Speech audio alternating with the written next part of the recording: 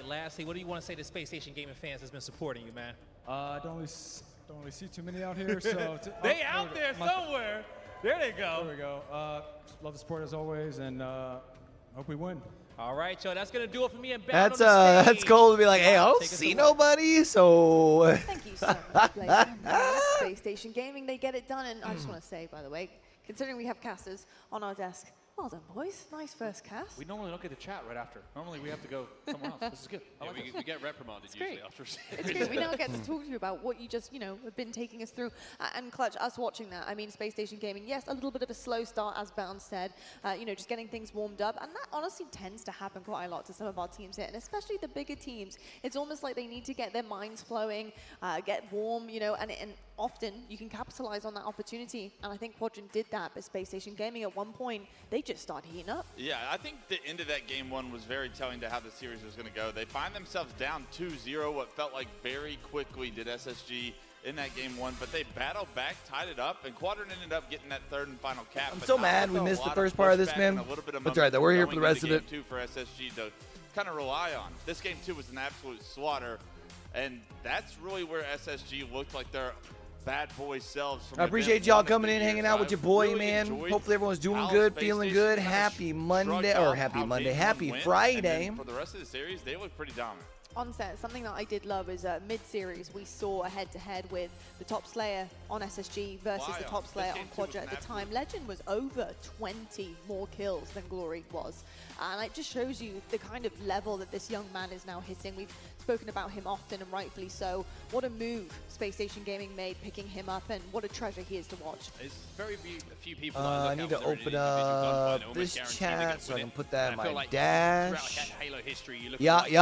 You look at the likes of Royal 2, and you're like, you're in a 1v1 where they have an advantage, you just know they're going to win it. It just feels like the same kind of situation when you see Legend in a 1v1, right? How often do you see Legend on the receiving end of getting 5 when he has an advantage? How often do you see him not convert the kill that he should get? Or Let's take this and put this over here. Kind of ridiculous, scary consistency in his shot and the way that he takes it. That's why he ends up with so many kills. He's got this confidence and this ability to just know if he has an advantage, he wins them. Yeah, I couldn't agree more. I think when you think of the Roys, the Royal 2s, the Legends of the world, you always say, when you find yourself in a one-on-one, you've already lost. So figure out a way to avoid one-on-ones with those guys because they don't miss. Legend took over this series, and that was the dominant SSG that I wanted to see. That Live Fire King of the Hill, they capped the first 2 hills, and there weren't 30 seconds of neutralized clock gone, and that was one of the most impressive things I've seen. And that Quadrant team is a very strong team. All right, we're good there, good there.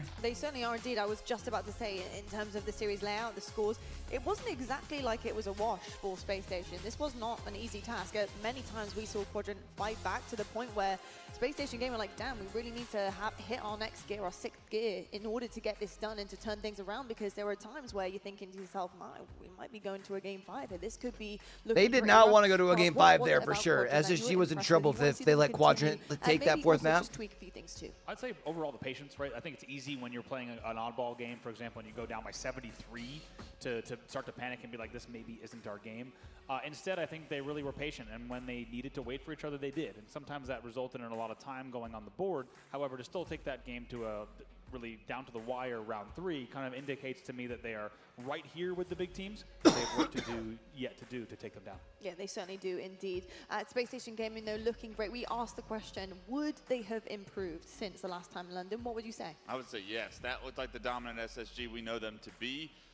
When they get momentum going in their favor in some of these map mode combinations, you see how far they can run with it. That Slayer was over so quickly. That King of the Hill game was over SSG so does quickly. look good, but I feel like I've seen a team really come back down 0-3 in King of the Hill. So chat, who we SSG liking? has found their rhythm, and when they dominate a map, for HCS, they take over. And the scoreline is not close. That's the SSG I wanted to see early on this weekend for them to have a long run going into Sunday. Speaking of the scorelines, we have put that one on the board here. I feel like I got to roll with Optic. Space Station is definitely up there, though. Match of the day, folks, and Space Station Gaming, they take it by storm on that stage. 3-1 going in their favor. Big game for them, though, to be able to walk away with the dub against Quadrant, because you figure Quadrant's probably like another top 4 contender. Some of our big dogs here. Next up, though, we have some really exciting interesting pools coming our way. And I'm just kind of curious to know, you know, where we're at with Pure. I'm really excited to see this roster. I mean, Drop Why does that coming not in, have I think open everybody bracket is filled so out? happy he's finally made it over. Like, thank goodness. We The want fuck? to see this young man on the stage. We want to see him compete with the best because Drug has what it takes. He has experience. He has a lot of I'm so talent, and I think confused. with this team, he makes them whole. He does, and I think also he has Make a lot hole, of make a lot of hole. time to think about how badly he's wanted to be at these lands, right? I don't know if there's another player, if you think about the unique scenario that is at play here, I don't know if there's another player in competitive Halo history who has had this much time to be like, okay, I'm going to prove this, and I've had a lot of setbacks in terms of being able to get to LAN events. I feel like Druck is going to take all that and do everything he can to make sure that this one counts. Yeah, he certainly will indeed. Folks, if you have been tuning in, thank you so much for getting through all the tech difficulties. You know, we have a few things on day one, but we're shaping up to be looking pretty good for the rest of the weekend. Folks, what do you get for watching? You do, in fact, get Twitch drops. Make sure you have all your tabs open. Watch with us all weekend long because we have some incredible things for you guys to get your hands on in game. Who wouldn't want this? Make sure you're watching all of the hours. And also tune in to our co-streamers as well. These wonderful people have decided Yeah, I to think I watch gotta on with roll us. They're gonna be Optic making their comments. Go support them. Optic. Go check them out. It's going to be fantastic. Well, folks, Optic that's gonna Space do it Station for phase? map number 1. Or This phase series was Space Station? incredible. Space Station Gaming 3-1 quadrant on the main stage. Coming up next, though, Pure versus Optic, and we'll see you after this. My boys on Optic up next. Let's go, baby. Hey, hey, hey, hey.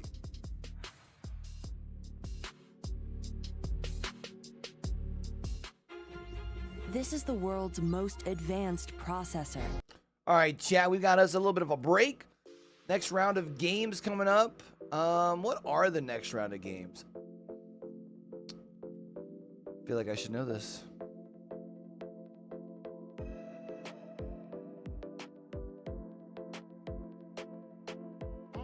Let's take a look at the schedule real quick, shall we?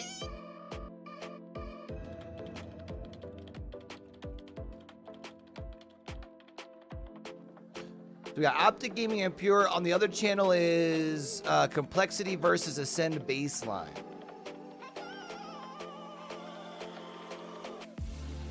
Hey. Hey. Hey. Hey.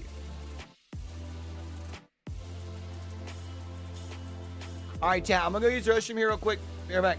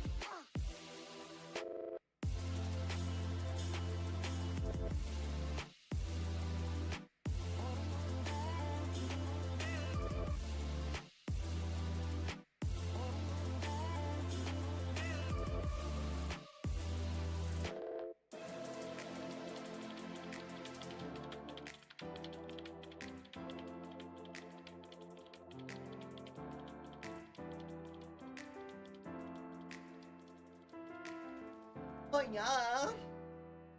Oh, oh, oh.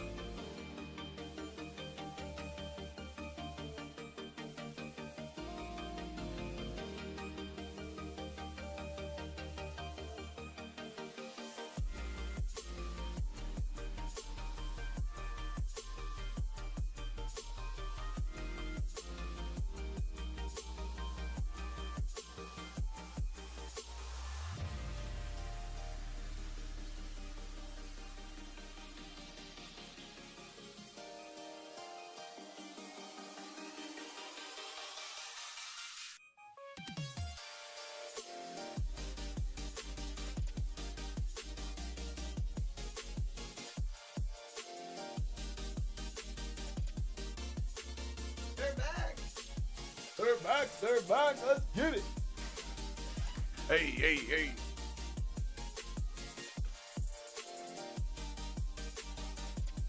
You did, and you certainly did, sir. I've got the wonderful Gaskin, of course. Lovely to see you, as always, Dan. It's always a pleasure. Thank you very much. Yeah, it's nice to be up here. Nice to get on the desk and do a little bit of analysis with you as well. I know, I've missed you. And of course, the Irish Fiend at the back there. We've got Shurzy1 in the house. Hello, Shurs. Hello, excited to be here and excited for the tournament as a whole. I know, it's going to be absolutely Shurzy wicked. seems what so a first excited to be game here, that we chat. had there for a second, I was thinking, Quadrant, my goodness me, you really have been putting that work in to go up against Space Station and catch them off guard. Map number 1, and honestly, keep the fight in it as well. They have the dog in them this weekend. I think they're only going to get stronger, so excited to see what Quadrant do with that. And Space Station Gaming, on the other hand, looking absolutely fantastic, and the growth from London is certainly there for the Space Station fans as well. But moving on, we do have Pure versus Optic, and I'm really excited to talk about both of these teams. First and foremost, First though, things let's talk first on about the Pure, realist. and let's meet your team. That's loud. Why is it so loud?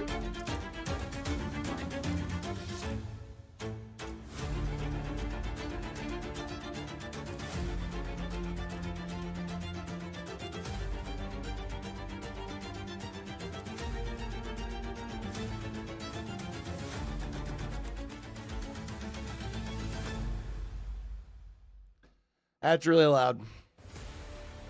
Here they are, Pure. See, like, that's not so loud. Incredible roster Before right that, in front of us. I think pretty one loud. that has so much potential, and the question is, how far can that potential take them? Tony, with the makeup of this team, we got Cherished coming in for Collect.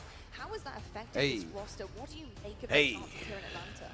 Hey. I think they're going to be really good. Pure, since bringing on Cherish in place of Collect, have looked even better, which is crazy to think about because we think of Collect as this dynamic player. We think of Collect as fitting in like a glove onto this Pure roster when they headed over to London, but they weren't happy. They weren't satisfied. Cherish has had a few online events, and he has been killing it, not only in the Slays department, not only in the stats department, but when the stats don't show up, when the plays don't show up on the stat sheet, that's where he shines. He's a dirty work player and an important one for this Pure roster. Yeah, I was going to say vibes as well. Cherished, I think that's what he brings to this roster. I think he's a very friendly person when you meet him. Bumping in an elevator, for example, always seems to be in good spirits, and I think this team needed something like that, someone to lift them when maybe things aren't going so well. I think Cherish is just the perfect addition. Yeah, I think chemistry is really important for this team. We know what Collect. I'm gonna be honest, team, but I don't know much every about these single two. time Collect gets a big opportunity. Unfortunately, when a team changes murmured and whispered, it's usually him who gets on the chop and block. And speaking of chop and block, last shot with the sword, hoping to cut down the competition, no doubt. I really need to understand what this sword is about. We have to find out at some point. I need Blaze to go on the floor, and you know. So Pure coming in, they're not coming in with any orgs or anything. They're coming in and they said they want to have fun. So the last shot right up here in northern Georgia decided to come in with this sword, and actually there's gonna be some more fun stuff. Somebody has a daggone war horn. What? And it's A war horn, huh? Quadrant with a whole band back in London. Well, guess what? Trey has his war horn, and he's going to be scaring the competition, or at least trying to blow them away. Wow. Well, I thought it had to have been a local lad bringing it down because you're not getting that through TSA pre-check. I know that much. That is so true. That is actually so true. That's a good point, Show. You definitely won't be getting that through TSA. That is for sure. But I do kind of like the line of the chopping block, and I think if Pure managed to do this, they managed to kind of give Optic a really good series, if not steal a win from them.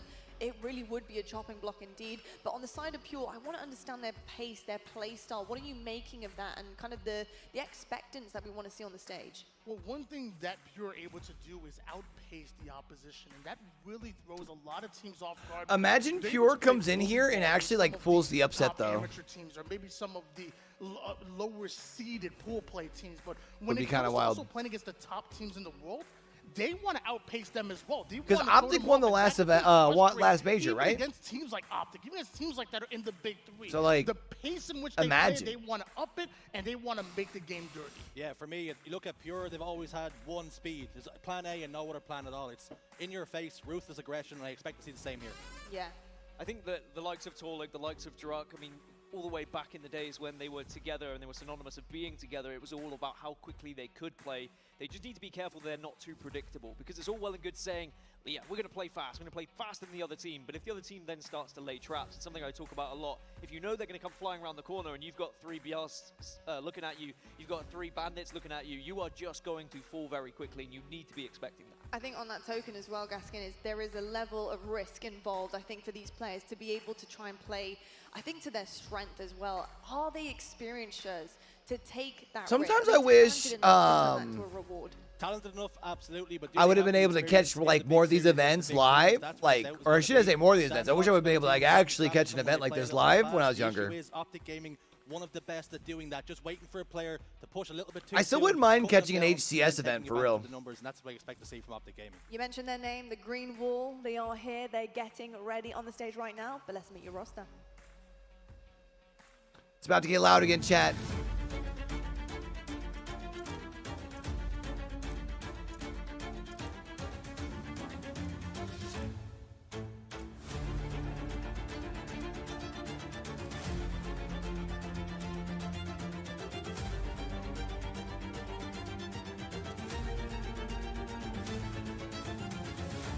We gotta rock with the green wall, right?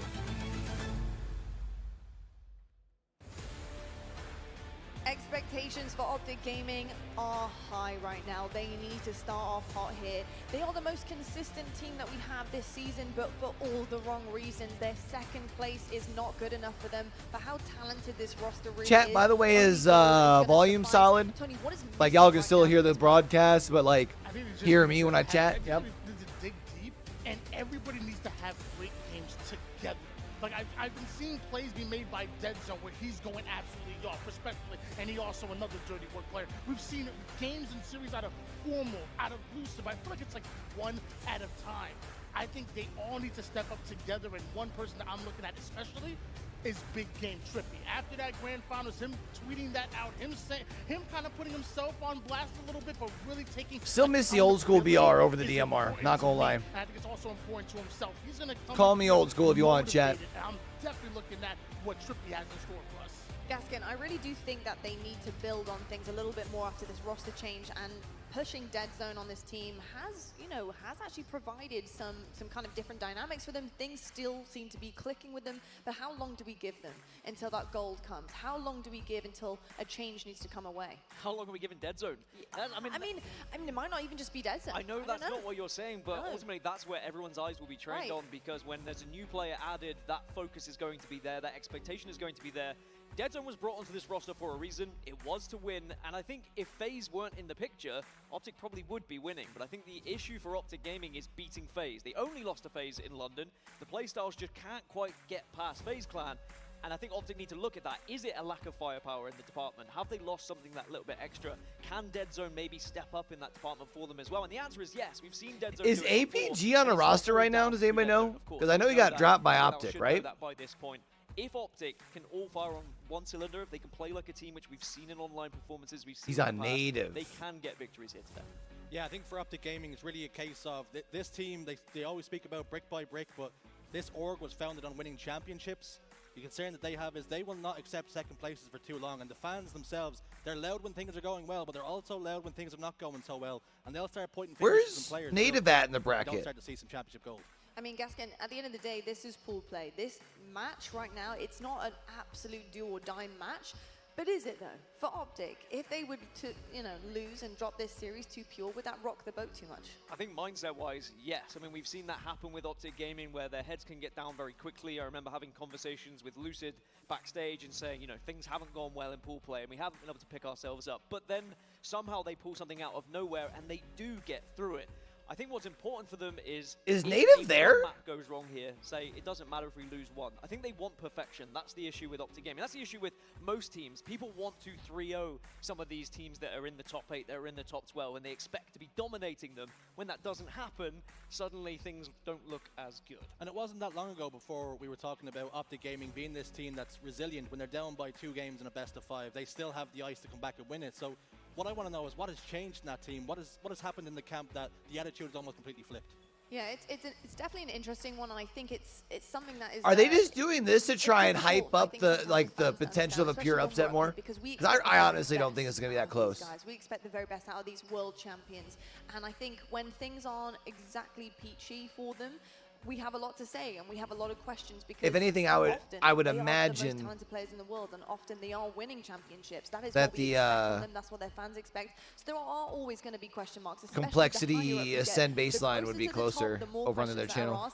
And Optic Gaming right now is just about how they want to start off this tournament. For me, they have to start off hot. I don't want to see mistakes. I want to see a really, really incredibly firing on all cylinders, like you said, Dan, roster that is ready to go here in Atlanta. Do you think we're going to be seeing that based on what you've seen from the kind of lead up of London to Atlanta here? I think we are going to see a better Optic. I think they're going to continue to get better and better. Once they brought, they're going to get better and better. The team has gotten a little bit faster, but also a lot more efficient as well. And that's one thing that I've really enjoyed about watching Optic Gaming. I said it before. Not only can Denzo step it up in the stats department, but also he's another dirty work player. He's one that prides himself on doing. I like why not be reckless. Is it what is that? Why not? Right? Be reckless. Question is, will they? This guy. Do you know how I know Lottie's a good Death Coast, right? Talk to me. I said firing on one cylinder. Got the expression completely wrong. And then she said, oh, you said firing on all cylinders. Does firing on one cylinder just mean that one player is playing really well? I think I tried to change the expression to make it sound better, and I've learned a lesson, a valuable lesson here today. Thank you. Dan, trust me, the amount of times I've said things that just are not English, don't worry about it, it happens. But something that does make a lot of sense to you, Dan, I do know, is of course the series layout. And I want to ask you about it because I want to know who this truly benefits. And I think when you're looking at an underdog match like this, with Pure technically being the underdog here against Optic Gaming, there are going to be benefits for both sides. Both are very talented. Who you got? So I wish like, well, I guess it is pool play. So how do they figure out map picks? Is that picks and bans still similar, or how? If we can see Pure take a win, which is actually the only victory they had. Because this is definitely a different map selection than that last matchup we had. It does get progressively worse for Optic Gaming. It goes from really solid, King of the Hill Recharge, one of Optic's best. You've got Stronghold's Livefire, another really strong for Optic Gaming. But CTF Aquarius, Slayer Recharge, they are 50% win rates so far this season, which is definitely a target for Pure. Saying, okay, if we can get into Game 4, if we can get into Game 5, Optic Gaming are certainly beatable here. I don't know how much we're putting on, how much credence we're putting on this, but they did have a really tight scrim. It was online just about 2.5 weeks ago. And Bro's talking about scrim results. Very good. After 12 games, split right down the middle, 6 apiece. We did see Pure win a very tight King of the Hill recharge. We also saw them win a very tight Stronghold's Livefire. I will say it's online, it's scrims, but it's the most recent matchup that we've had between the two. Yeah, people will always say that online doesn't mean much, but it definitely means something. So if they're able to go the distance in these scrims and take some of those closer games, I would say absolutely. And Dan speaks about how Game 2 is so important in this Slayer. That Pure squad, they are Slayers, they are cold-blooded killers, and I can expect them to win that Slayer. And it's Solitude as well. You think about, Halo 5 and how Plaza was and how some of these guys were, they kind of pioneered the way to play at that speed. When we came into Halo Infinite, we were all talking about, Druck and Torlik holding hands, running around corners, drop sliding, curb sliding, and it was brilliant to see. But now Optic Gaming, they Bro, I gotta find the WD-40 for my chair. Slow, a lot more it's awful. Setting those traps. So it's just a case of not. I might stand up just to avoid that, honestly. I'm curious to know the kind of story and how it's evolved in terms of favorites for Optic Gaming. Once upon a time, Livefire was just a given. Every time we saw that on a series layout, we were like, well, that one's definitely going their way, and I'm pretty sure their competition thought that too. That has also changed as methods have shifted, updates have come forward, teammates have also changed as well. That doesn't that chair drives me nuts, man. Anymore. But how is it coming into Atlanta? Does any of you know? I don't want to ask this specifically to one person, but how are they performing on Livefire? Do they have kind of a crutch that they can kind of rely on like they did previously? I think Optic still are one of the best Livefire teams that we have in the league. I mean, the way that they're able to multitask, control spawns, but also able to control the game while navigating towards power-ups, navigating towards power weapons. It's one of the best that we've seen, but my thing is everybody else has gotten so much better on Livefire as well. Livefire was a weak point for a few different teams in the league, and with how many... So it's not so much that, like, Optic's gotten worse. It's just that everybody else has kind of gotten it better and closed the gap on it. So is everybody, and that includes Pure. But you know why everyone got better? Because they watched Optic play. That's the downside of being the best at a map, is everyone went into VOD review and said, well, what are Optic doing differently to everyone else? They study them, and then Optic need to find a way to beat their own strategies, which is very difficult to do. And I think that's why we saw the ascendancy of Livefire for them, and then the downfall slightly, but now they're coming back again. That should probably be good, a little bit better on volume, so y'all can hear it still, yeah? Something that we've spoke to Snakebite about a lot, right? Of course, when they lose tournaments, they go back, they watch VOD, and what's the first thing you work on? You work on your weakest game type. So what gets neglected a little bit? Your strongest ones, of course. Livefire for Optic Gaming was a guaranteed win for so long, so perhaps it was put in the back burner, and before you know it, teams have closed that gap, and that's perhaps what we've seen with Optic Gaming. That's actually a very solid point there, Shaz. You're a smart man. I do some words sometimes. You do. You do. You are smart. Are they in the arena that the Hawks play in? Is that the deal? We are actually just waiting for things to get set up on the main stage right now, so we're just going to chat a little bit. I hope that's all right with you guys. We're just going to fill some time while you get a drink or whatever it is you may be doing to settle down for this incredible series. But while I do more have you, technical I'm kinda difficulties curious about some of the listenings. We're going into the other map. We're going to the other stream chat. For the Slays in Complexity. 82-38 now. Still in control of Complexity, and I love this route by Rain. I like that too. I didn't know about that exact ledge there to jump up, so great route by Rain. Chat, let me know if the volume at any point gets like where it's like too tough with the game sound. I try to keep an eye on it. It looks like it should be fine now, and it's but perfectly timed as well. So the long haul players are coming through. They're able to get a couple of kills, but since then, Complexity's gone all 4 down. You're seeing Ascending Baseline now start to get their first real control since early stages of this game. It's a trip cap now in effect, and they will start to make up this 50-point deficit very quickly if they can get around the Slay. Yeah, and Sunrise trying to still do some damage over here, but pressure being met over at the Carbine. You knew that players were going to be... See, then like this one too, right? Starts with a different they have a trip cap, and there's limited spots they can spawn. Game and map. So how do they pick the Sunrise, order? and something we were talking about coming into this series, we don't know a ton about this Ascending Baseline roster. I think we've all heard of Mose. He's been in the European scene for quite a while now, but the rest of this team seems to be a bunch of maybe potential up-and-comers in the Infinite scene, a bunch of young players we would assume. And let's see what they can bring this. Making your boy want to get the controller and plug in some Infinite, not gonna lie. The Slays category is a great start. 3 of them tied at 9. They are currently neck and neck in kills with Complexity, and that's a good sign to start this series off because I would assume that they are heavy underdogs coming into this. Yeah, absolutely. I mean, it just used to always feel that the top European squads could start to hang with, you know, maybe let's say the 8 through 12 range of the top US squads, but that has flipped over these last few years somehow. The individual skill level of these top European players has skyrocketed. So all of a sudden, you have players like Sunrise, like Mose, all these people that can hang and in fact are outslaying these other players on the Complexity roster.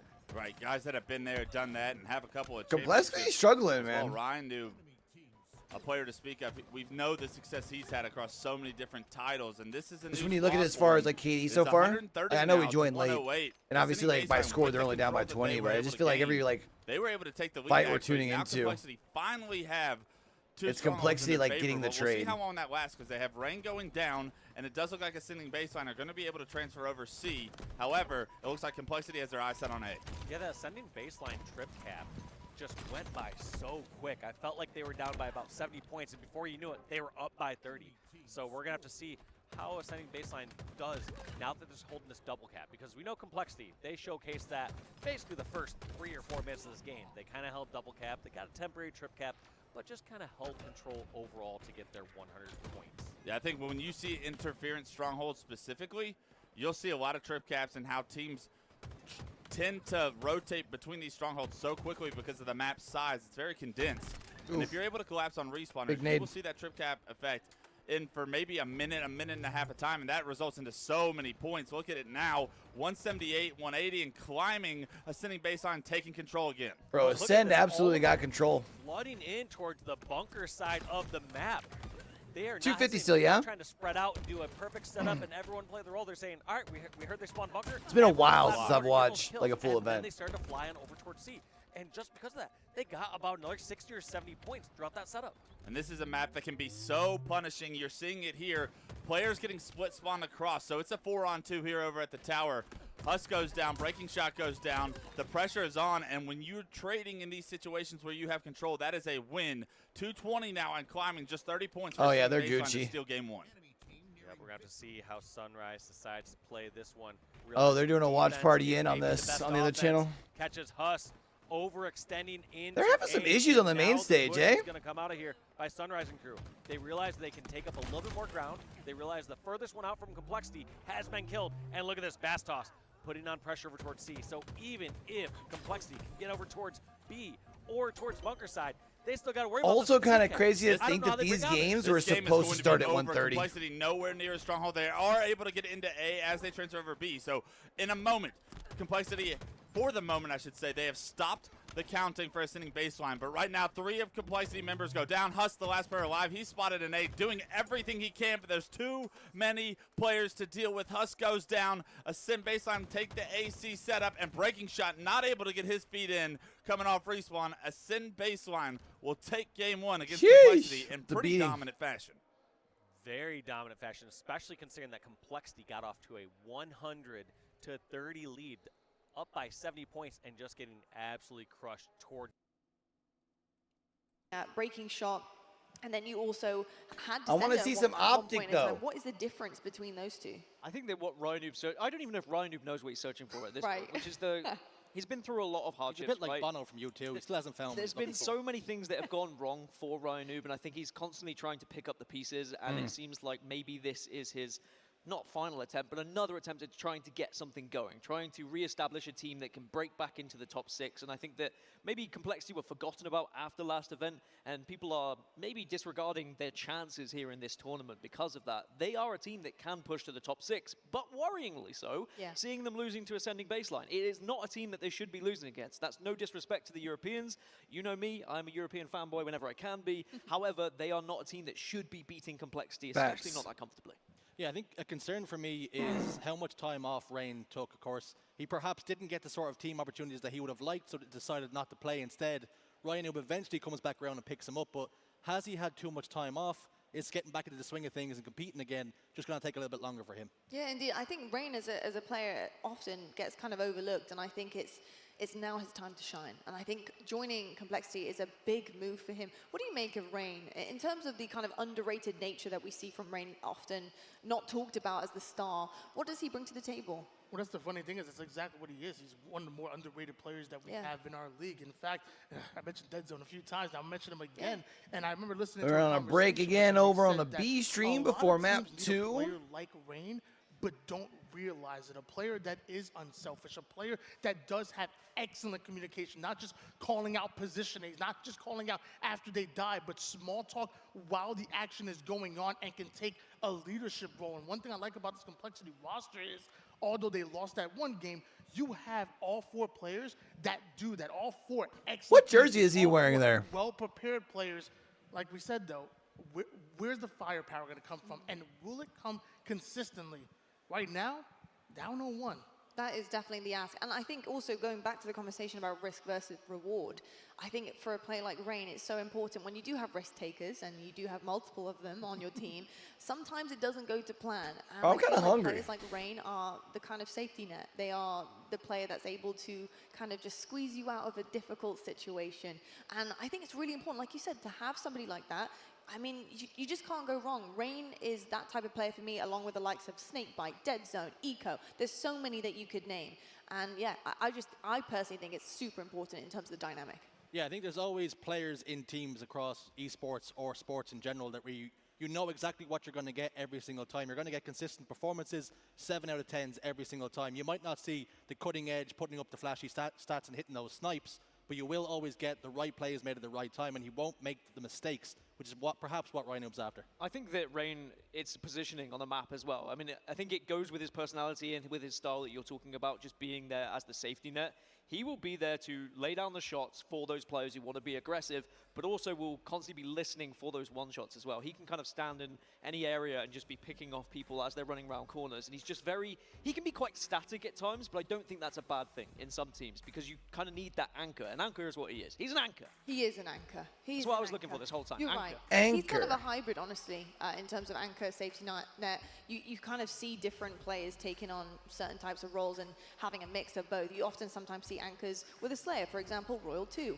You see him often. All right, they got to be coming back He from loves map the 2 tower rather position. He loves shortly to be on at the the back, stream. and No? just peppering shots. No, and getting those not kills, yet. but also likes to get in the mix as well. So having those hybrids, it's really interesting to think about how Halo Infinite has kind of traditionally taken those roles that we've seen historically in Halo and mixed them up a lot. And I think that's a lot to do with equipment, util, how much there is available on the map, and seeing players like flourish and start to become, I don't know, a new version of themselves. I mean, I It's feel like pretty the more interesting considering how many vets we you basically give it a have on, player at their disposal at this HCS high of a roadcasts, which is level, incredible. like raises And the as I skill am ceiling, talking right? your ears off, And while it you might take probably time can to tell find we're like off in a players little bit, adapt folks. and figure So out how please it do works the bear with us. most, We do like have some things happening on stage. We're making sure all of our naturally, if you're gonna players give feel people really more nice, stuff comfortable, cozy before they to draw be able to blood from dictate one the flow of the another game. on the side of the stage. But we do have the map order just in case you are just joining us. Welcome to Atlanta, folks. Welcome to your next major here at the Halo Championship Welcome Series. to Atlanta, And as where we've the already players stated, Dan, play. you know, we're looking at the way that this could work out. Right. Have you noticed anything more since we've been chatting? So in the Sen City throw down, throw it back, whatever it was called, there was a 5-0 in favor of Optic on CTF Aquarius. So even though it's not necessarily one of their best game types at LAN, it looks like they have been trying to improve it. They beat Sentinels 5-0 on it, and I think that is a very commanding victory. Chat, by the way, if When you're we look watching at over on Sentinels, we YouTube, look do at me a Pure, favor if you haven't already two done so, hit teams the that like are kind button of in on the it. same kind of area at the moment, Helps it out as far as on the top eight, so I algorithm do because think that YouTube that maybe will streaming tell us still something, like but that's gonna be for doesn't always later get fed when we out get to Indeed it is. new And I viewers think unless that it's is my getting more cue to like go. traction I'm with gonna love that. you and leave you gasking the shirts. Have a great night. Appreciate you. Thank you very much. The expectation here for Optic Gaming is all roads lead to Championship Sunday. It's shields up, weapons hot. We're going to see exactly what Optic Gaming are made of. And Optic Gaming Let's needs get in, to show chat. that, you know, mentality-wise and form-wise, it is going to be a very hot start here in Atlanta. They can't afford to allow a team like Pure to get ahead and take advantage of maybe some worries, maybe some concerns, maybe always the bridesmaid and never the bride. That can't get into the heads of Optic Gaming. Lucid scooped up shock rifle. Chat, I need to know Over towards DMR, double BR. Thoughts? Lines up last shot, misses the headshot, but last shot will survive down long haul. Druck's gonna slide forward, get the kill. He has a level of utility to play with as well. 3 go down, camouflage popped in the chest of Druck, and how good is it to see Druck back on an American soil? Amazing to see Druck back-to-back events and will be a big factor for Ooh, Pure, spotted. that's for sure. Now, Optic Ah, Gaming spotted. have allowed Pure to get a little bit of time here in this first hill. Druck has somehow survived with the camouflage as well. He was able to sneak away, not only with the camo, shock rifle too. Still got some time to play with then. Optic continue to score. Dead Zone loses his face. Yahtzee! Trippy on glass. Druck's gonna soar towards him, try and line up the He face. tried it. The swing and a miss this time down. A couple of shots go wayward. Shock rifle now completely out of ammunition. A couple of Bro teammates just coming grappled away as into well. his own fucking nade. This is good from Pure. They have the right side of the map, and Dead Zone hits the dead screen. Druck just grappling here, there, and everywhere, not just to avoid his own grenades, but his teammates as well. Still, though, the same life, still alive. And I think that's what's important here for Pure, is we spoke about the speed of which they play. Sometimes speed of play can result in many a death, and you can then get really tossed and turned by your opposition. But Pure are showing they have great ability to survive here, especially Druck, and they're still scoring close to getting this first hill. This first hill, Woo! their confidence, the world of good. Killing spree for Bro's Druck. on a nice little run here. Optic Gamer are going to have to shut this man down. About to get his second camouflage in very quick succession. Cuts down yet another member of Optic. 1-0 to Pure. This is a clinic from Druck, back-to-back camos, still alive, killing spree, and really manipulating the map in any way he would like, not over-challenging in fights as well, recognizing how important this camouflage is going to be for potentially breaking any sort of setup as well. And now for Optic Gaming, it's about trying to wrestle control just back rolling. in this map. How many times have we seen another member of Optic taking a 1v1, going down, not having a second player to support? They look all over the place right now. Druck's camouflage does dissipate. He's inside the hill. Trippy's going to get some damage done. Yay! Double kill for Druck once more. Currently sitting at 9, 4, Bro is and 1. Like you well, say, I wasn't gonna say rolling, but we were speaking about firing on all cylinders, and it looks as though Pure are the ones to do it. Cherish with a big kill over Formal as well. Again, 1v1s you don't often Get see 4 lots shot, on kid. the side of Formal. And Optic Gaming just haven't really been able to get going thus far. Pure holding on to these hills, making it difficult. Optic, again. Or is it 3-shot with the DMR now? Is it the deal? Getting sniffed out, getting taken down. And it's another kill going in favor of Pure. And this could be another hill going in favor of them, and it could be a 2-0 lead unless we see a big break here from Optic. Our Optic just asleep at the wheel right now. Talik asking all sorts of questions, as is Druk.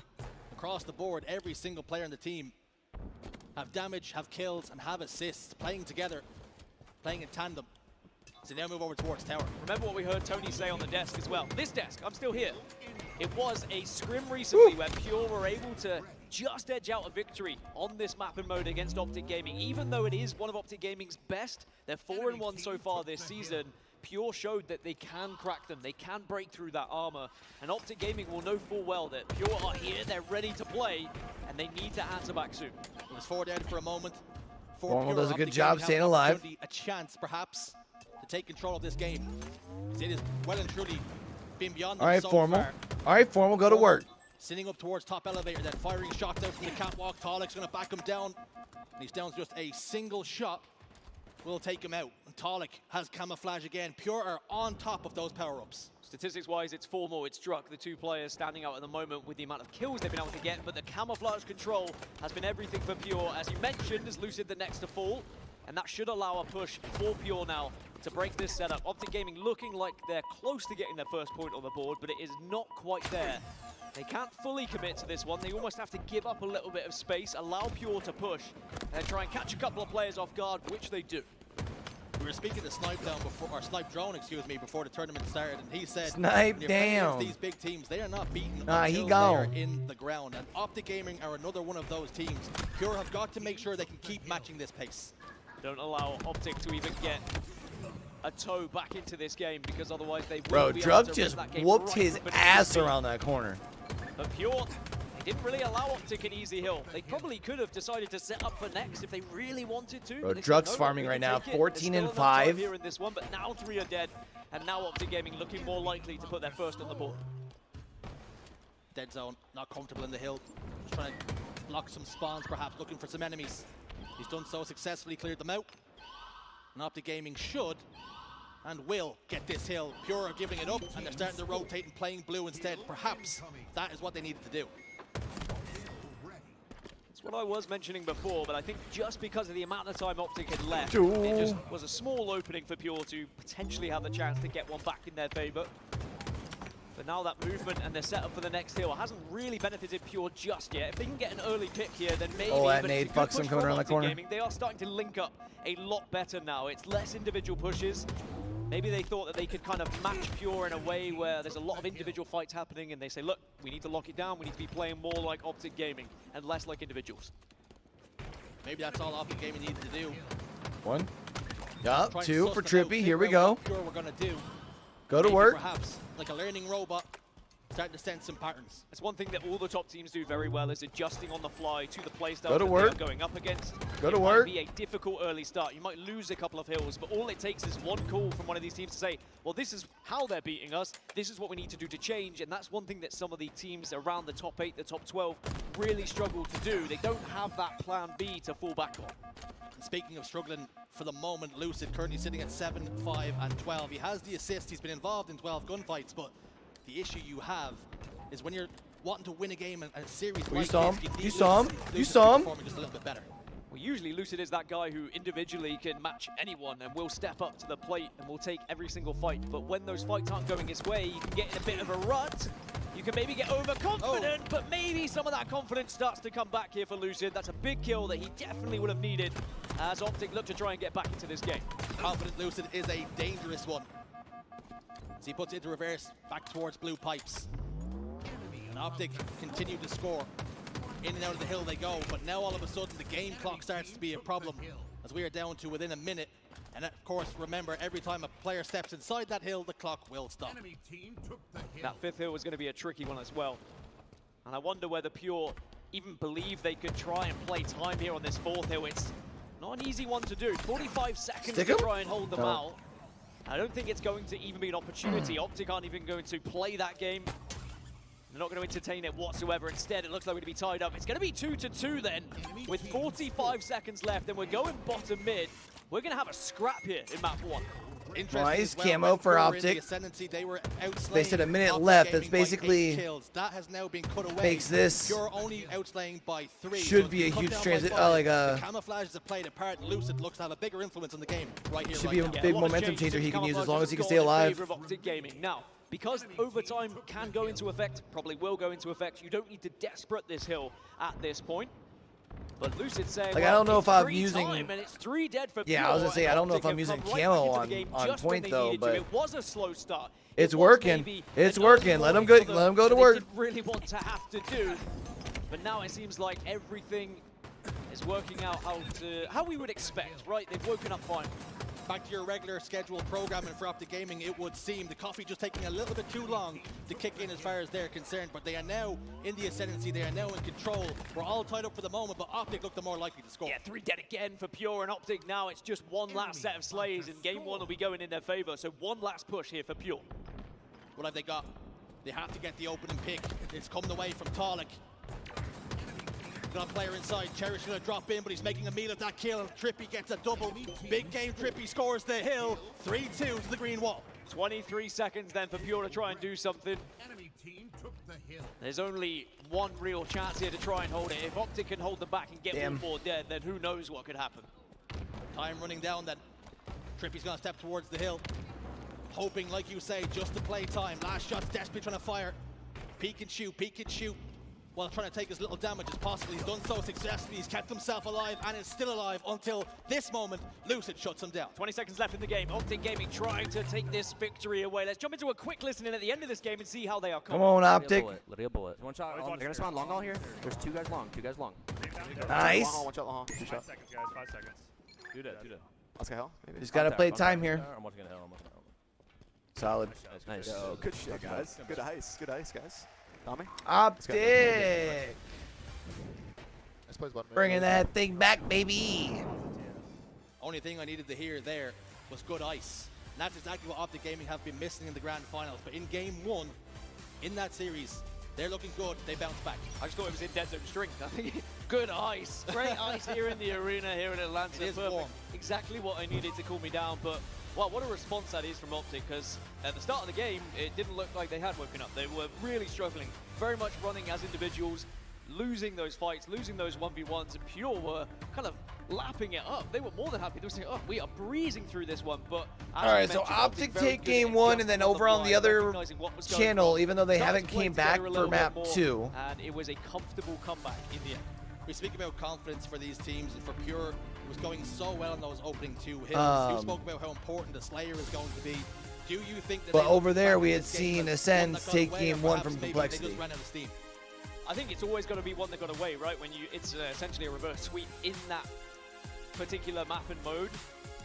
But at the same time, they're going up against Optic Gaming, so that's almost to be expected. I think that a team like Pure will be happy that it was as close as it was, but later when they start to digest everything and they start to look back, they'll say, okay, maybe we gave that one up. Because in the moment, you just kind of play it at face value, you play what's in front of you. It's a little cooler in my office since I do have the AC. I'm gonna go just thinking, oh, well, it was 3-2. It's pretty close to the shorts that I have since I'm Let's sitting focus on the pretty close to positives the right AC. now. But as I said, later on when they start to check those VODs, maybe they will think that this was a throwaway.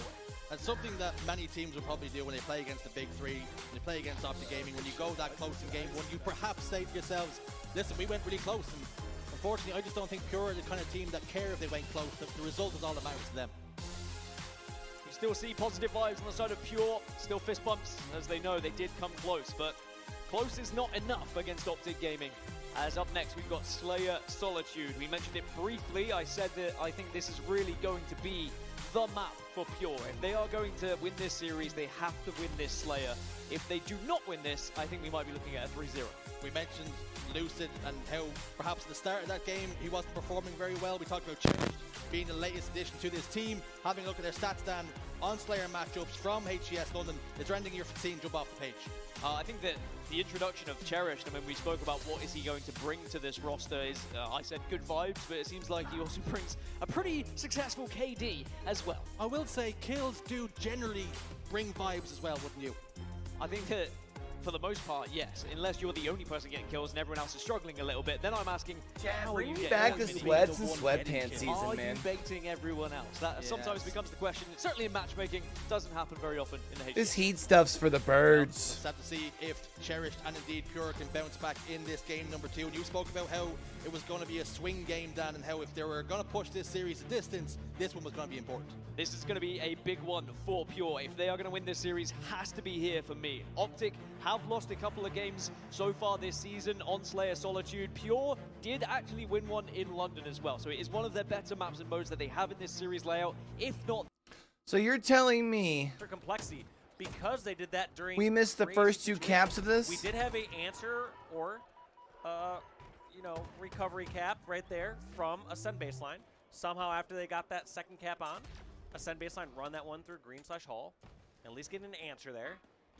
And trying to go for a dub cap, but not going to happen. We missed the whole map? I was about to say, all this chaos is happening in Sword, and flags are being run multiple times. You saw a cap happen, and all this combat that was going on in Sword had nothing to do with the objective. Players kind of out of position there for complexity as a sim baseline. We're able to get one and another one on the move.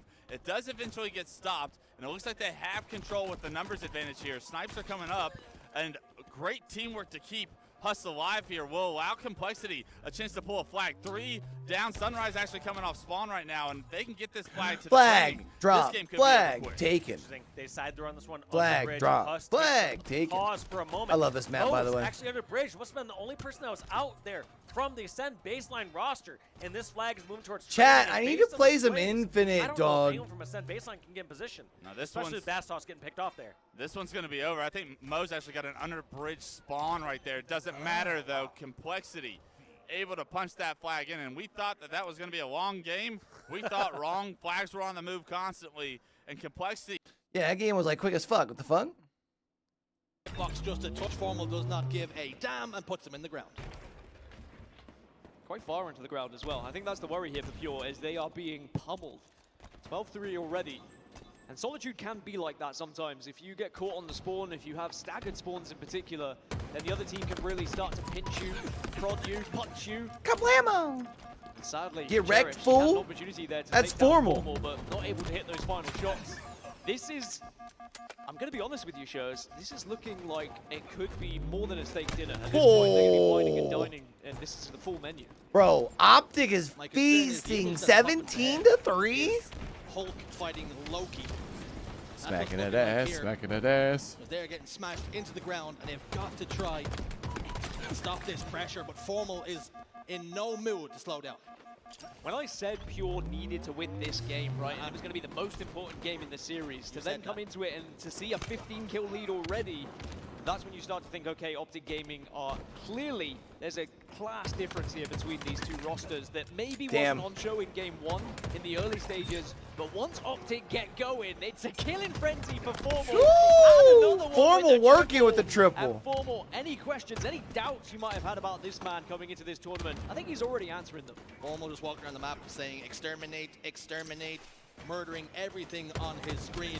Another kill. Bro. That one stuck That to him was a as well. stick? When things are going your way, those sorts of things happen. I'd like to see a Formal cosplay as a Dalek now. You've got that in my head, and I think that we definitely have to organize it. Maybe that's some content, but 23 to 10, it's 13, make it 14 kill lead. Pure just can't get out of this trap. Every single time they push around a corner, there is another member of Optic Gaming there, waiting, licking their lips, waiting for another kill. Bro, they are just absolutely stomping them right now. Of that steak dinner, medium rare, or any which way you like it cooked. Formal will fall 4 dead. Perhaps an opportunity then for Pure to retake some control. Yeah, they now Formal need to do 11 exactly and what 3 Optic right just done now. to them. Holy Find shit. out, call out those spawners, and make sure they delete them as quick as 11 possible and 4. to put them on a stagger and start to push your advantage. They've just got the first kill. They know they're at blue. Push them. 4 kills without reply for Pure, and that's exactly what they need, and more of it, please. All 4 members of Optic Gaming stuck inside blue. This has got to be surgical, it's got to be incisive and decisive to Pure. They weren't quite in a position there to actually get any sort of pinch. I think they were a little bit too vulnerable for maybe one of those traps we talk about, but suddenly, Torluk with a shock rifle, things are looking a little bit better for Yeah, Pure. all right. Double kill. All right. Wow. Torluk just didn't clear his Then he angle, got close back left. smacked. Formal gets another kill. And still a 10 kill, make it 9 Hey, yo, kill can we get a new lead. A angle? couple Thanks, more members of Pure do fall down. Dead Zone gets Appreciate you. now appears. He drops down towards U-turn. And Druk will apply the finishing touches to get that kill. This one's not over yet. 8 kills difference, and this map is... I mean, honestly, Pure has brought this back. Snowball, and we have to give credit to Pure because it looked like it was going to snowball out of Down to control. 6. There was no real comeback possibility, but suddenly... Just when I was thinking about maybe checking and seeing if they are back on the other channel. It's still 7 kills, but at one point, remember, it was a 15-kill game, and Pure have chopped that in half. They are right back into this one. They cut it in half. And Optic Gaming, they now need to demonstrate what they and can moved do it over here. when they are stuck in any sort of trap pit. Pure do not want to give up their lunch money. They're starting to fight back against the Optic Gaming bullies then. Tolic still has a little bit more camouflage to play with. Trippy over towards the flower door. Yeah. Tolic gets the kill. 5 then, the point. Give him a good little smack. And Pure now will be growing in confidence. 2 members over towards Poster. It's going to be Dead Zone and Formal together. Lucid gets a pick. And I wonder if that will mean that Pure have to change things and play a little bit slower. Suddenly we have a game on our hand, and I'm pretty happy about that. Ooh, I need a snack, boy. I might need to go grab me a biggest protein bar. losses we've ever seen on our screens with how that opening. But we really have to Trying to stay disciplined with my talk about how Pure got back into it. It was snacky one snacks. break, it was 1 all for dead, and then suddenly they wrestled back control of this map. Got him. And then the camouflage control since has allowed them to get back into this one, make a game of it, and now Optic Gaming very much on the back foot and struggling a little bit to find any sort of control. 3-point game.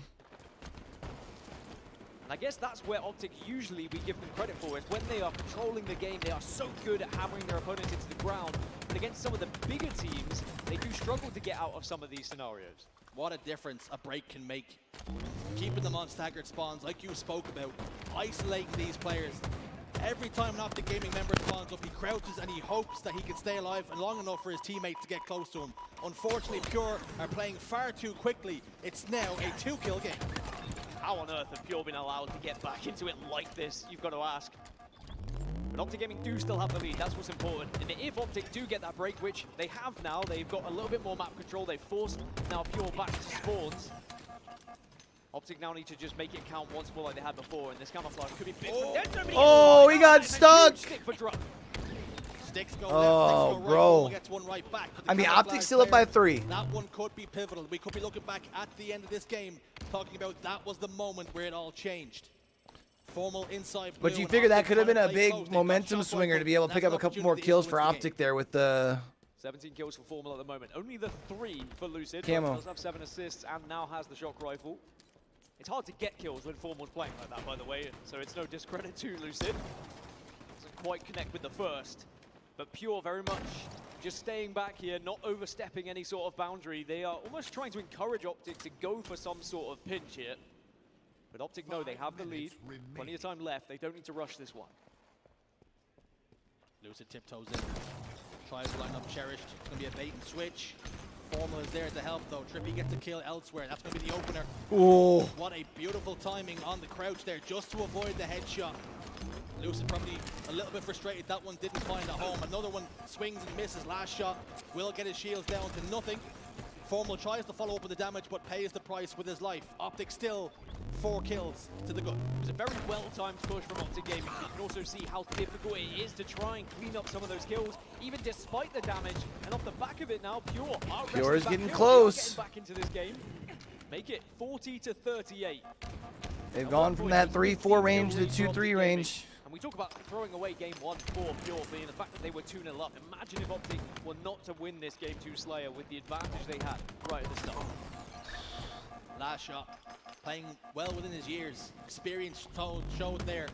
Doing damage, backing away when he needed to. 3 dead for Optic now. And Pure have taken the lead. Somehow, some way, Pure have the lead. Pure have this game. And they have a chance to try and cause what would be a massive... This is where it matters the most though, up by 2. Oh, there you go, up by 3 here. Gaming's heads and say, look, it is not going to be easy for you. It's 5 kills left. 42, wow, Pure's about to take this. And Optic, they're in a rut. They are stuck in some difficult positions, and Pure taking full advantage of it. Unless Optic can get a big swing here. Jug's got the invis though. Optic Gaming are falling apart here. Dead Zone on driveway will take some damage as well. Another camouflage for Druk. We've seen it how he was able to put that to work on the recharge game. Can he do so here? Wow. They only need 3 more. 3 more, and there are 2 players pushing the camouflage. He's not able to get the kills yet, but someone else does. 48 to 44 now. Camo still in the hands of Brother, he's still alive. And Wow. they get it. And for good What a reason. comeback. They stand up, they let them know, because how have you Holy just shit. turned around a 15 kill deficit against Bro, Optic they were Gaming? down by We have a series 15, like, They what, stand a up couple and they minutes into stand this strong. They thing. let them Wow. know for good reason. You spoke about a 15 kill deficit they were down by. You speak about showing ice resilience. Any other team, most other teams would have been. That's wild. All right, they're going to map 3. Tied up.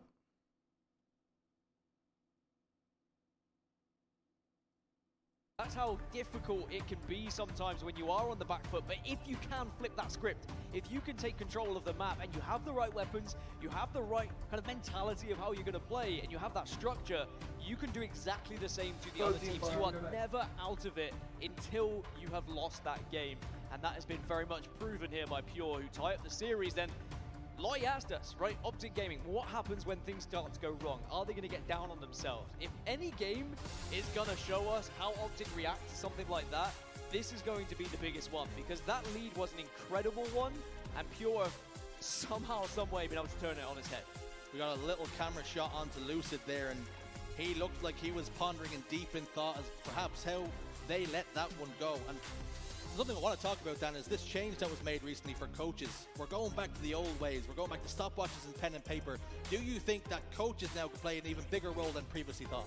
I mean, there's still quite literally a timer on your screen, so players, I still don't think sometimes... Humor me, Dan! But yes, I do think that coaches will always play a massive part, not just to call out timers as well, but just a constant reminder to make sure, hey look, let's prioritize this camouflage. I know you can see it on your screen, I know it's coming up in 15 seconds, but where are you to try and get that camo in 15 seconds? Are you actually thinking about it and where you're positioning yourself? Now, you spoke about how for Pure, they really wanted to be able to push this series to a Game 4. We are getting bare minimum just that. CTF Aquarius will now come into play, but up next, Strongholds on Livefire.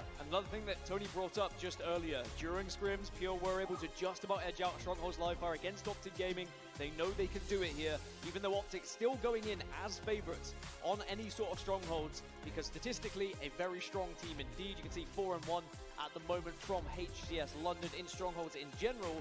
Pure, we don't have as much stats. They didn't play Strongholds as much as well because of the early exit in comparison to Optic Gaming, but you still can see the chance now for Pure in this series, right? I know it's a Slayer, and sometimes we do see the smaller team wins a Slayer and then loses all the objectives, right? But there's a way to win and lose a Slayer, right? And that's the difference. This isn't a typical we won 50-49. This is we came back from a 15-kill deficit. That's a little bit different, if not a big bit. Yeah, and I think that now they're going to be saying, like, if we can do that in the Slayer, what can't we do at this point? You talk about momentum, you talk about belief in yourself as a squad, and answering any questions about team changes, you know, how's Cherish going to do on this roster? I think that some of the individual fights we just saw by every single member on the Pure team, they're going to be feeling it now. I think actually a break is probably the worst thing that could have happened for them. Maybe a tactical one on the side of Optic, have a little bathroom break, just make sure that they can reset things a little bit here. I'm always mentioning the dark arts and how players like to play this. They go to the bathroom when they really don't need it, and you're always like, no, they just need to use the toilet. So now you're starting to think that maybe teams are employing those dark arts. Sometimes you just need to go to the toilet, though. We have to give them the benefit of the doubt in most of the cases, right? But I've seen these guys play matchmaking on stream, and they don't leave that screen 9 for like hours 4 or sometimes 5. straight. 9 hours, they keep going. I don't know where they're going to the bathroom, but maybe that's for up to them. Anyway, I do think this Game 3 still favors Optic Gaming, despite all that nonsense we just saw on our screens here. But I think that the fact now Pure can at least take this to Game 4, as you said, is big for them, because the Optic Gaming roster, not as good at maps 4 and 5. Yeah, I think something we have to talk about, of course, the confidence that's going to be gained for Pure after winning that Slayer. But perhaps on the other side of things, we've seen a little shot of Lucid looking down and a little bit bothered by the Realize result. if I hadn't had my greens for the day, what? chat. We Is back that over gonna here be yet? playing on No. their minds now with this little break. Perhaps they have more time. Bro, to for roll real, over what the it. fuck going on over here? Yes, but I'd like to think that Optic have the experience now where they can go, all right, you know, we screwed it up. Yeah, let's move on. Yeah, forget about it. Not like, why did we do this? How did we throw that one away? If there is too much talk about the previous game, that always worries me. Sometimes I want to go to listen-ins between games. I think that's when we would learn even more about teams, what's being said. Are you talking about the previous game and what went wrong? Or do you save that for later when you start to do the deep dive on what things went wrong? Instead, you need to be now talking about Strongholds Livefire. How do we make sure that that doesn't happen again? what are Pure good at when it comes to Stronghold's live fire? We already spoke about it on the desk. Speed is everything for Pure. They like to be moving around that map very quickly. On the flip side, Optic Gaming look to have a little bit more structure, which can be achieved in Stronghold live fire as well. So I think that this is going to be a very interesting matchup between these two squads who are going to have very different playstyles and different approaches. Yeah, let's get into the intricacies of maybe the Stronghold's live fire and how the meta has developed and shifted over time, or perhaps Quadrant were actually the ones who led the line on that. With this Strongholds game type, they've always been good at it, but of course, it tends to benefit the team that likes to play fast, stay on the move, and keep going, and that's exactly what Pure are. Yeah, if you can stay ahead of the opposition team, you keep moving. You're like, okay, well, they're going to be capturing C. Let's make sure we're grabbing A, make sure we're grabbing B. Okay, they're moving. I mean, maybe it's just me. C, and it becomes a little bit of a merry-go-round. And I know I've only been watching them a little bit. It is, and Pure seem to be a full momentum team. To say, actually, I don't either shit's working or shit ain't working. You know what I'm saying? Suddenly you have the map advantage. You say, okay, now this is our opportunity to really wrestle and take control of the entire map, because they've given us the chance, because they've been the first ones to cave and say, I want to take the fight, rather than playing the race game around the map. 4 players on the side of Pure, back in chairs, getting ready to lock back in after that game number 2, when you know they're riding high off that. They're probably discussed it afterwards. We were down and out in that game. We're back in this thing. Yeah, you saw the reaction from Druck, certainly in the PIF as well, standing up, a little yell, because love those how are he the got the games sleeve that you over dream the of, really. The Red games Bull where you are down, cam. you're out, everyone thinks the game like is we don't know gonna it's be a Red done Bull and dusted, cam. and you get back into it. 50-49s are the only thing that really are going to be better than that 49-49, and then you get that final kill, and that's when the dopamine truly hits. But I think that this is going to be a situation for Optic Gaming where they know they could be 2 up in this series, and let's say Stronghold's live fire doesn't go their way here. They'll be saying, well, now we're 2-1 down in the series when this could have been pretty much absolutely chalked. We probably would have been able to take that momentum from game 2. And it was something that Lottie was asking us about, like Optic Gaming, what happens if it goes wrong here in pool play? Is it going to be that detrimental? Now, let's say they do lose this entire series, there is going to be seeding implications that can happen because of that. Suddenly you're going to have a more difficult run in that winner's bracket as well. So all these things have to be considered in the back of your head, but first and foremost, you need to be thinking about game number 3. Camera just on the Pure boys there, and you can see Talik looking towards his teammates, and he looked as though he was barking instructions, maybe trying to give them a little bit of motivation. It is important for them just to stay calm here, because if they lose an early lead here in this game, that could be even more detrimental to the cause. Yeah, there's 2 ways it can go, because you want to stay calm, but also if I'm the leader here, if I'm a coach here, I kind of want to keep the excitement from my team. I want them to be playing fast. I want them to be kind of yelling at each other with callouts here and have that momentum on your side, because I think as soon as you start slowing down and matching the pace of Optic Gaming, that's when Optic will take advantage and they will start beating you, because Optic are better at playing that way. We know that. Optic have come second to every tournament so far for a reason. I think it's a point of interest that we can talk about. Game 1 was exactly that. Pure had that hot start. They were playing at that pace, and all of a sudden they slowed down and matched Optic, and Optics flipped the script and changed the destination of that result. Now as we load into Stronghold's live fire, what is it you're looking at from Optic, from Pure? Is it simply controlling those power-ups, but Pure have been doing a very good job of? I think Optic need to not be embarrassed after that game 2. I don't want to see them come out and try and do what they did in game 1, where they're taking stupid individual fights, saying, I'm the better player, I know I can beat this 1v1. Keep playing as a team, put it behind you. But if you're Pure, I think it's the other way around. You challenge. You do stupid stuff here. You take risks and you try and take Optic out of their comfort zone. You speak about taking risks and making maybe some dumb plays. Druck comes out off spawn, throws a grenade off the wall beside him, and perhaps didn't do the damage that he would have liked with it. And perhaps that's something Optic Gaming weren't expecting. Out of nowhere, blindsided by the grenade, they hit him in the face, and now they're scratching their heads. But Optic are not able to get B. They finally do get B. Okay, I was a little bit worried for them. If they play for B, don't secure B, then suddenly things aren't going to look good for you. Instead, though, now they get B, they get time on the board, and they get the camouflage to work with. So a great opener from Optic Gaming, something that, you know, we've spoke about many a time. Live fire has always been home for Optic, and their starting strategies are always solid. Camo sniper rifle can really be a deadly combo. That's exactly what Dead Zone has here. Last shot inside B, and they've got B and C now in control. Last shot looks as though he's not going to be long for this world, trying desperately to delay his death. He has done, and long enough for Talik to pick up a double kill, and Dead Zone's in big trouble and not able to have the influence he would have liked with the camouflage and indeed that sniper rifle. So Pure taking the lead and going for total control here, but Trippy and the rest of the squad now spawning over towards C, so it's not going to be an easy trip cap for Pure, and just being able to catch that first player opens things up for Optic. Oh, hold on. The push, but Cherish, we've seen that a few times already today. Has been able to win a big 1v1, but thankfully other members of Optic there to clean it up. Formal there just to spare the blushes of Trippy. We're hoping that's not an indication of things to come. Dead Zone will die over towards Sandbags. Struck over towards Green, helping his teammate last shot, just trying to keep it in their control. But here comes the Optic Gaming push. Trippy steps inside, starts to convert it. Got members positioned over towards Tower, and they will take control. Just realized the mics are muted. Love it. Points on the board, but Pure with the lead. And I think the momentum definitely has carried through into this game with the confidence of the way they've been playing, but they just need to make sure they don't get overconfident with their pushes.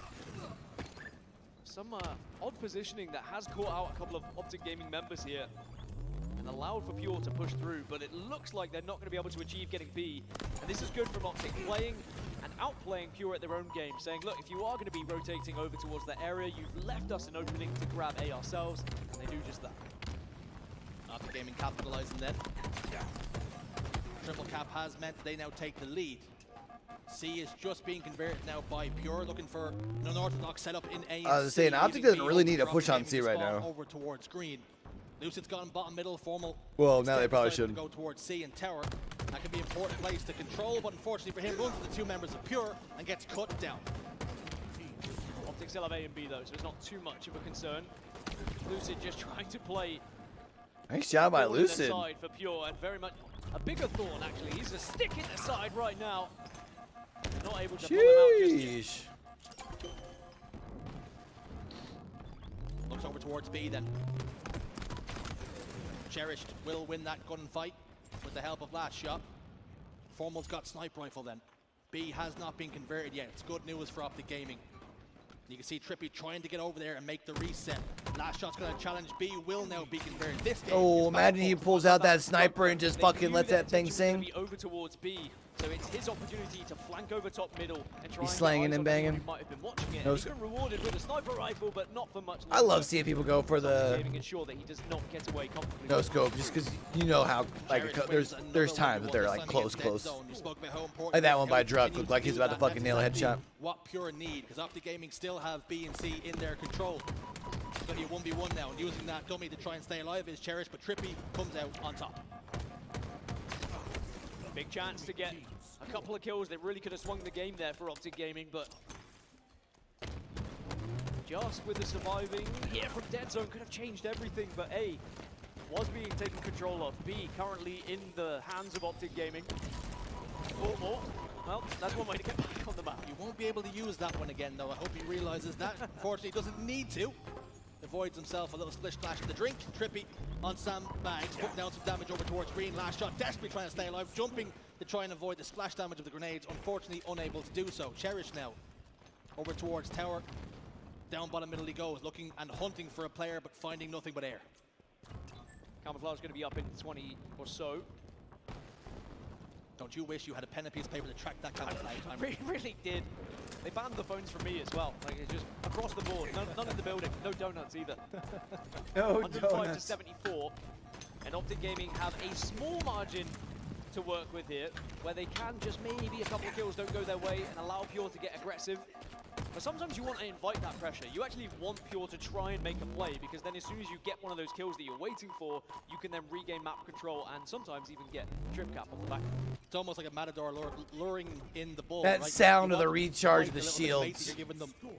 It just hits this special part. 110, 275. Optic Gaming still in the ascendancy here. Now have turned A in their favor, so they will start scoring again.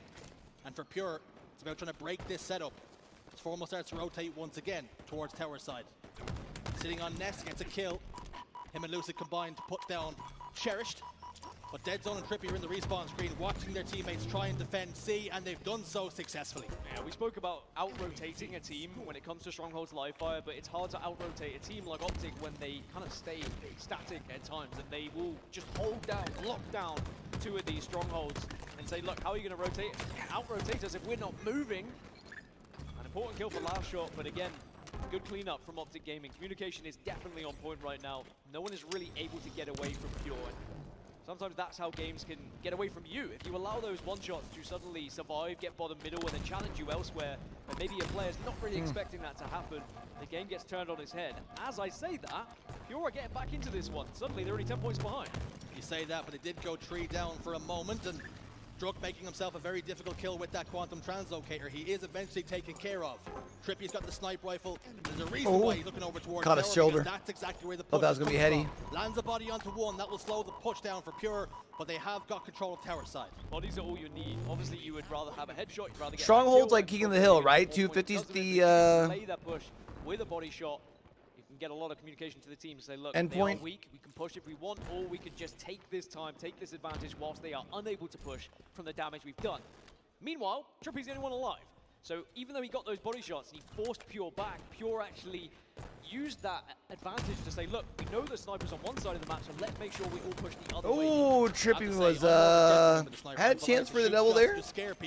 Unfortunately, choked the second. Letting people know I'm there. That's all I'm doing. Sometimes it's enough. Sometimes it's enough to change the direction of your push. But look at this. It's 3 all in control for Pure. And all the points are starting to rack up as they get right back into it once more. It's a big kill for Cherish just to shut down the Optic push. To be turned on his head and not to have an answer. All right, so we got disconnected, lost internet, and we missed the comeback. That's lovely. Sorry, champ. The victory, Dan, and how important it is for teams to do X, Y, and Z. What I'm starting to learn now for Pure is if they're down by a massive margin, that seems to be when they start to play their best. It's almost like they learned a lesson in game 1 where, you know, they were ahead, they took advantage, they looked like they were going to take down Optic, and then Optic were the ones who were able to come back into that game. And Pure said, well, actually, what happens if we just start slow? You know, maybe we'll let Optic Gaming think they have the better of us, they underestimate us, they get too comfortable, and then whap, they're back into it. And I'm very impressed from Pure, honestly. No, even if they were to lose this series 3-2 now, I think the rest of the tournament, we have to keep an eye on Pure and what they can achieve, because if they can do this against Optic Gaming, think about what they could do against Sentinel. Sorry, Chad, give me a second to Pure go from a team that we're expecting to get be my around tools the top 8. and stuff up in the background. Maybe this is a team that could be pushing themselves further into top 6, and God knows, if you beat a team like Optic Gaming, that's how Quadrant started to get their one-up in this scene, as they were taking down teams like Optic, found themselves into the top 4, into the top 3. This could be the start for Pure. You spoke about for Pure doing something a little bit unorthodox off the start, and again, I think the turning point in that game and in that series is Druk's grenade off the door frame. That's the one that turned the whole game on its head. It was all a master plan, because they were like, they're grenading themselves at this point, right? So it's going to be an easy game, surely, but the next map mode is going to be CTF Aquarius. It's going to be game 4. We can look at some of the statistics from London. A 3-3 record for Optic Gaming, a 0-3 record for Pure, which is concerning on Pure's part. However, I will say CTF Aquarius has been a very back and forth game for Optic Gaming. Sometimes they look dreadful on it. Got that, got that. I see if I this and right pop now, out the form chat. that Optic are in, I'm asking myself, which Optic are we going to see here on CTF Aquarius? There is an interesting thing you told me before is whenever we play rock, Put paper, that scissors, down you here say, in my diggity docs. and eventually you will change it. I just don't know when it's going to come.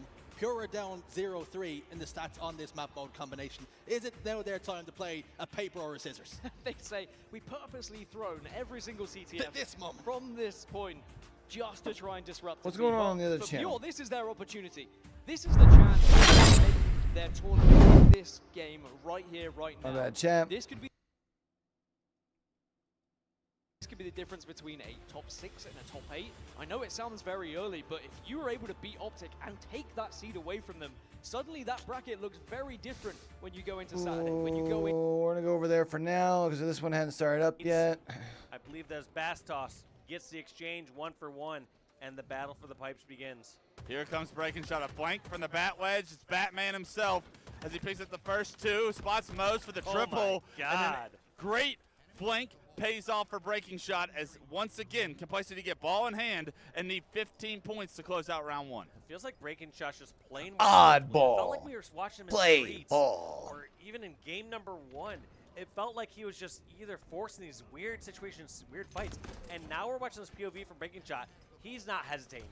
He's just going straight for the flank he knows. Gets the last few seconds and the last few kills. Breaking shot, helping Complexity win round number 1. I still think I prefer the old school, like 1 round up to, what was it, 150? Across the finish line of round 1, and like you said, Dave, a young player on the come up. This is his first big chance, first series at a tournament. We noticed that there were tendencies that he was making earlier on in the series of giving up his life a little bit too easy, maybe not being as aware of as a player of his caliber we know him to be, that make those poor mistakes. But now it seems like he's finding his rhythm in this tournament and in this match specifically. 3 members of Complexity will go down, and Ryan Noob hiding top elevator with this camo is so sneaky because no one on the sim baseline expects Ryan to be here. They have not accounted for him, and this setup is going to be a disaster. Oh my goodness. Because Ryan Noob plays it Nice perfectly. play. Finds the first kill, immediately drops down to take down the ball carrier for the double, and now Complexity once again will start to score. Yeah, and Ascent baseline, they knew camo was out in the hands of somebody from Complexity, but they were watching lines of sight. They weren't expecting him to already be inside the house, inside the elevator. You gotta, when you know the enemy team has camo there, something you want to see from players in these situations is to play a lot tighter because you want to be able to trade that camo. You gotta play it tight like a Unfortunately, tiger. baseline, a lapse in Yes, judgment, a yes. lapse in their setup, and it was broken wide open. 28-6 now. Complexity take the lead with an elevator setup still, and they're continuing to find kills with 3 going down on the sim baseline. Yeah, Sunrise getting picked off there, not sure exactly where he was supposed to go. Pure currently up on. A few more seconds of time, but it's gonna be played. I'm gonna go flip over there for now. The flag continues to move here.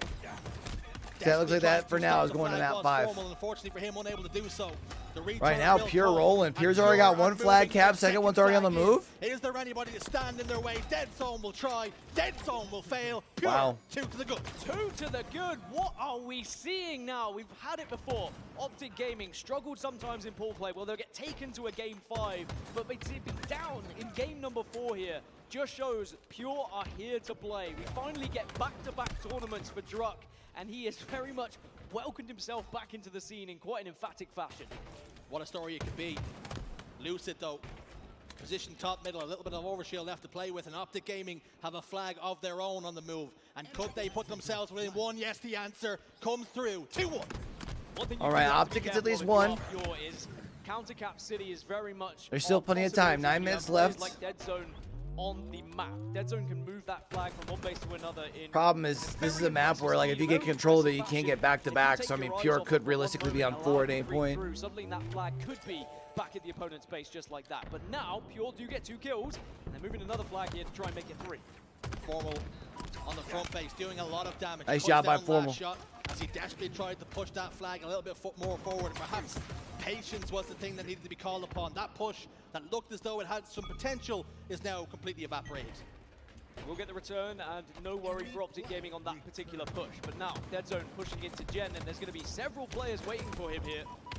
And Pure, I mean, the teamwork, the chemistry that we're seeing from Pure, it was something that was brought up on the desk. The chemistry of this roster. What's going to happen? The change with Cherish coming into the equation now.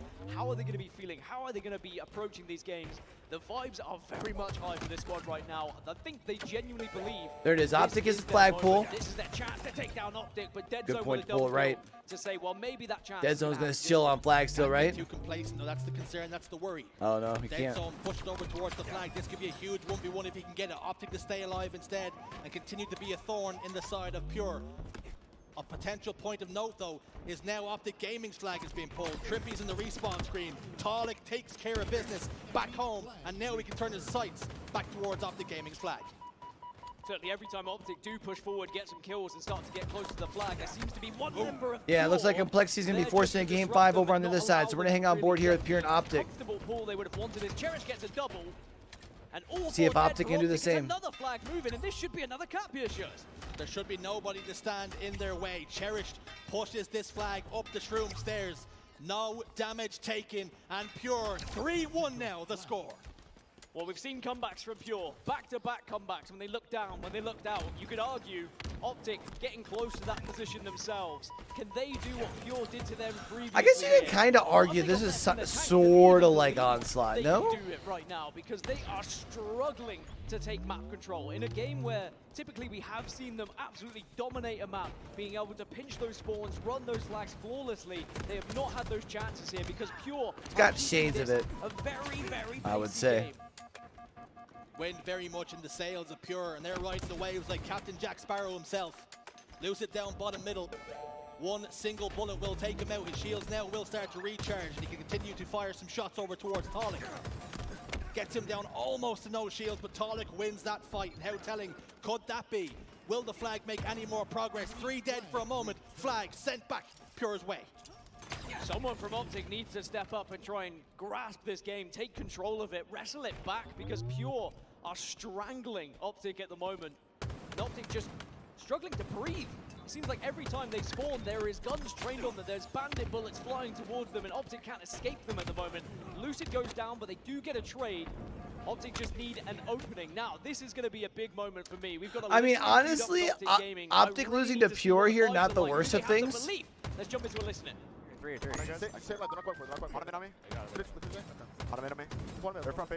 They still have enough time that they should be able to make sure they make bracket. They're brick killing me. He's one shot P2. He's one shot P2. Drop P1. He's going RP jump. RP jump. RP jump. Our shrooms is Obi. We need to try to keep getting into their side. Yep. Our jumper's dead. Nice. On middle one shot and car 3. You guys car 3. Alright. Do our high, help Zane. I'm trying to get out. I'm trying to get out right now. These guys are car 3. Argent guys. Argent. Our car door. Hiding our car door. Here. Two guys are Argent. Two are Argent. Last one's one. There's one guy just sitting in their face. There's two in there. One shot again. Still there. Low gen. He's just getting his shield. He has a thrust still, guys. I guess it is also kind of heretic-esque, eh? One shot or low shrooms. He's one shot here. He's one shot. Argent again. Yeah, I'm going out front. Going out front right now. Bottom mid. What's Argent on me too? I don't see bottom mid. Argent now. Car one. Weak. Kelly. Our shoot's trying to be Kelly. P2. Weak. Our P wall weak. Yeah, I'll kill him. 2 dead right now. Yeah, 3 dead. Last guy. He's there. Shrimbridge. 3 shots. Tommy, get to the gen. Tommy, get to the gen. Tommy. He's still one. He's still on flag. He's there back. I'm dying for their fire. I'm really a bullet. One shot their back. You're good, Tommy. You're good. I'm looking P1. P2. They're gonna go P1. Gonna go P1 to our side. Our fridge. There's a guy our fridge. I'm getting through. He's RP door, dude. Yeah, they're back flag. Here, what's your last shot? Nice, gets one. Their window. 2-on-1 here, gets flagpole. Our window.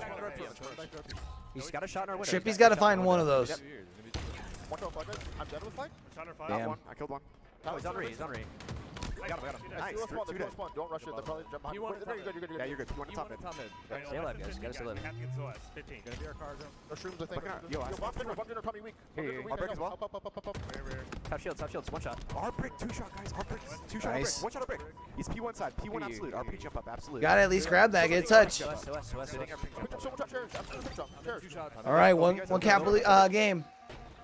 Well, the belief is certainly still there for Optic Gaming as they get right back into the game. It's 3-2, and one big thing I heard, we have to be getting this overshield, but they have not achieved that. Torlik's got another one, but it is still a close game. It is not done quite yet for Pure.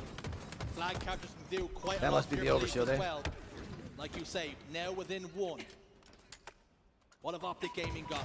Failing to get that overshield, but it hasn't hurt the cause all that much. Last shot, though, is behind enemy lines, and Dead Zone is trying to clear house. And he's doing so alone for the moment. Tarlik's got damage. Tarlik's got a kill.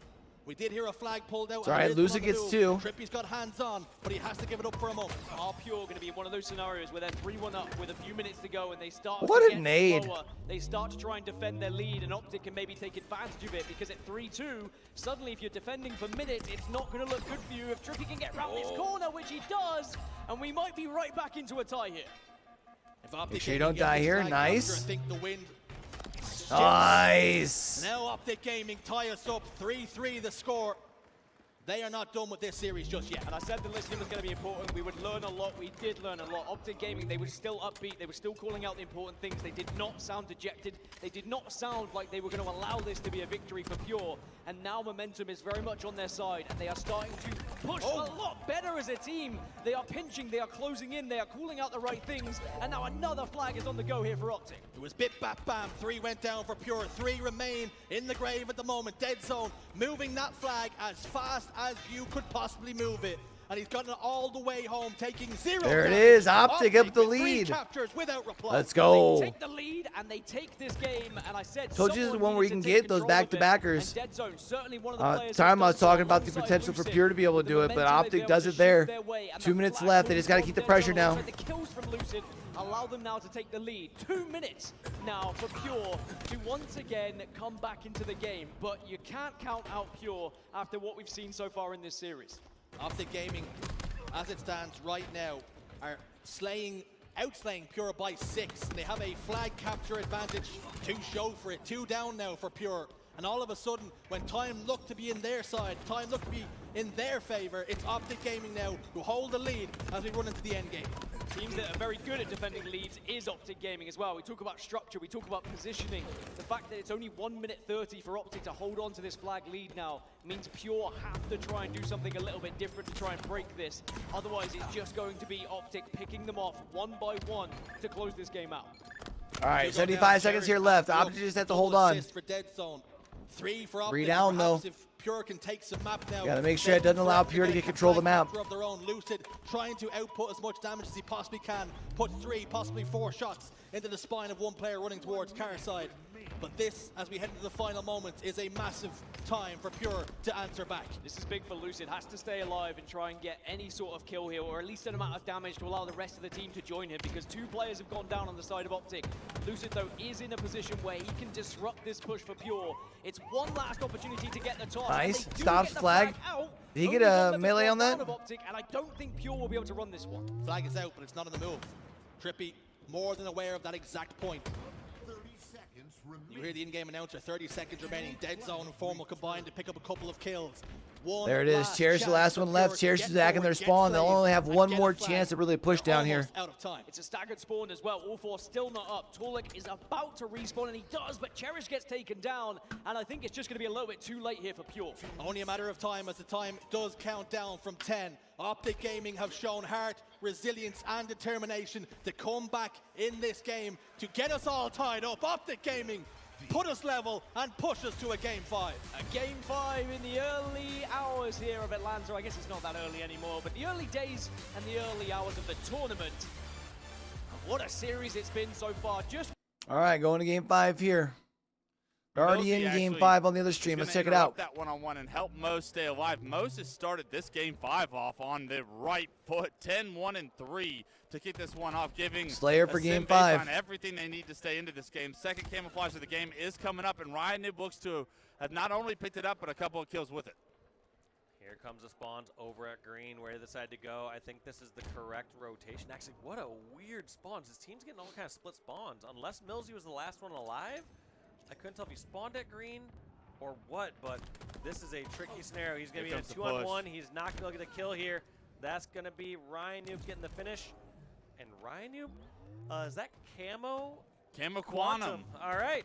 A rare combo that we don't see very often. Yeah, I honestly think the Quantum gives away a little bit of like visibility. Yeah, absolutely. But you might see some of those trails on you as much. Camo just ran out for Ryan, but this Quantum's still continuing to do work. He tries to try it again. He's going to do it again. He tries a cheeky little back smash, but he's somehow able to create some chaos. Go back. Yes. All right, this is just ridiculous.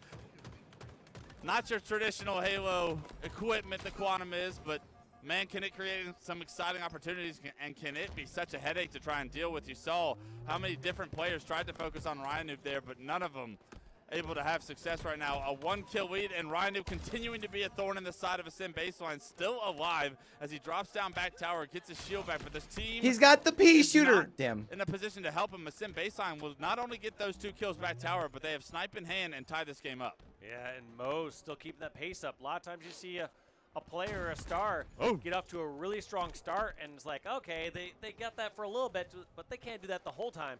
But Mo's still keeping up that pace, still at 14 kills now. But that's also not the greatest sign since you're down by 2. You want to see your teams go on big sprees and get big leads. Yeah, you can't keep up that pace as an individual. It's so difficult to try and ask Mo's to continue this slaying prowess. You need a Sin baselines, the rest of the boys to step up if they want to win this Game 5. The game is still actually in their favor as they take a 1-kill lead here. And it's because other people are starting to find those kills. Still far behind Mo's, but as this third camo comes up, Dave, this could be the most crucial set of combat that goes down in this series that could decide the winning factor here, as this camo is such a highly contested area, and you know people are going to be losing their lives trying to compete for it. Yeah, and Complexities came out both times thus far for the camo. Is it going to be 3 in a row? There's the deaths one more time. 3 down for Ascend baseline. Fast toss. Getting shot down in the garage. Millsy's got his help. Camo still being Nice shots. Big shots out of breaking Still shot. not It's a fired. perfect pop, but that camo still neutralized, still on its location. Sunrise is going to actually respawn, hit top middle, win his one-on-one against Rain. He gets cleaned up, but he's bought some time and some space for his teammates to maybe get this camo. The camo gets burned. Okay, however. Huss. All right, Huss. Here to play. Huss finds All right, Huss. and one shot away from an over. That player's going to be no shield, and here comes Complexity trying to capitalize on that damage. One's in the bread. There it is. 2 for the Complexity brings money, us back. and Ryan Noob and the boys now have a 5-kill lead off that camo fight.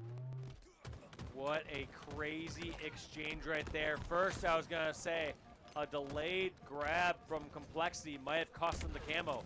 Turns out into Huss just taking the game in his hands. 4-kill lead going Still into not these over yet, final though. Moments. Long-range AR shots. Haven't seen that since Big Sauce to Halo 1. Huss pulling out his Halo 1 tactics. He's a young kid, but maybe he knows a thing or two about old classic Halos, because this AR is starting to shred players to no shield. It even gets the job done on the bass toss, and now 48 to 41. Bro, the Complexity static 2 on the kills mics is away kind of from driving me ending crazy. this series in a reverse sweep. What was beginning to look like the start of a rough tournament here for Complexity.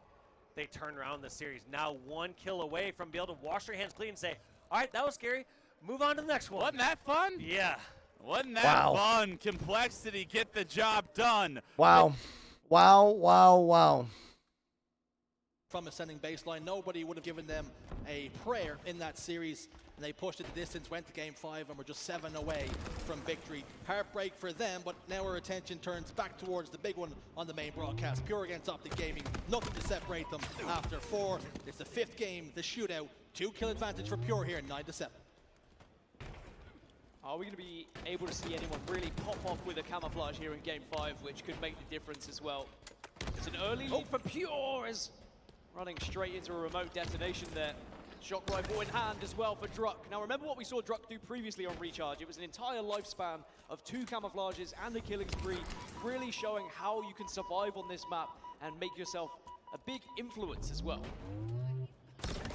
Pure just starting to pull away here. Druck puts 1 in the dome, almost lines up a second, and they have a 6-kill lead. And they'll be quite noticeable that they almost they came back from a massive deficit in game number 2, and they will not want to allow Optic Gaming to get themselves back into this one. Currently with a 4-kill advantage. You spoke about how Druck got a camouflage, some more kills, and another camouflage. Well, it's back up and it's on the map. Yeah, lead seems to mean nothing in this series, so you almost have to take it at face value of we aren't going to know what's going to happen until we get around 45 kills or so between these two teams. But what is important is you stay within that 5 realistically. If you are either team that's behind, you don't want to allow too much of a lead because you don't want to give yourself too much to do. Yes, it's happened already once, if not twice, maybe even 3 times so far this series. That doesn't mean you can consistently come back in that manner. Lessons should have been learned by these teams right now as Druck does run in, walks straight into dead zone, but he has support and Druck gets away. All right, Pure currently up by 3. Trippy back blue in a 1v1. Stands Druck face to face. Trippy comes out on top, reversal locked in. That could be big. Pure still have a 2-kill advantage now. That lead has almost been cut completely in half then. Cherish spawned over towards bottom elevator, throws a grenade down to try to deny some space. Will take that fight on. Cherish gets shut down and a perfect kill for Trippy. Those are the fights that we're used to seeing Optic win. Those are the fights they weren't winning in some of the previous games, and that could be the difference maker for making sure that you do take the lead. But Pure still holding it, or they did, until we get a what are you doing moment from Druck as well, just popping himself out. Sadly thought he could maybe slide and challenge. And it's given Optic the chance to take full control here, but actually maybe it opened things up. Maybe by putting yourself out as bait, allowed a couple of members of Pure to escape a potential spawn trap there. He slid, he challenged, and that challenge was accepted by Trippy. Now on board with Cherish then. Outputting damage, but unfortunately for him, damage coming his way as well. He hits It's the close, respawn man. screen, All the and way a down to kill the end. Goes in the favor of Optic Gaming's column. Almost down him with the pea shooter, full charged. All the 1v1s down, they're going Optic Gaming's way. Almost hit him with a good old 1-2, baby. This realistically is just another series for Optic Gaming, but for Pure and for some of the members in particular, this is arguably one of the biggest series of their careers. And the opportunity, maybe one of the biggest opportunities they could ever have to try and shut down a team like Optic Gaming as well. For the likes of Cherish, the likes of Last Shot, they will be hoping that they can topple Optic Gaming here and have that memory, that fond memory. For Druck and Torlik, we've seen it before, they have been up there with the big boys. And they still hold a 2-kill lead over Optic Gaming as the game slows down ever slightly. That's the thing, you look at Last Shot and Cherished, you know that they've been Halo fans for the longest time, and they're now competing against former world champions. You've got 2-time champions, you've got Formal's won everything there is to win in esports. He's on the True, though. He was perhaps a hero of some of these players at one point. I know he's been a hero of mine for the longest time, despite the fact he's younger than me. Damn you, Father Time, by the way. Dead zone, bottom elevator. Looking for enemies. Found one. Talik down to no shields. Just about evades the headshot. Dead zone does some good damage, though. Able to stay alive. They got to find some way to cut into this lead here. Pure's more than halfway there. One thing we spoke about before the series was the speed of which Pure can play and where they need to be careful, not fall into the trap that Optic Gaming lay. And that's one thing they've successfully All right, Optic's brought it back. 29's up. Optic takes their lead here. When they've noticed that maybe those traps are starting to be laid, they've slowed things down, and they have played at the same pace of Optic. But that has meant that Optic have played in a more comfortable area. But where Pure have found success is when they get that control, then they amp up the pressure a little bit. Then they start to speed things up and try and catch Optic off guard. Lose it down to no shields. And if anybody else can get close, he will be caught off guard. Fortunately for him, he gets his shields back. Plasma pistol fully charged and ready to find an enemy. And it could be Talik, the first point of contact, as he dips his head towards elevator. Plasma pistol does not find a home. Lucid gets shut down, but importantly, Optic now hold that 2-kill lead. Usually you trust the plasma pistol to hit, right? Back in the day, that ain't missing, but now, sadly, could be a big difference maker for Optic Gaming as they're unable to get that kill. It allows Pure to keep this within 2.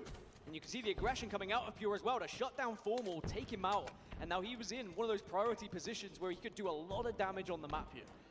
All right, Talik on the flank here. What influence can he have? A lot of Oh, if he can catch him coming around the corner. As 2 members of Optic Gaming push towards pipes, and both of them almost meet their end. Formal gets a double kill, could be a triple kill. Dead Zone moves into pipes. They've got map He had control. someone come up behind them, which is tough. They only need 11 kills, and Pure are in trouble because they're spawning right where Optic Gaming need them. What an answer back that is from Formal as well, to get shut down at glass and then from the grave get kills back to back to send Optic into a 4-kill lead now, which could very much be an 8-kill lead if they play this one right. They are starting to surround Pure. They just need that one pick, that one headshot that can change things for them. Get that We're almost a damage, whole and then time start slot behind on the schedule. That's crazy. It wasn't that long ago we've seen this very map give us a tie game, 50-50, Optic Gaming against Space Station. Could we see something of the same ilk here and now? It doesn't look likely with a 6-kill advantage for the green wall. And they're starting to collapse on those spawners. Last Shot's in big trouble as Formal hunts him down with the commando. He's going mano-a-mano with a couple of members towards blue, excuse me, as Talik tries to desperately escape with his life, has done so successfully, but they've got the kill that they came for, 43-36. Yeah, just like that, it goes from a 4-kill game to a 7-kill game, almost an 8-kill game that I spoke of.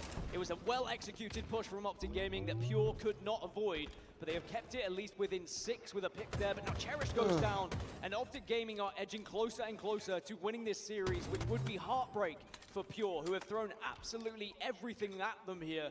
And now suddenly Optic Gaming look like maybe, just maybe, they're going to cross the line here in what will feel like one of the longest series of their life. Optic Gaming could be about to weather this Pure storm then. Lucid in pipes. Talik's going to pop out for a second, just shows a pixel, gets the kneecap shot. Struck over towards tower. That's information that Lucid is getting all the meanwhile. Shock rifle's up, I think, yes it is. And you can see Lucid wants to grab it, but doesn't have the opportunity to do so right now. And maybe Pure looking to try and take advantage of that. Eyes trained over towards Battle Edge. 3 minutes and 30 left on the clock, so there isn't a huge rush here yet for Pure. And Optic Gaming also probably trying to think, how do they achieve this? As Druck comes flying in, by the way. This is a big push from Pure. Druck comes soaring, shirt off almost, it would seem. He gets taken down though. They have not got too many more kills to give away. Cherish could be the latest one to fall victim, and does. 3 dead though for Optic Gaming. Formal the last man alive, and if he could climb inside those lockers, he would. 47-44. Optic are close, but they've been close time and time again in this series, and Talik has got the shock rifle now as well. So with that push, they gain control of pipes. They force Optic now over towards blue, and almost the opening that could have changed the game here for Pure. Almost feel like the doctor from Simpsons. Talik backing away, cannot find the face on the trip. He gets 2 more kills. They are within 1, and all of a sudden Talik is scrambling. He's put it into retreat. Last Shot's over towards Battle Edge. It's over, the chat. The opportunity was there for Pure, but have they fumbled? One more kill for Optic Gaming. They're playing it patient, they're playing it slow. Pure cannot afford to step a toe out of line here because Optic will take full advantage. Torlik now running with his tail between his legs as they try and hunt him. Torlik almost caught offside. We get VAR out to confirm it. Torlik in towards blue, then it would seem. Lucid happy to play this one patient. They know they only require the one more kill. Torlik puts down damage with the shock rifle, tries to find the face onto Lucid, but it's nothing more than a warning This is shot. that mode you, or this is that point you hate to be at, man.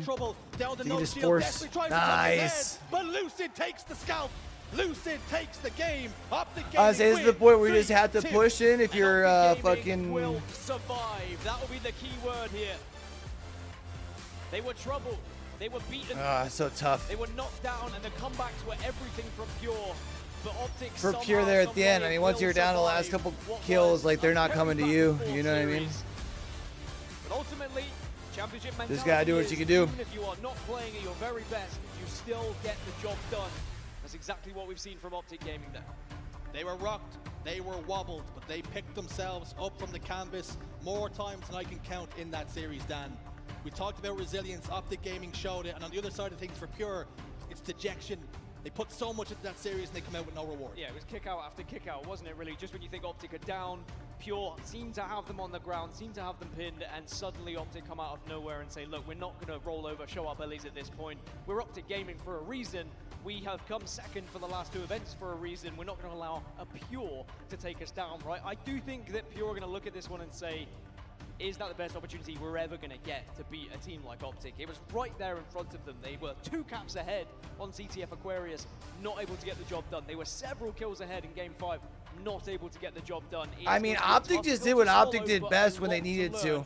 And a big Pure was takeaway is that close. They are taking a team like Optic to Game 5. Yeah, I think that's the message you take away, right? Promising signs. You went the distance with Who else Optic is in their Gaming. group? And remember, this team is not together that long. This is only their 2nd tournament playing together. Cherished is only the latest edition after London.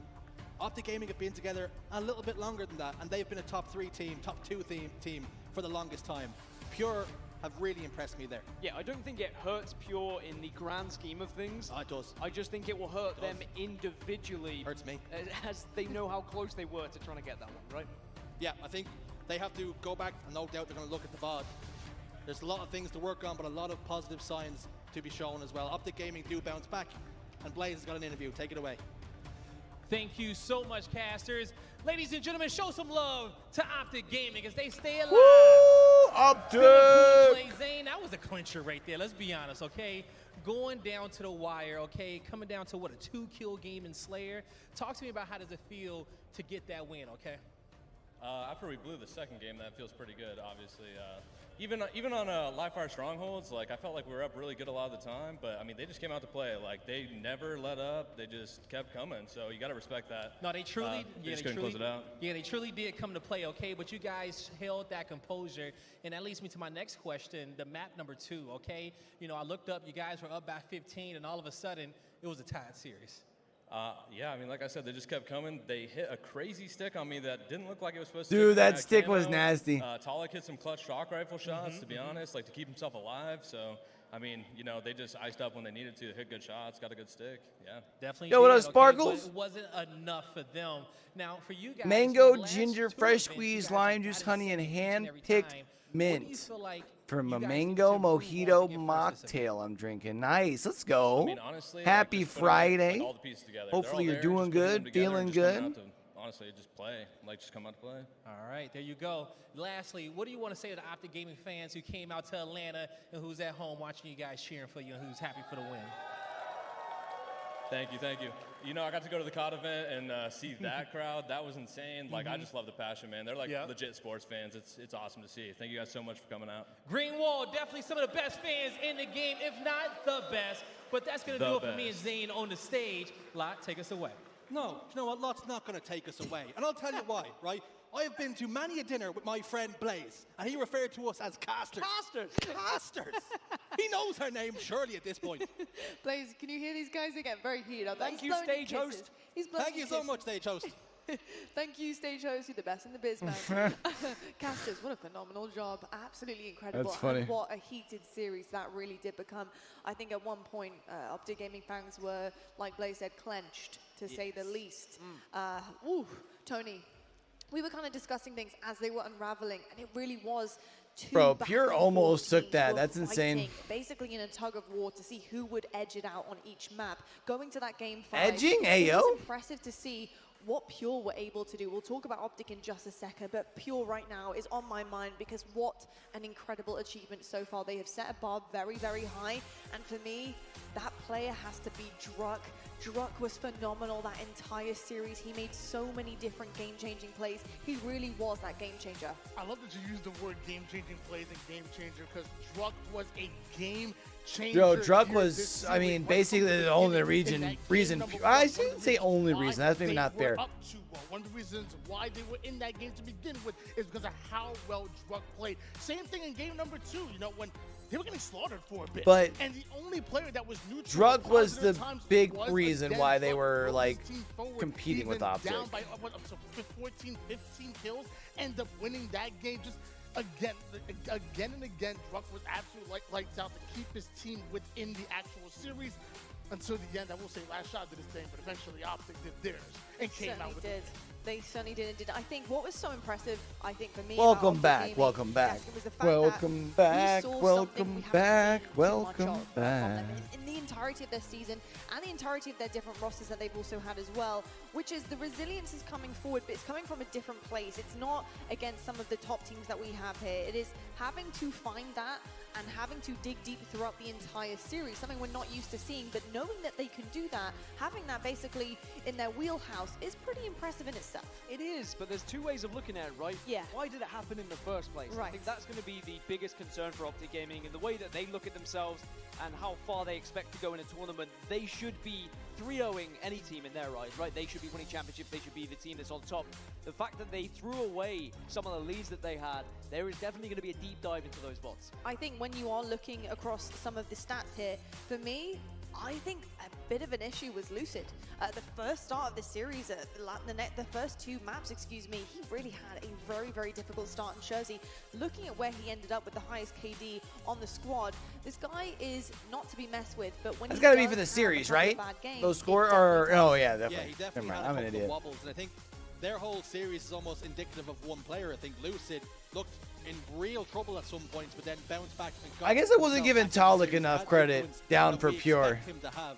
And that's Because we almost did the see story of Talik that pop series off a with couple Optic times Gaming. too. They looked down and out, somehow they bounced back, and that's what Lucid did. I think it's telling for me because I think if you're a FaZe or Space Station and you're looking at this result, of course it's a 3-2 win for Optic Gaming, but they're not worried or concerned now all of a So sudden any big because plans for the Optic Gaming weekend, didn't look that Sparkles? strong against Pure.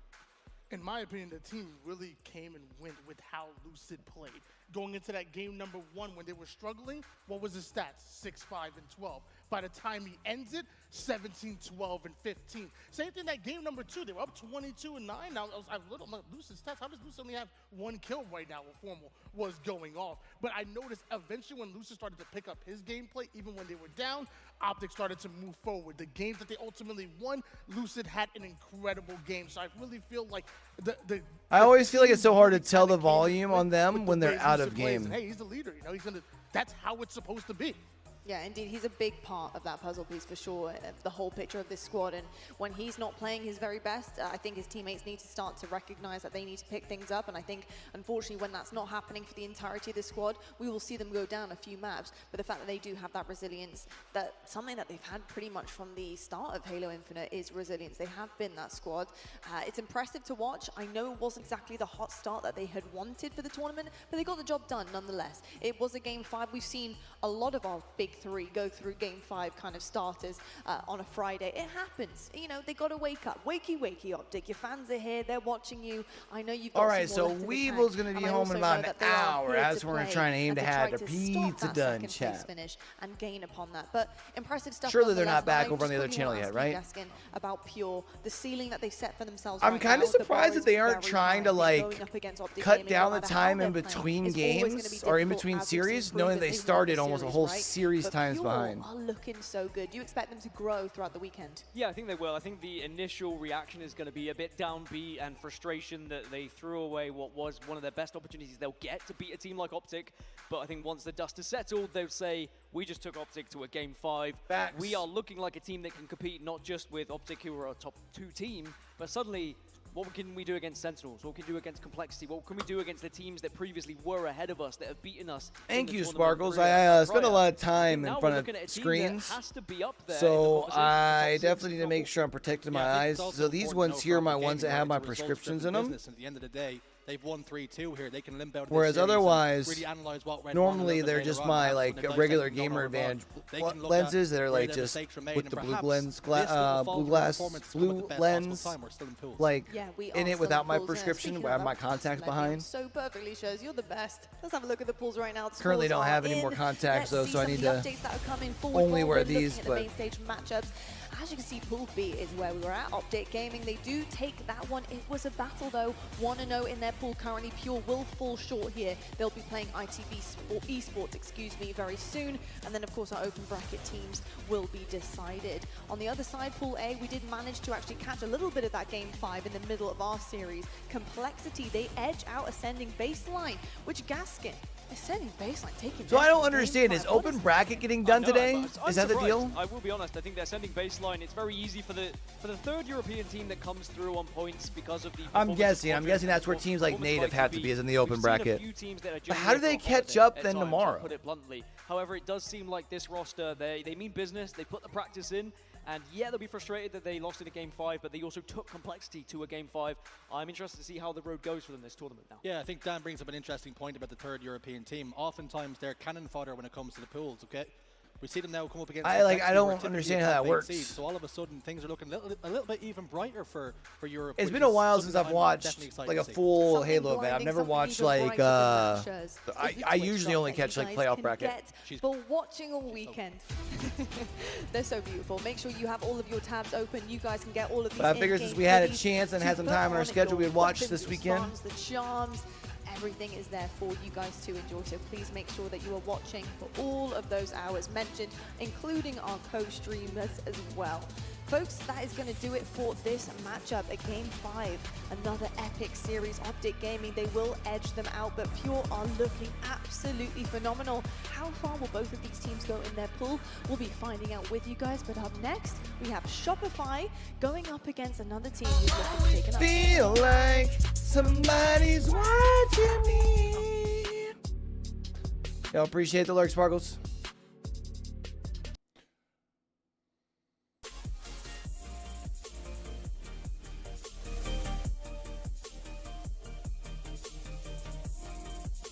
All right, so they're cutting to a break here for a minute. 5 minutes, so we're back with Shopify Cloud9 over here. Cloud9 lost their opening matchup, if I'm not mistaken, right? Weren't they in one of the opening games?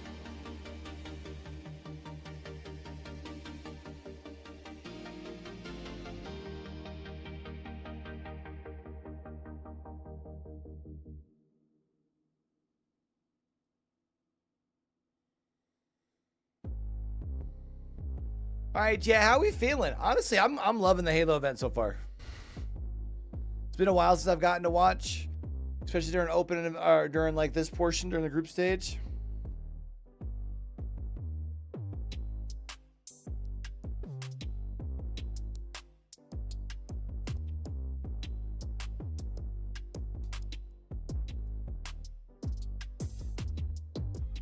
Chat, today we put up our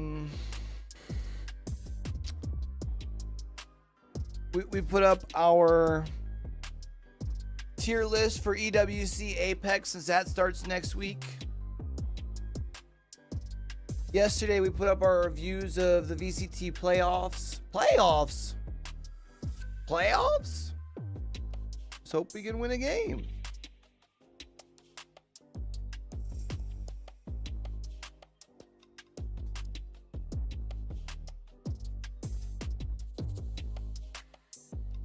Yeah, Cloud9 lost to Sentinels. There it is.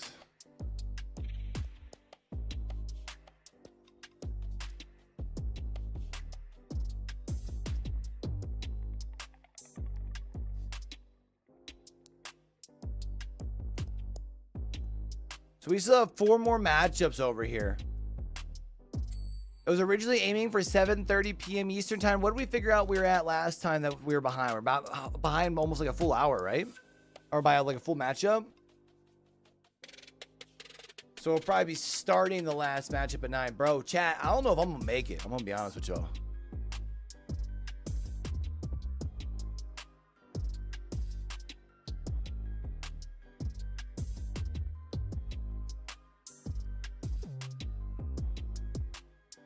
They're still on, be right back on the other channel as well, chat.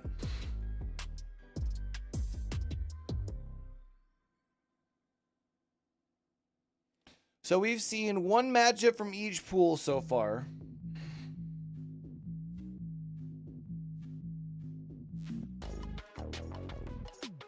Also, chat, I think tomorrow...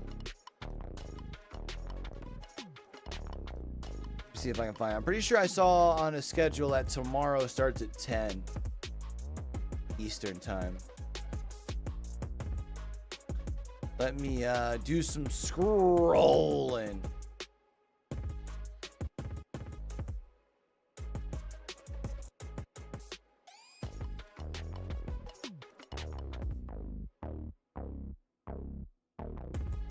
Yeah, so tomorrow pool play starts at 10:30.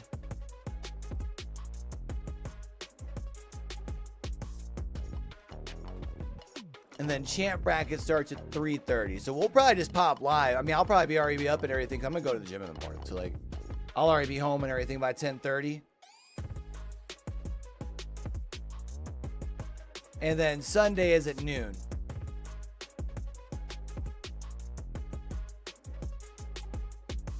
Our start times, chat. So we'll be over here hanging, vibing. Y'all enjoy the vibes, man. Definitely feel free to, if you're over on Twitch, hit the follow button. If you're over on YouTube, hit the subscribe button. If y'all enjoy esports, man, make sure y'all are checking out the YouTube channel.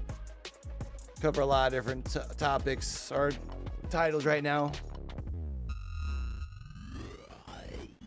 From, oh, I just totally fucked that up.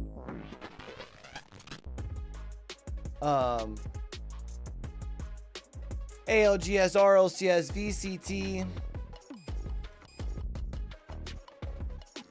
We have the podcast that we do weekly as well.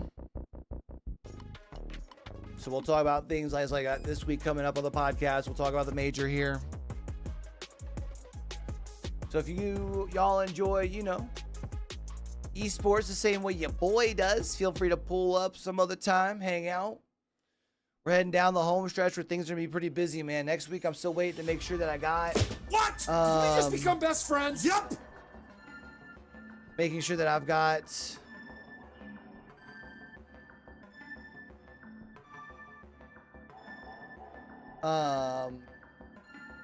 permissions to do EWC for Apex Legends.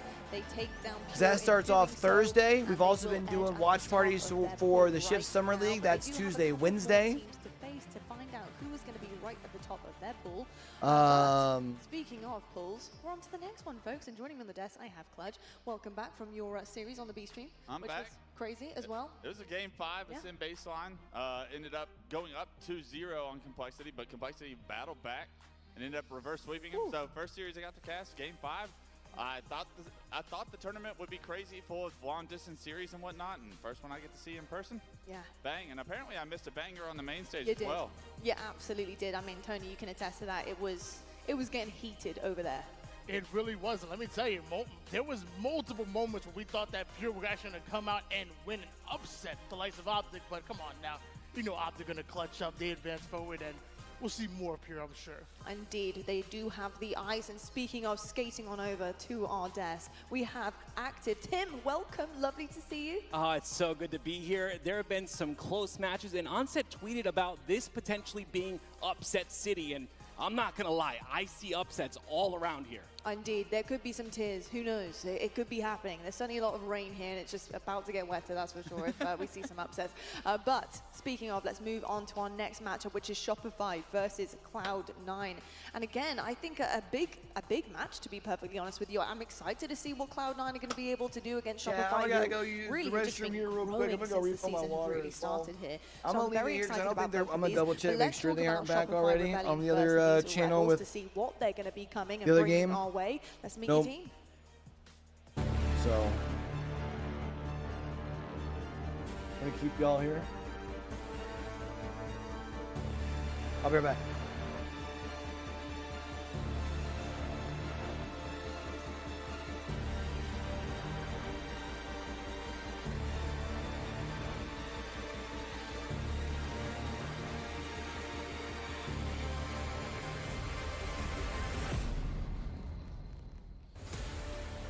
Shopify Rebellion have proven already that they belong in the conversation when it comes to Championship Sunday, but they just haven't turned out the goods on that Sunday.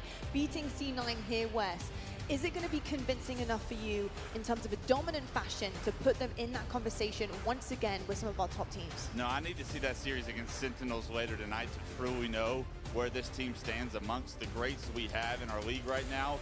But I do expect them to put in some serious work on Cloud9. I think Cloud9 is in deep trouble with how talented this Shopify Rebellion roster is.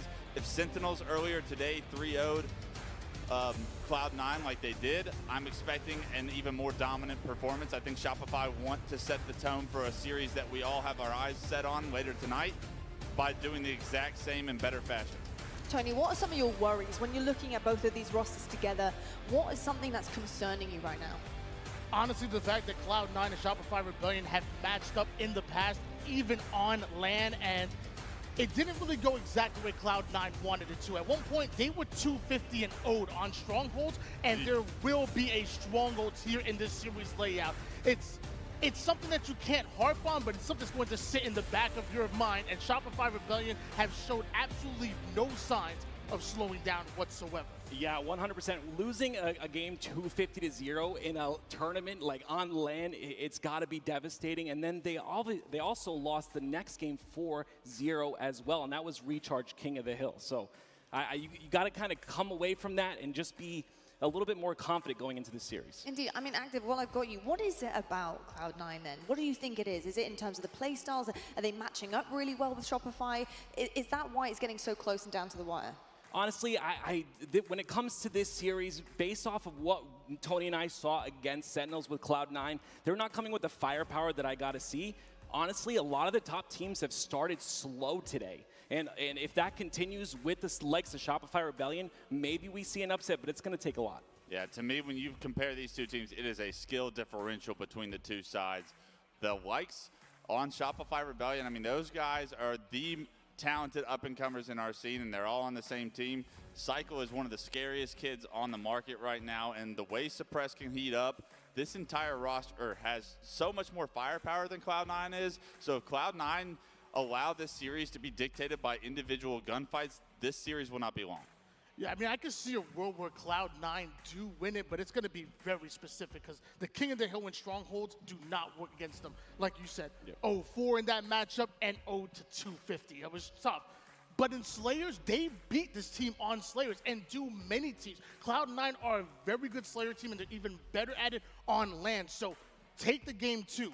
Find a way to win Capture the Flag Aquarius, which right now isn't Rebellion's best game type, and send it to a Game 5 Slayer. The way you win is you have to win the Slayers and take at least one objective, which I guess is how Best of 5 works in Halo. Well, we're already talking about them, so let's meet them. Here's Cloud9.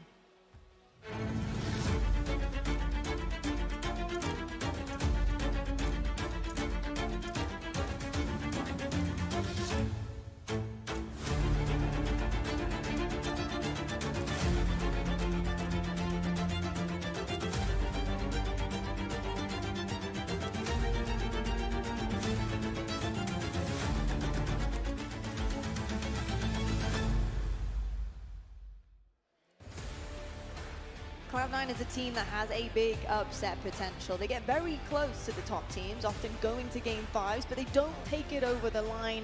What excites you about this roster when you look at the makeup? I see good composure across the board when I look at this team. I think their ability to play off of each other is something that a lot of the top teams have, that a lot of the 6 through, I'd say, 12 teams don't have. I think this roster actually has like good Halo knowledge and discipline and how to play situational Halo at a very strong level. It's the individual skill that I need to see from them, the individual plays that they need to be able to respond to, that Shopify are going to be making. You have to balance that out with some individual plays of your own, and you got to be on fire if you're Cloud9 if you want to try and steal this series away. Cloud9 have some really talented individuals, that is for sure, especially looking at their roster. But Tony, I think right now, maybe they're lacking just a little bit of teamwork. Would you agree with that? Is that something that maybe they need to clean up on? I mean, it has to get better. You know, I feel like their teamwork is decent, but it simply has to get better, especially when you match up against Sentinels. And one of the reasons why you lost some of those games was a bit of a collapse when it came to your setups. Was it a lack of being able to break a setup of your opponent? So at some point in time, you got to lean on that teamwork, and you have to figure out how do you get your breaks? How do you get your slays? And it's going to lean on that teamwork. I think teamwork is really important, and you talked about Game 5s, right? FaZe was a Game 5. They have the potential. The question in the storyline of this tournament today has been, can you close? That's the biggest thing for me.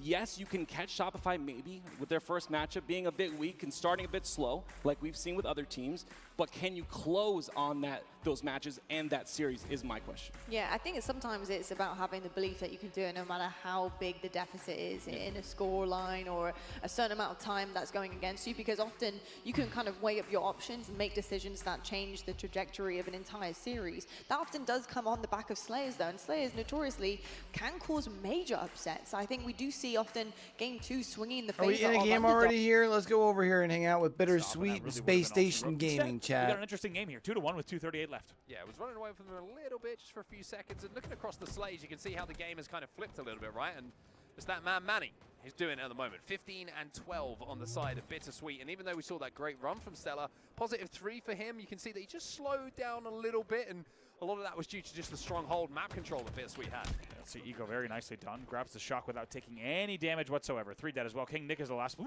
there he thought is. he saw him. Maybe he saw him. Eco might have been screen watching at that time. We'll see. Here comes around the corner. You know, it's really interesting from our POV. He will get the kill anyway, but if I had to bet, we don't have player cams on this stage. It felt like maybe he was screen watching there for a second because obviously we saw him run across top gold. Eco didn't play that as if he had necessarily 100% seen him. Yeah, I reckon he did see him, and he was backing up to a position where someone from tower could do damage first. Right? He's like, leave him there. Leave him a gold. If he pushes out, then there's going to be two guns on him, and off the back of the big plays, brain, you're right. Yeah, all the back of the plays that have come in right now, you can see that this is going to be 3-1 now to Space Station. Onset's like so quiet compared to his counterpart right now. I think every hill that they have capped so far has felt pretty clean. Yeah, it certainly has. Eco retreats once again. Thinks about the Shroud. Does have an Insta in the back pocket as well. How many times have we seen the Insta prioritized? 3 dead. Eco is your last player alive. Manny's going to try to make the push. Interesting here for Space Station. I think when you're looking at the game clock, it's usually like, oh, we're 3-1 up. What's the game clock saying? We might be able to play this one out with the bottom mid hill. Manny versus Eco. End up just putting the guns down and saying, let's settle this like men. Yep. That one got messy. In the end, Eco does close it out. Mainly, though, because of... okay. Mainly because... Don't fight Eco in the streets. Yeah, don't fight Eco, period. He's going to do... Almost does it again. Legend is the one that gets the kill on paper, but really nice shot from Eco. The way he wins that battle at Hydro was he essentially got about 2 to 3 shots he shouldn't have got on Manny, just because he had really good ring around the Rosie skills, which I've always admired really since grade school.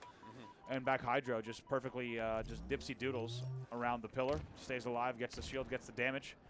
Bittersweet with a bit of time here, but really not a lot of time on the clock, if you ask me. Yes, the one situation I think for SSG is that they've been so efficient on these hills that they probably have to think about winning this hill, right? Because it's going to give a lot of pushes and time for Bittersweet to get back on the map and formulate some pushes themselves to try and extend this game. Manny with the camo as well, and I tell you what, this is looking a little bit closer now. He's one of the last 2 players alive for his team.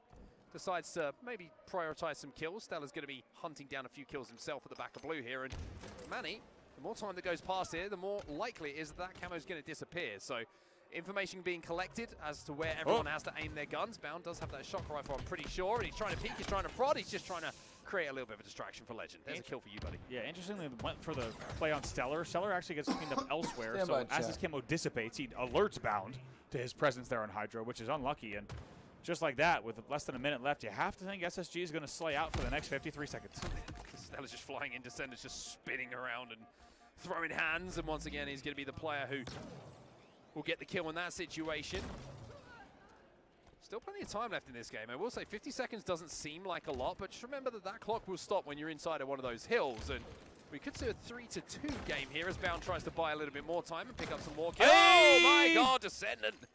That's the kind of individual skill that we know these players had. He looks for the Insta as well. That's going to be another point on the board here for Bittersweet, and all of a sudden, Space Station have got a little bit of thinking to do. Yeah, nice set of plays coming in there from the side of Bittersweet. And all of a sudden, as you say, a lot more interesting. 39 seconds left, so they will need to connect the dots here on several series of plays. We'll see if they can do it.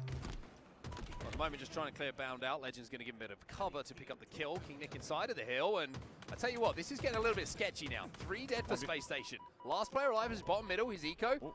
Little poke through the bubbles, and there is Eco. Once again, don't challenge Eco when it comes to a fist fight, but it's going to be an even trade this time, and with 32 seconds left on that game clock, and Bittersweet inside of that hill, Space Station got to be careful here. This could be big. Just don't trade. Man, he trades there in a battle you might argue he should not have traded. 2 dead for Bittersweet. Now the man advantage goes to SSG. SSG just trying to play the clock here, trying to slay around that hill. They are happy to win 3-2 in this game, and with the first kill going their way, King Nick forcing his way up the red stairs. That big win, though, could change I miss things, Bittersweet and now taking has to make one a hill. play with this camo. See how he Oh, this is going to be a last second. 9 seconds left. Clock is stopped. Bound needs to just make sure he gets his kill. Oh, Bound. Oh.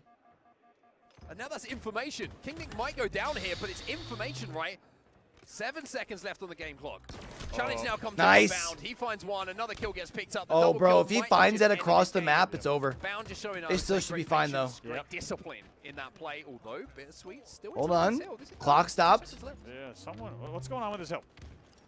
Couldn't tell you, buddy. Let's take a look. Oh boy, look at not done. Not done. Were there assumptions made? Were there assumptions?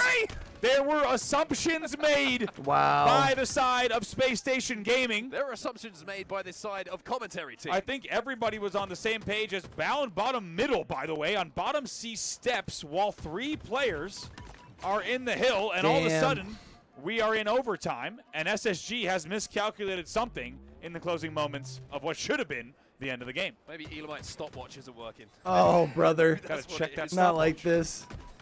Well, Bound on our screens, another little step jump from him, but King Nick will win that individual. Is Elamite the Space Station Gaming coach? Is that right? A lot of control, and that's a 4 dead for Bittersweet. And even though they made a hero play towards the end of that game, it looked like it might have just delayed the inevitable. Space Station will have a clean hold on this blue tunnel hill, and that should be them going up 1-0 in the series, and it will be them going once up. Feels like SSG might have a kind of a deal, maybe a backdoor deal with the media rights team just to get things a little more exciting. A few more adverts. Yeah, a few more advertisements, and also just a little bit more edge of your seat action to close it out to make sure that that game ended in overtime. Might be a contractual obligation. We will never know. That is one heck of a Spartan front and center. Goodness me. That's exactly what I look like first that thing is in a the morning. junkyard. One eye half open, junkyard. cycle helmet on. All right, we got to be back on the other map, right? Space Station take map 1. Already world champions are already winning tournaments, and they still feel like there's so much room to improve on. They know what the ceiling is, and I don't even know if we've seen that yet, but that's a scary reality that might be in the near future. You guys are discussing such an interesting point in all of that as well, which is you almost need a third eye as a really good pro player. And that third eye really comes with the fact that you're reading your teammates. You know your teammates. All right, more tech you issues. Know they're about to make a play without having to kind of fill the comms with it. That level of heads up is so hard to have. It's experience. It is knowing your teammates inside and out, knowing what they want to do and what they want to achieve on a map, and getting reps in. And that only comes from playing with one another in many different tournaments and in scrims and taking things very seriously. But that third eye is so unbelievably important, and it's something all of our top teams have. I do think that it's 2 in the morning, and you wake up at the house party and you think, how the heck did this guy get in here? He's the one who left the back door open all night for sure. Anyway, time for us to go to a break to just basically recompose. 1-0 to Space Station. We'll see So they're actually going to go to a break here. Tufferton. Well, we'll go back and hang out with them while they're figuring out the tech stuff. They're able to give you that experience that they have as veterans and push that forward onto you, and you learn things very, very quickly. I would say that's the big difference between, like, SSG is the perfect example because we saw what is a potential ceiling for them at the first event. But I also think if you look at the second event in London, they weren't all on the same page. I think the big word for me is consistency. How consistent are you able to reach that peak and that flow state where everything feels all right, like so you're I'll say working off this. each The other casters perfectly. look The clean, teams that find that but I'm flow just not a state big fan. more I've never been a often big fan will of just win like more tournaments. t-shirt And I look. think Optic, probably the most consistent finding their flow state throughout Halo Infinite so far. Even though they've walked away from just 2 second places so far this year, Even I don't if you're think that doing they've hit like that true I'll level even of flow, take, you or know, they haven't all been on fire and a been all on the jersey same or page. something. So they're going to be another scary team. But even the top teams, I think, have or like a improvement to do Hawaiian with shirt with an consistently open. being able to I've just never regrow been a big your fan of like the ceiling, plain which t-shirt. Then you hit that flow state of personally. the understanding of like I know everything that my teammate is about to do, and I'm playing off of him perfectly, and he's aware of what I'm doing, and it becomes unsaid like levels of like teamwork that truly transcend your team to greater heights. It's funny when you guys use the phrase flow state. You know, I actually think about it like, you know, back when I played basketball, back when I played football, and when the game slows down in front of you, it just becomes easier. A lot of people hear the phrase flow state, but they're not sure exactly what that means. When you're playing at your peak, when the game literally slows down, it becomes at its simplest form. That's when you're truly in flow state. That's when you're on a roll. Call him buddy, you're on a roll. Yeah, I get yelled at all the time for using the word flow state too much, but I mean, It's true, I yell at him. Wes said it though. I'm one of them. It's important. It is the most important thing because one of the things you brought up, the definition of flow state is being in a comfortable environment. Something not being too difficult, not being too easy. It's literally just, it has to be in that groove, and sometimes it's impossible to get there. And that's why I kind of like the Shopify Rebellion roster. I feel like to bring it back to them, like they really Bro, do they are play having for each some, other. They really have that brotherhood. So I feel like it's easier to get to that. Having a peak, time easier to on get the to that main stage, comfortability Chad. or that flow state, like we said, because you have your teammates hyping you up. You have that camaraderie and whatnot. There's a reason why you see Suppressed and Cycle on the top 2 in KD, top 2 in KDA, Suppressed, on top kills per minute every single time these leaderboards are coming out. It's because these players are so comfortable within each other and they're hitting that flow state more often. They certainly are indeed. Now, Wes mentioned it earlier, that Shopify Rebellion, the more exciting So it matchup looks is like the coming up, rounds but have the in order to same get there, games, in it's order just to different create orders? that atmosphere Is that the later deal? on, they need to show out here. A 3-0 dominance is going to be what the doctor ordered for Shopify Rebellion. Let's see if they can remedy things back from London, improve on it. And as I say that, we're getting into games. So it's going to be you boys casting this one. Have fun. It's time to find out who's going to come out on top. Will it be Shopify Rebellion? Will it be Cloud9? Pool play so important to set the tone here for the tournament. So important to get you a great seed when going into bracket play. We know what's on the line. So do they. Now it's time to see some Halo, baby. A very important game here for the side of Rebellion. Of course, Sentinels already beat Cloud9 in pool play, so now Rebellion, they want any chance. At this next matchup today, they have to get through Cloud9, and they got to do it right now. We saw Cloud9 earlier. We actually got the chance to cast them on the B stream. I felt like they looked really good. They started off so well. They weren't able to finish off games. They weren't able to clutch it out. It ended up getting 3-0'd, but the way they had the lead in the beginning of those games, kind of crazy. Can you close? That's the big question here. If they start off strong, that is Cloud9 in this game number 1. Can you close? You can't let Rebellion breathe. And right now, Tusk doing a little bit of that, taking out Cycle there at the bottom of the stairs. Tusk played excellent in his first series. Looks like he's picking up exactly where he left off. 2-0 at the moment and anchoring this gold side of the map in the for his team. Shopify Rebellion want to take over this gold side, but they got to go through Tusk, and Tusk, he got a nasty BR. Yeah, such a decisive spot there on the bottom of gold stairs, right? He's stopping that cross from happening. Also trying to stay alive. They understand how important he is. You see Soul Snipe taking him over, and also another kill goes in. That's 3 down for Cloud9. I see Suspector He was trying to wait for that gold side push and end up getting shot in the back, forced to go over toward the gold side through the needles, and looks like that's exactly where Shopify Rebellion want them, and they're simply going to nade him out. Oh, great trade there by Cloud9, though. They take out 2 from the side of Rebellion. Are they going to be able to get Oh the space my here in this hill? And you see that shock goodness. rifles up as well. And who's going to be able to grab it when 3 down go Rebellion? You have to imagine it's going to be Cloud9, but Septify making sure that they clear out the final player on the A side before going in for that hill, before going in for that power weapon. That's teamwork, baby. Yeah, Cloud9 are so good at keeping this pipe side control. You've seen them consistently pushing forward towards it. This is going to be a very important side of control for this very first hill, and you see, they're already Nice halfway there. name. So close.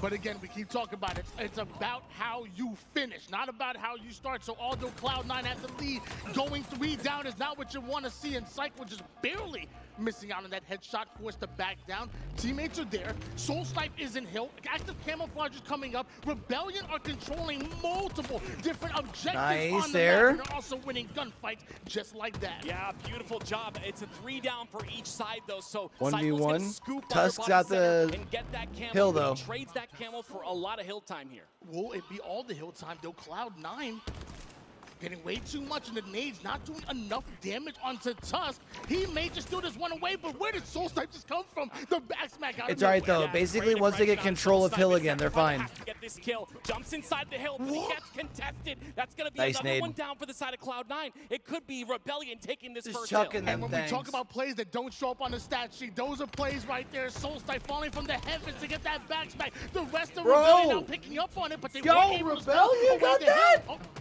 yes, they were. Well, Rebellion end up getting that hill, but they also go 4 down. So now it's Cloud9's opportunity to get that initial control and stop this push from the long haul. And look at the awareness out of Sabinator and Cloud9. He's pinging exactly where Rebellion is coming from. He knew they spawned over toward the glass side. He knew they were funneling them towards long haul. And knowledge is power here in Halo Infinite. There's a reason why Cloud9 have been able to hold Rebellion back and get 25 to 30% of this hill. It's because of that spawn awareness. Yeah, make sure you ping. You've set a button for your ping, ladies and gentlemen. A very important thing to use. I don't use it enough, but regardless of that, Cloud9 get a bit of time.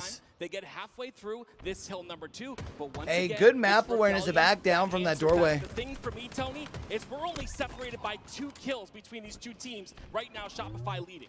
The fact that you have a whole keyboard and you don't ping, that's a conversation for another time. I'm not even going to talk to you. 1-0 lead in favor of Shopify Rebellion. We switch gears towards mental. And now with 3 players of Cloud9, Yo, who plays collapsing mouse on, and but also keyboard Halo? grabbing a hold of that camouflage, Cloud9 look like they have the advantage here in this. I know there's engagement. actually like somebody They're on, pushing I think, forward. on one of the teams on Mental's the stage first one to today. fall, and I love how they double push him right there. Overwhelm him. Mental is one of those incredible individual players. Taking him out But with that's 2 still of your teammates psycho. is exactly what you have in terms of a recipe for success. It's 3 down now for Rebellion. And they're so close to taking their first hill are Cloud9. To be honest with you, it feels like they should have had the first one. And I'm sure they probably Yeah, agree with 1000% that as should have had the Shroud first one. Goes down and into the shadow. Suspected goes, tries to steal it away, but that is a split second that they'll eventually get Cloud9 on the board. It's a bit scrappy out of Cloud9, but it will work to tie the game here at 1. And honestly, that's exactly what Cloud9 need, especially losing that very first hill, Tony. Cloud9 tying it up here means that they still have wind in their sails to take this game. Tied up at 1 apiece. This is a swing hill. This is to decide who gets momentum here in this game. 2 minutes and 41 seconds on the clock, so plenty of time. This won't be the final hill. Both teams gonna have to pace themselves. It's gonna be a long one. Yeah, once again, they're pacing themselves into the face of Mental. They're making sure to shut him down. 5 and 8 so far in this game. And you see on the other end of things, of course, it's suppressed with a beautiful 14 and 8, but it's Cloud9 once again. Their scrappy play is working thus far. They've already got some progression on this hill number 3. I'm definitely going to keep my eyes out on Sab and Suppress right now, the leading slayers and damage dealers for their respective teams. And right now, Sab doing it all, not only doing the damage, but also getting the hill time as well, but eventually leads to a 3 down, making a full squad wipe. Rebellion take complete control. Yeah, Rebellion take the process step by step. They make sure to get that elevator control. Soul Snipe spawns there. They push. I mean, towards the hill, stats and just now tell me that they've Rebellion are deleted the outslaying entire Cloud9 lead on right this hill now, that which Cloud9 had. Camouflage They need to be able to transition that into being able to get these hills. Because right now it's tied, and even tied on this third hill right now. That camouflage and getting easy picks is what they wanted to do. Soulsnipe finds the one shot, finds two, an easy double kill out of him, but Sab still able to grab a hold of that camo. Will he have maximum impact here? Great job by Cloud9 right there. They send Tusk towards the elevator side, but they send 3 towards Glass. But again, you have the adaptability of Soulsnipe to make sure to get out of that hill, switch positions, and now it's Rebellion in the lead 2-1. Sad trying to get a little tricky with it on that hill, and he was able to neutralize Couldn't find a way to get a touch. So much you can do by yourself, even with that camouflage. Eventually a 3 down goes Shopify Rebellion, and Cloud9 down by 1 cap. They cannot lose this next one. Well, it's still really even in slays. It's 46 for Shopify Rebellion and 44 for Cloud9. So that's not a factor here. It's that objective efficiency that we continue to talk about, making sure to prioritize positions on the map that give you easy access to the hills. Cycle may be down in numbers of Shopify Rebellion, but he's still getting awfully aggressive and does damage that leads to Sab going Space down. Station up 2-0. Yo, they are getting back from break really late over there. Are the ones who go 3 down. This is exactly what Cloud9 needed. Because I know that there was not time for a full Slayer game in that. Ain't no way. You know what I'm saying? And all they need to do is take care of one player in the long haul, and they do. They could potentially tie this game up, Tony. Septify currently 11 kills, 10 assists, and he's already But I mean, Space Station Gaming is going to be up 2-0 over there. What he can do with the shot. Body shot off the Soulsnipe, can't quite finish him, and this is going to be a 3-man push out of Rebellion. Yeah, Wes talked about it. It's very important to have that shock rifle, but also use it correctly, right? Get those kills with the shock, and you see, unfortunately, it's a missed shot there by Septify that could potentially cost them a little bit of this hill. It's going to be another push that has to ensue. Rebellion were able to break the setup, and now trying to get it to one of their own, but haven't been able to figure it out, having multiple players up at the same time and watching those angles, watching that space right now. Rebellion need a clean setup, and so far they haven't gotten it. But with Cloud9 going 3 down, this might be what they need. Yeah, and that camo's up as well. I believe someone ended up Nice side coming around on the flank on that. It's going to be Suppressed, who can take that camo and utilize it. It's a single push through the long haul once again. If they spot this player from Cloud9, they could take him out and potentially close this hill out. 1 minute and 15 seconds on the clock right now. What happens if Rebellion are able to win this hill and it's 3-1? Yeah, unfortunately, they're going to have to, Cloud9 are going to have to try and rush through. They do go down Rebellion, that is. They go 3 down, so it's Cloud9's chance to potentially tie this up, which is huge for them, because like you said, if it went to a 3rd hill, it would be bad for the side of Cloud9. The moment we had that thought, Cloud9 said, hey, think again real quick. That's right. Tied up right now, and what might be the most important hill, might be the hill that decides it. Next one could win it right here, right now. And so far, Rebellion, they take at least a man advantage. Nice. Aggressive. Septify, he likes that. He gets some good damage of his own. What a flip of the script, though, Tony. Isn't it crazy that the same team in Rebellion beat Cloud9 4-0 in London, and now Cloud9 are coming through, and they're showcasing that they can hang with the best. And we'll see if they can make sure to get that closure that we talked about. That bracket's going to be close. What is it, Cloud9 Sentinels Rebellion, right? We'll see if Cloud9 can make it happen. I mean, we talked about the fact that Cloud9 already played a series already against Sentinels. They're warmed up, and we keep saying, they look good in the start of games. It's only the finishing. They couldn't exactly polish it off a little. They couldn't exactly finish it off as far as a game or even a series. Now, looking much better, and also looking forward to it. Yeah, unfortunate too. With them being 3 down and that camo coming up, Rebellion can pretty much put a bow tie on this very first game if they play it correctly. The spawns come out onto A, and now you see Rebellion already aware of that, going to be pushing through. Probably the toughest bracket, honestly. That's what he does best. Look at this. To double the killing spree. Cycles on fire. Shout out to the production for catching that picture-in-picture. He saw that camouflage get grappled away, and it was mental. They're focused on getting the hill, but also keeping their eyes on the prize. They know resources will lead to kills, and those kills will lead to objective time. Excellent prioritization coming out of mental. You figure if Shopify is able to take down Cloud9, they should be feeling pretty good about sweeping their day. Shock rifle, but him going down with camo right there. Because they do play Sentinel later tonight. Difficult here for Rebellion, but Cloud9 do have that initial control. It's all about this back Hydro side. Soulsnipe understands that, and he gets one. Big stick out of Soulsnipe, and now both teams still fighting off of that back Hydro side, like you said. Tower side being controlled as well. Both teams looking to desperate Damn. into the hill, and now with 10 seconds on the clock, we're almost guaranteed to see a sudden at this point. This really will be a next cap takes the win, and it's so close. Yeah, I mean, it's trades back and forth. I mean, it's for both neck and sides. neck right Like now. we said, we should see a sudden death here, but Rebellion once again have 3 down for Cloud9, and they could close Yeah, out this is this it. hill. They're good. There it is. We see them jiggle peeking over toward the hill. We see Soul Snipe flying off of the top row to make There sure it to is. secure those kills, which eventually secures that hill, and that's a 3-2 win for Shopify Rebellion. My All right, we're gonna goodness keep it gracious, here. I'm I gonna mean, go downstairs again, real quick. Starting Throw off a pizza in little chat. bit slow there, but again, they come through victorious, and this has been the story. Cloud9 not able to close out that first game. Cycle 24 kills. I mean, an absolute incredible game out of Cycle. 24 and 15 out of the young gun. How many times can you be so close yet so far away from getting these wins? And mind you, these are big upset wins. We talk about the first series, we talk about that series against Sentinels, which would have been huge for them. Yeah. This is now Shopify Rebellion. We're not talking about those slouches here. We're talking about 4th place back in Arlington. We're talking about 3rd place back in London. We're talking about some of the best teams in the world, and you're right there.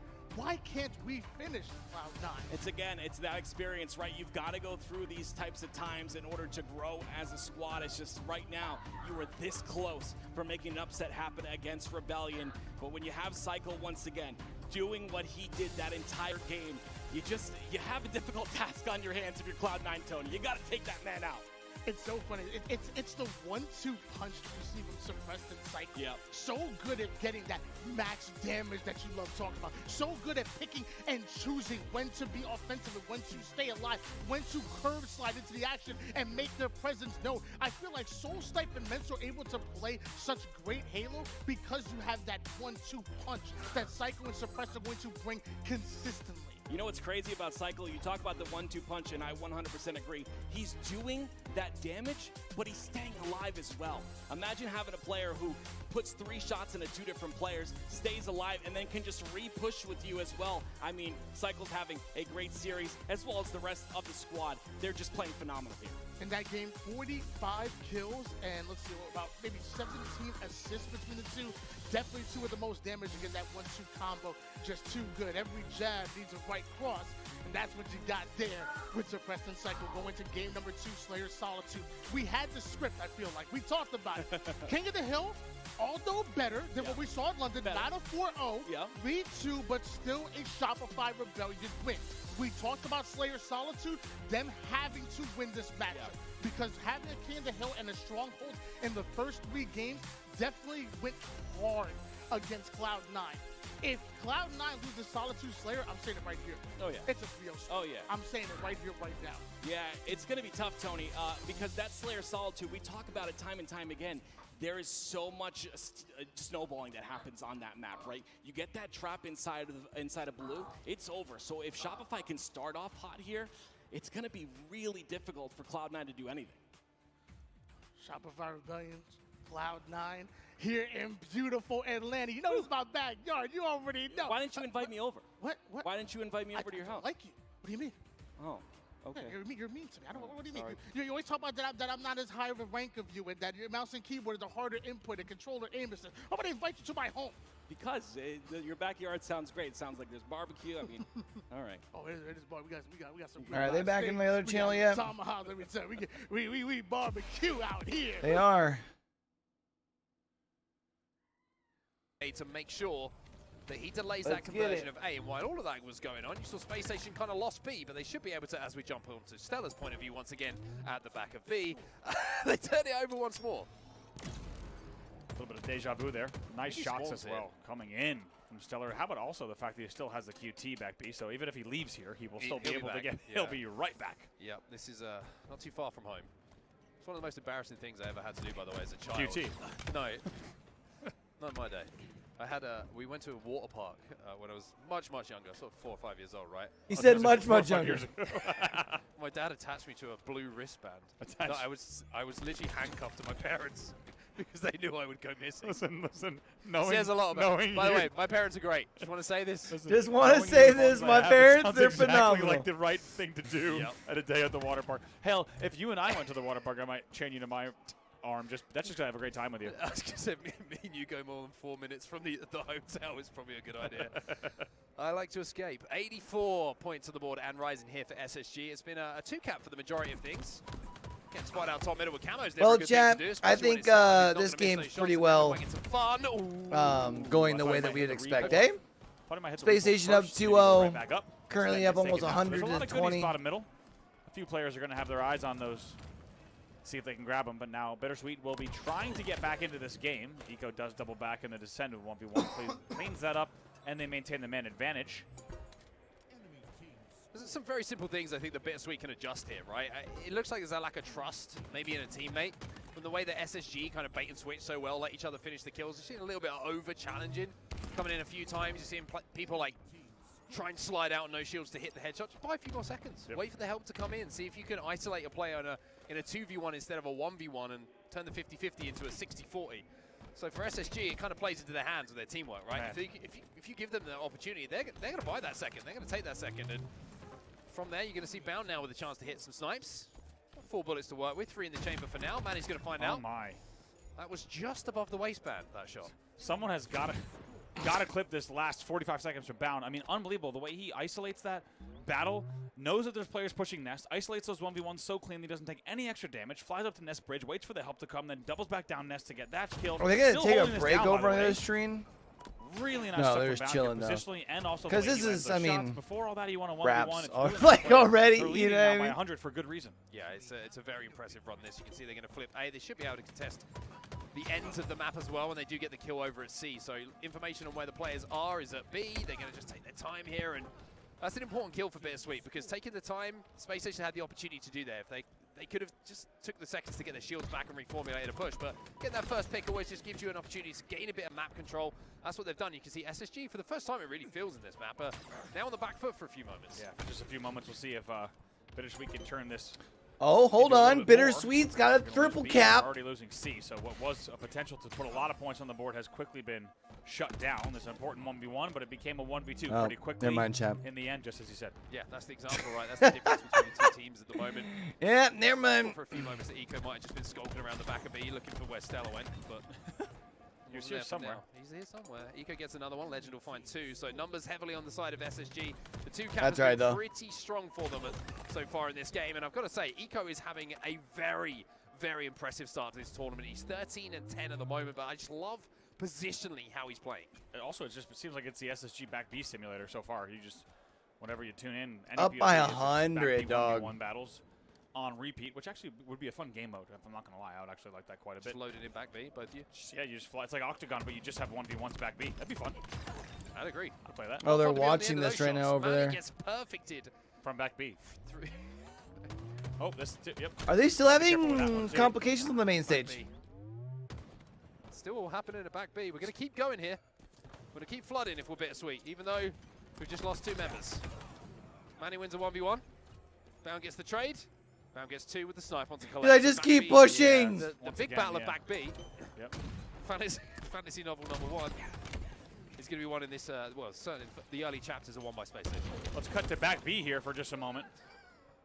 And now we will see some kills traded out. And Legend is going to go now. Let's turn our attention to back B for a few minutes. Collect was the last player alive. Some interesting spawns probably coming in here. Collect waits for some teammates, and now they're going to try to make the push top mid. They have done one map while Space Station Gaming and Bittersweet are about to be done with their series.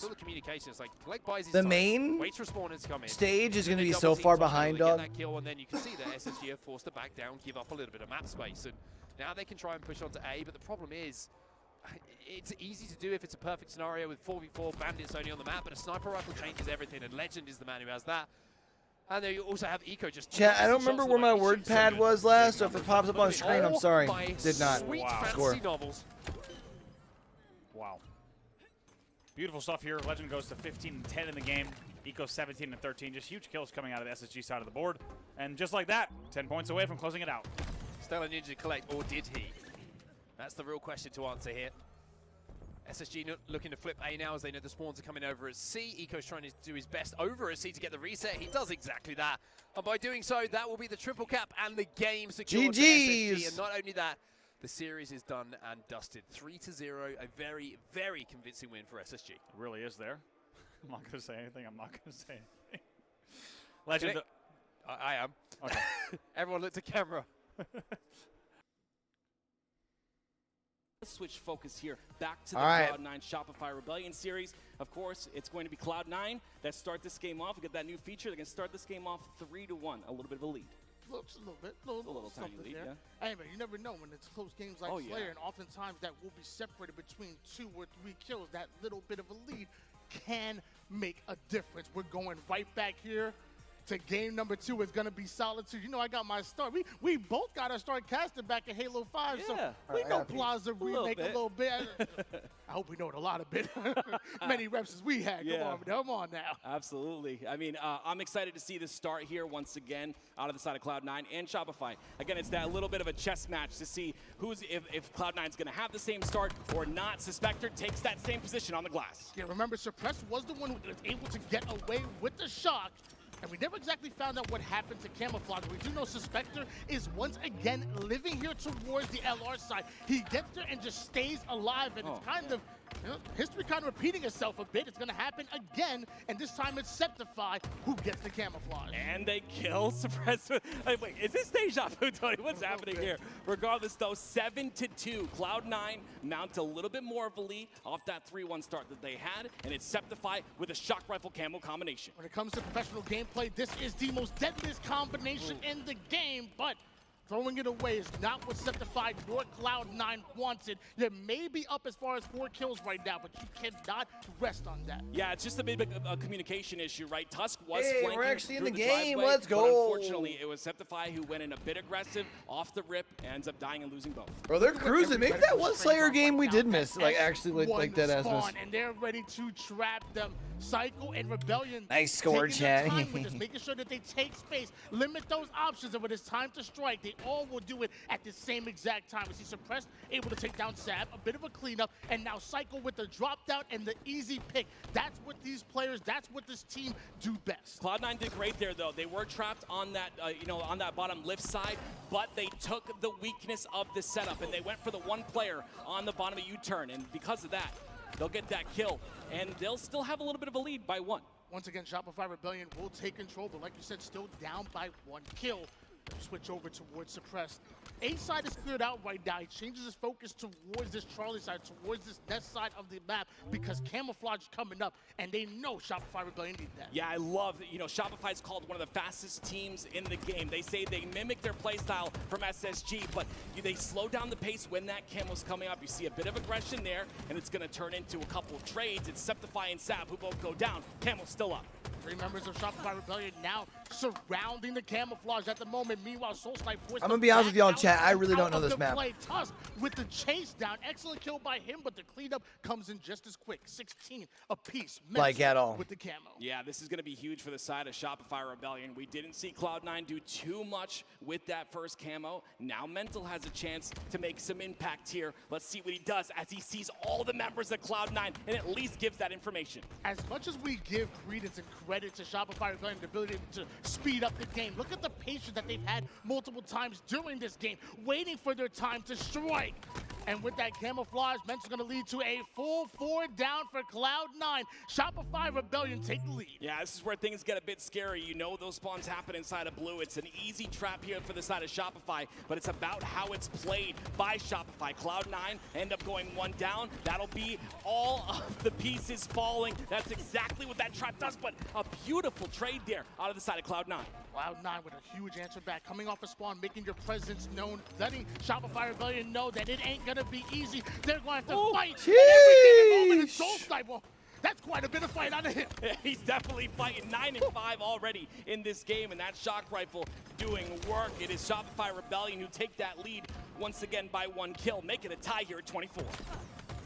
Psycho with the chase down, excellent shot. Suspector cleans him up, covers Sab's back perfectly as Cloud9 take once again a 1 kill advantage. Suppressed on the bottom hotel side of Shopify Rebellion towards the nest side of the map. We have Cloud9 with some excellent space here. You know what I want to do? I want to go into a listen-in with Cloud9 to see what they're talking about in the comms. Yo, in blue, watch out, and then blue, one shot. Yo, you turn, weak guys. Watch out, Two-shot U-turn, two-shot U-turn.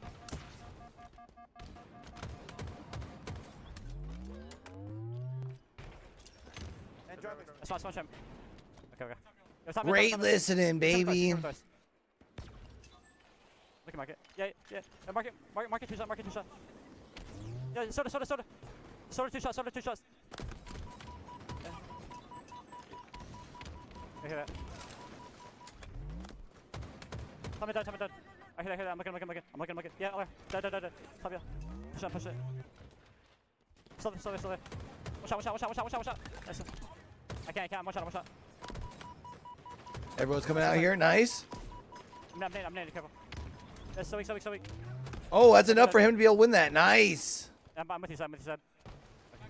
Okay, C9's turned it on here. Yeah, I'm just picking flowers. A little bit. Yeah. One's in blue. We only have one player's listening. Love the communication, love the small talk out of the team, but also love how calm the comms are. Everything can be here clear and concisely out of this roster, and one of the reasons why they have a 35-27 lead to Cloud9. Sad. Damage going down, staying alive even more important. Also, I feel like Shopify is really pushing into, especially this duo here. Although now they're finally going to be able to take him down, but strong. You heard, like you said, the communication. A lot of small talk, right? It's not panic. It's small talk. Understanding that if you have a teammate behind you, I can't peek. I'm no shields. Allowing your teammate to push up, and again, that information is key. 8-kill advantage here for Cloud9, and 10 kills away from ultimately tying up this series. And Sad just finding easy damage off was a flank, but as a position eventually was identified by the Shopify Rebellion roster. Still, they hold on to the lead. Hold on. Mental has to run away to Hold stay on. alive, and Soulsnipe once again with a flank that leads to a double. That's Soulsnipe's 14th kill, as eventually he gets taken out as well. This is the game they've been looking for. This is the lead they've been looking for. Cloud9 now have to close here, but again, it's Shopify with that camo in their hands, in the hands of Cycle. Closing on the opposition here. Making sure his teammates are with them. When they collapse together, and when they do, they execute. Do Shopify Rebellion, full squad wipe. Cloud9. They are back. I mean, that again was a lead that Cloud9 had, and they let Next it team slip. fight They could allowed turn that this. camo to go on the hands of Cycle. He made some impactful plays, did a lot of damage, and now it's only a 3-kill game here. Cloud9, though, they still lead. Imagine he stuck that. Cloud9, Got to though, kill. Their lead is slipping at the moment here. Cycle takes down Septify, and we switch gears to Suppressed, who maybe one shot, but he also has a shot in his hand. Shields are back, and in the fight, only down by 1 kill. All right, hold on. Leave it up to Shopify here. Yeah, when it's the most important time to control these power weapons and these power-ups for the side of Cloud9, they allow Shopify to get that space on the map. They take bad damage, and because of that, Shopify are freely able to go top center to get that camo, and of course, get that shock rifle off a spawn. And now, what, like you said, Tony, the pace slows here for both sides. Cloud9 leading by 1. These are the games where you get nervous in TDM. Through the blue side, Tusk getting really aggressive. Pushing Truck and pushing Suppress out. Suppress can't stay alive. Septify threads the needle from across the bottom dip side of the map. And now Cloud9 with a man advantage. Now it's their opportunity to get aggressive. With camouflage coming up, they cannot afford a mistake. Yeah, they can't afford to go down here either. And that's what I would consider a mistake. Dying right now before this camo comes up in 13 seconds.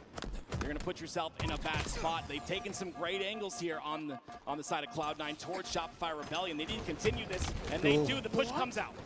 A one-shot Soulsnipe gets the kill. It's Cycle and Soulsnipe that clear out the blue side of the map all by themselves. Back-to-back kills. They got the lead. Down for And they've got camo. Shopify Rebellion not only take the It's over. camouflage, they take the lead. I mean, this was beautiful out of Shopify. That double push towards the blue. It's, again, one of the most aggressive teams in the league in Shopify Rebellion. They wait for their moment, and they strike. 48-46. And now Shopify Rebellion identified this is the two-pronged attack that they want. Pinching Cloud9 in between flowers, in between yard and the cafe side, slowly There it is, one approaching more. them. But There we go. Shopify pulls off the comeback. Wow. Shopify now lead 2-0 versus Cloud9. And I hate to sound like a broken record, Tony. I know you always say, Tim, why do you repeat the same stuff? Well, I'm going to repeat something once again, and that is, again, we find that a team cannot close there was a chance there for Cloud9 with that, I believe it was a 6-kill lead to close out that game, and they just couldn't do it.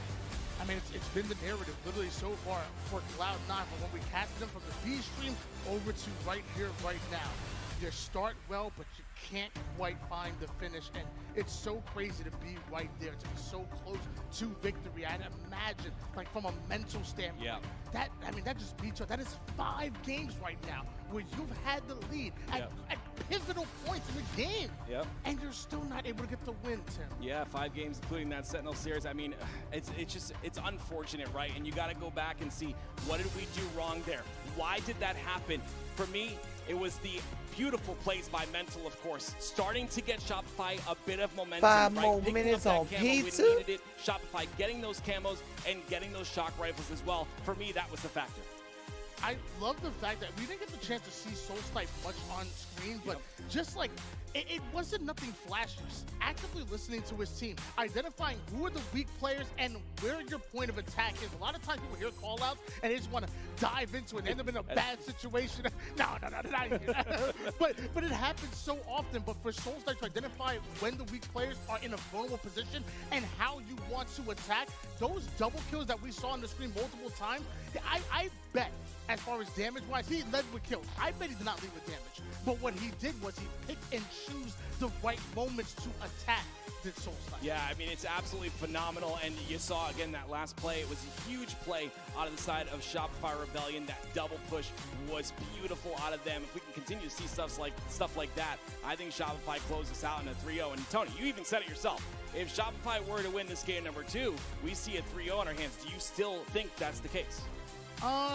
I'm gonna stay with what I said. Okay. I think for me, if it weren't the fact that they've had to come back in both the maps, right? They do everything they can to put themselves in a position to win.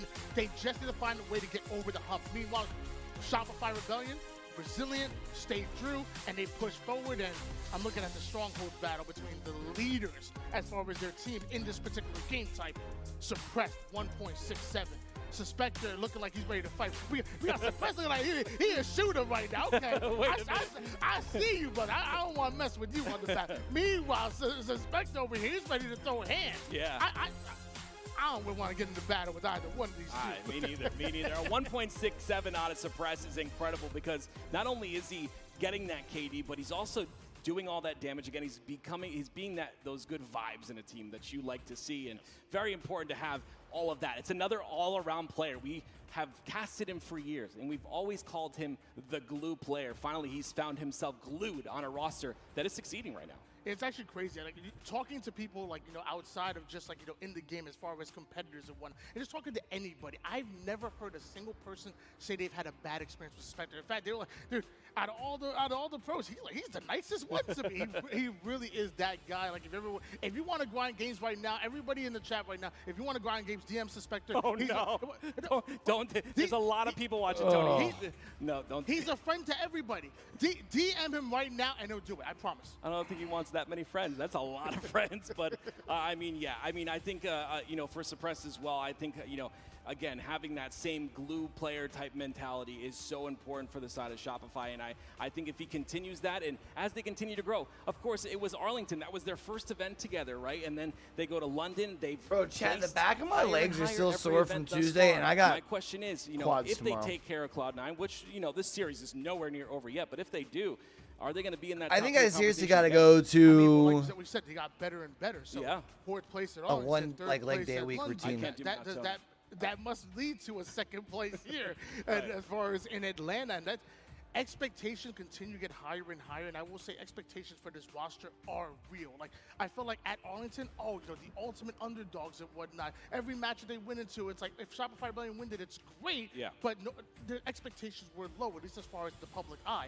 Going to London, they got a little higher. They answered that. Now coming here in Atlanta, they're a household name at this point. Right. Nobody's sleeping on Shopify Rebellion, even though I was talking about it way at Arlington, but everybody thought I was crazy. I'm just saying, everybody thought I was crazy back at Arlington, but it's okay.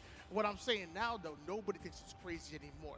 Now there's real expectations. I mean, I would imagine like there's a decent amount of people expecting Shopify to like pop off in Atlanta, right? I want to see a little bit more. They do have a tough group draw. That's the only problem. I want to see a little bit more. It's going to be tough. I mean, when you're talking about the fact that, you know, SSG, we would say, or I would say personally, that they had a fluke event. It was a fourth place finish at London. You don't expect that out of the side of SSG, but again, you got to look at both ends of the spectrum. Is it because SSG didn't play as well? So if this is still going in, they're probably going to be on a break for a bit here on the alternate stream, more than likely. I'm excited here. Still, series not over just yet. No, not over yet. It yet. is 2-0 in favor of Shopify Rebellion. And we obviously did talk about the fact that in that King of the Hill, it didn't favor them back in London. Right. And kind of the same thing as Strongholds.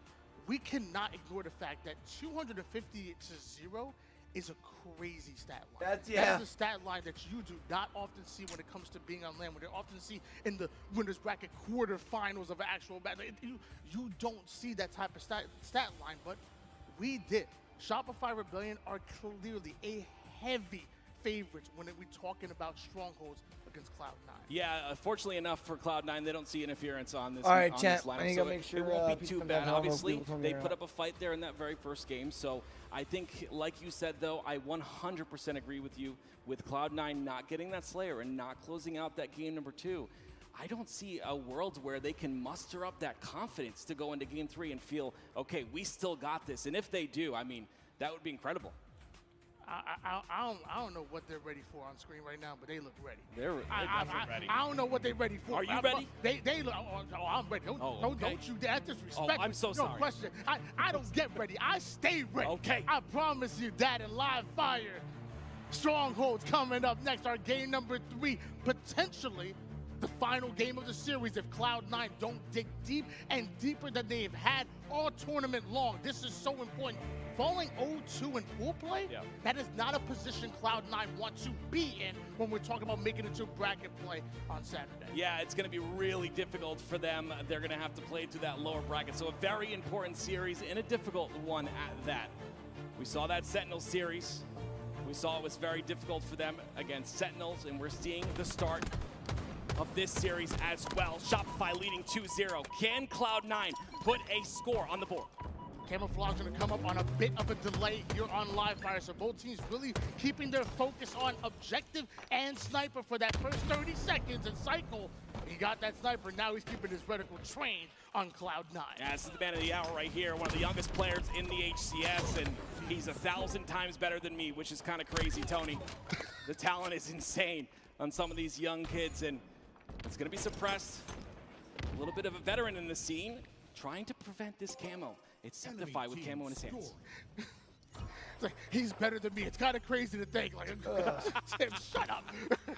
7-3. All right, we in here, baby. Let's get it. Rebellion, Septify with the early capture over towards Charlie. And although they're sacrificing Alpha, Cloud9 still hold on to Bravo and Charlie and the lead. It's a 2-cap here for the side of Cloud9. This will be good for them if they can withstand the spawns that come out. But again, look at Shopify sending 3 through the cuts here to break onto C. Ooh, a little bit of a late jump there. Just staying over toward the top C side. Juking out a little bit. Pea shooter? Nice. Charge, and so is Cloud9. They take control. They take the lead in slays, and a trip cap seemingly out of nowhere for Cloud9. Wow. Wow, this is exactly what you love to see as an answer back from that 250-0 in London. Of course, it is live fire instead of interference, but Cloud9 showcasing they're not done with this series yet. Yeah, all those different maps, they're both pretty snowballing maps. There's ones that can really get out of control if you allow a team momentum, and right now, Cloud9, they have the momentum right now. 75-7 lead. What are you seeing that's different out of this Cloud9 roster? Honestly, it's the kill differential. Cloud9 leading 15-8 right now in terms of slays here. When you have those slays, positions on the map a little bit easier, Tony. So getting those slays obviously very important. Shopify, though, answer back with that. All right, Shopify hit 2. But, man, they got themselves quite a deficit here early. They're going to try and claw out of this thing. Efficient when you're dead. So Cloud9, they have a very simple objective, and that's to win the Slays battle and let the objective kind of surround, let the objective play through that. And with Camouflage coming up, though, you can't afford to lose too many of those and expect to win a game against a team like Shopify Rebellion. See, once again, though, the timing's a bit off there on that A plat, right? They expected a 2v1 situation, but it was of course, Suppressed, who was able to get the trade onto 1. You can't allow that to happen because it gives Shopify this camo, and not only that, it gives them a double cap as well. 85-15 lead. Cloud9 do have control, but Psycho still has that camo and wants to make a play with it. Oh, a missed melee. Somehow Sad isn't still aware of it. Able to get the kill. It doesn't matter. Psycho still. As they look to put them 3 down, a full squad wipe as 4 down go Cloud9. Shopify Rebellion, they take the trip. Once again, it's a great start by Cloud9, but look how quickly Shopify Rebellion answer back. And you see, I talked about the slays being in the favor of Cloud9 before. Guess what, Tony? It's 21-20. Still Cloud9 leading by 1, but Shopify are starting to slay out a bit. Yeah, he's sniping souls right now with Mikey on screen, and I'm loving it. Wow, and they got the triple cap. 2 of them get capping right now. A's got the reason why Shopify Rebellion are a coming little back progress in to it. And may steal the lead is behind Soul Snipe and this. But still, they just very quickly took the lead. Spawning in a non-advantageous position. Talked about Soul Snipe kind of being that all-around player that gets things done that need to be done right. It's crazy to have that player to depend on. He can hit headshots with the snipe. He can rotate. He can get that objective time as well. Soul Snipe can do it all. 105-85 lead. Shopify Rebellion have stolen the lead, and now the question is, can they hold on to it as Suppressed? Some nades downtown. Tusker doing everything he can to stay alive toward the Charlie side of the map, and Suppressed aggressive, the main damage dealer of the crew. Even one shot, still confident, but eventually tries to stay alive. Suspector hunts him down, and Shopify Rebellion, they still have a double cap. Yeah, they're just doing a really good job, Tony, of even when they're down in numbers, they make sure to get a 2-for-1 trade. They make sure to still trade out at least 1 kill. And I think that's what's important here. Nice from Tusk. That should allow them to get B finished. Tusk staying alive. A one-shot Soul Snipe cannot win the pave against Tusk, but he has to hop out at least momentarily. Wow. And the reset does happen, so now you have to start all over. All of that work that you did to take Bravo, well, eventually it does happen. Well, Suppress was down, so it's Shopify Rebellion playing a bit slow. Don't want to overextend on the B, so it'll be Cloud9 with that BC control. And you see, once again, Tusk understands the pressure's coming out into C, rotates directly towards A, but he doesn't get in the hill just yet because that camo was up and Suppress just took it. Looks like Suppress ends up taking it and now doubles back. And I don't think Tusk and Cloud9 are aware of this play. This might be a game-changing play. But eventually Suppress, he noticed Septify. Septify trying to sniff him out toward the small window side, so Suppress answers right back. A bit of meta-on-meta action right now, a little counterplay. There's a lot of time leading Nice. from this camo. Finally You get gets the second? the action, though, and he Nice. makes count with that double. That's exactly what you love to see. You never want to see a camo and that 30 seconds wasted. Suppress makes sure to leave no crumbs on the floor. He had to adapt a couple of times to get that play off, but he did. Well, we didn't see him on his left. Really big for them. The large reason why. He still pulls it. Oh, I thought he was about to turn on him. He reads the play so well, and that's another stick, another kill, and another 3 down for Cloud9. And another 2-for-1 trade, right? Suppress makes sure to get 2 before he goes down, and that's exactly what Shopify have been doing well this entire game. Suppress 15-8 thus far, comes off a spawn, already getting himself another kill, and not only that, he resets C. Man spawned up, was already in the action. I'm complaining if that happens to me. I'm like, stop spawn trapping him. He doesn't make excuses. He fights his way out of his spawn right there and earns it. But eventually Cloud9 slay out once again. They grab a hold of Charlie, and now Shopify Rebellion, what they're doing. Oh my goodness, Shopify he pushes clip towards him a that bit? side. It's Tusk once again on the top tower. Very important for him to live here with this snipe, and he does just that. He's gonna get his shields back. And again, being on top of this tower is so impactful for this C hill. Look how much damage he's able to do. Gets 1, gets the second as well. Trying to go imagine for he the hits third, that. repulses and stays alive instead. The fact that he stayed alive for that long and did that amount of damage, not bad. Trying to extract every bit of value out of his life right there. Did Tusk, but Shopify Rebellion super aggressive to take away Charlie. Alpha will change hands, so Cloud9. Bro, Cloud9 has started off decent all 3 maps and has allowed Shopify Rebellion to come back and pass them up and win. Get that double cap and hold it for a bit. It's still a lead by Shopify, but it's not by much. 173 to 126. Double cap still in favor of Cloud9. And Suspector on the attack. Gets one, can't quite get a second. And Mental was the one with the sniper. He's the one that needs to go down. Yeah, Mental with his snipe. He's got 1 bullet left after that missed shot. But again, he's playing with his team. I love the fact that he took out the bandit right there, did as much damage as he could. Doesn't go for those no-scopes. Make sure to use that bandit to get some damage in. Love that. It's so important to use that teamwork, get that damage, and like you said, don't always go for the no-scopes, even though that one almost connected. Bandit comes out quick, and he still gets the kill. Does Mental onto Sab, and right back over towards Alpha as they push for yet another trip cap. Shopify Rebellion. Yeah, but Cloud9's got C. Beautiful here. They're rotating around the map perfectly, while but still allow Shopify to keep a 2 cap. What's gave them this lead thus far? They're not winning by, in terms of the Slays category, they're not winning by a ton. It's only 53 to 46. But in the objective side of things, it's much different. Septified, he was strafing so fast, he was barely moving right there. That was interesting. Oh my gosh, it's like he was looking a little Speed Force, like a flash. 220 to 135, another trip cap, Shopify Rebellion, another kill from Mental, Cloud9. We talk about clean slays is what's needed. Trading out is not going to help when you are down by about 100 points and 3 down. Eventually go Cloud9, the final player, and Sab ain't nowhere to go but the black screen. GG's. Yeah, Shopify are picking apart 1 by 1, and now 245 and counting for them as they look to close out this series and potentially will do just that. It's a 3-0 sweep for Shopify Rebellion. 250 to 135 will be your final score line, and although we want to give our flowers to Cloud9, we want to talk about the fact that this was much a better performance out of the King of the Hill and the Strongholds that we saw before. We want to talk about the fact that they start off games well and put themselves at least in positions to win, as opposed to goosing the objective in 2 in a row. We talked about Cloud9 getting better, but at the end of the day, you know, what do they say? It doesn't matter win by an inch or a mile. It's about winning, and they're down 06. That's absolutely right, and honestly, it was just beautiful, the fact that they were able to, again, rotate so well on those last hills, and even though Cloud9 had that little bit of a lead, it didn't matter. It certainly didn't, boys. Welcome back to the full desk. Wonderful cast.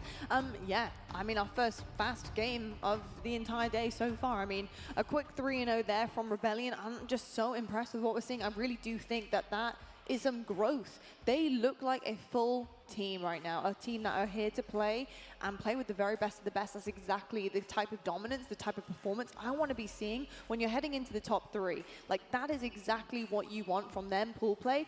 And unlike some of the other teams that we've had so far, Space Station, Optic, they didn't start off slow. They started off pretty hot. So I'm excited to see what they can kind of continue to do with that. Yeah, I was most impressed at the end of that Solitude Slayer game where they were down and they did not have control of the map. Camo's coming up, and they formulated such a perfect break to not only take the lead, but get that camo and put a punch on that game. That looked like the game that they were going to slip up. They were down throughout that game, about 9 kills at one point, and they still figured out a way to come back and get the job done in dominant fashion the rest of this series.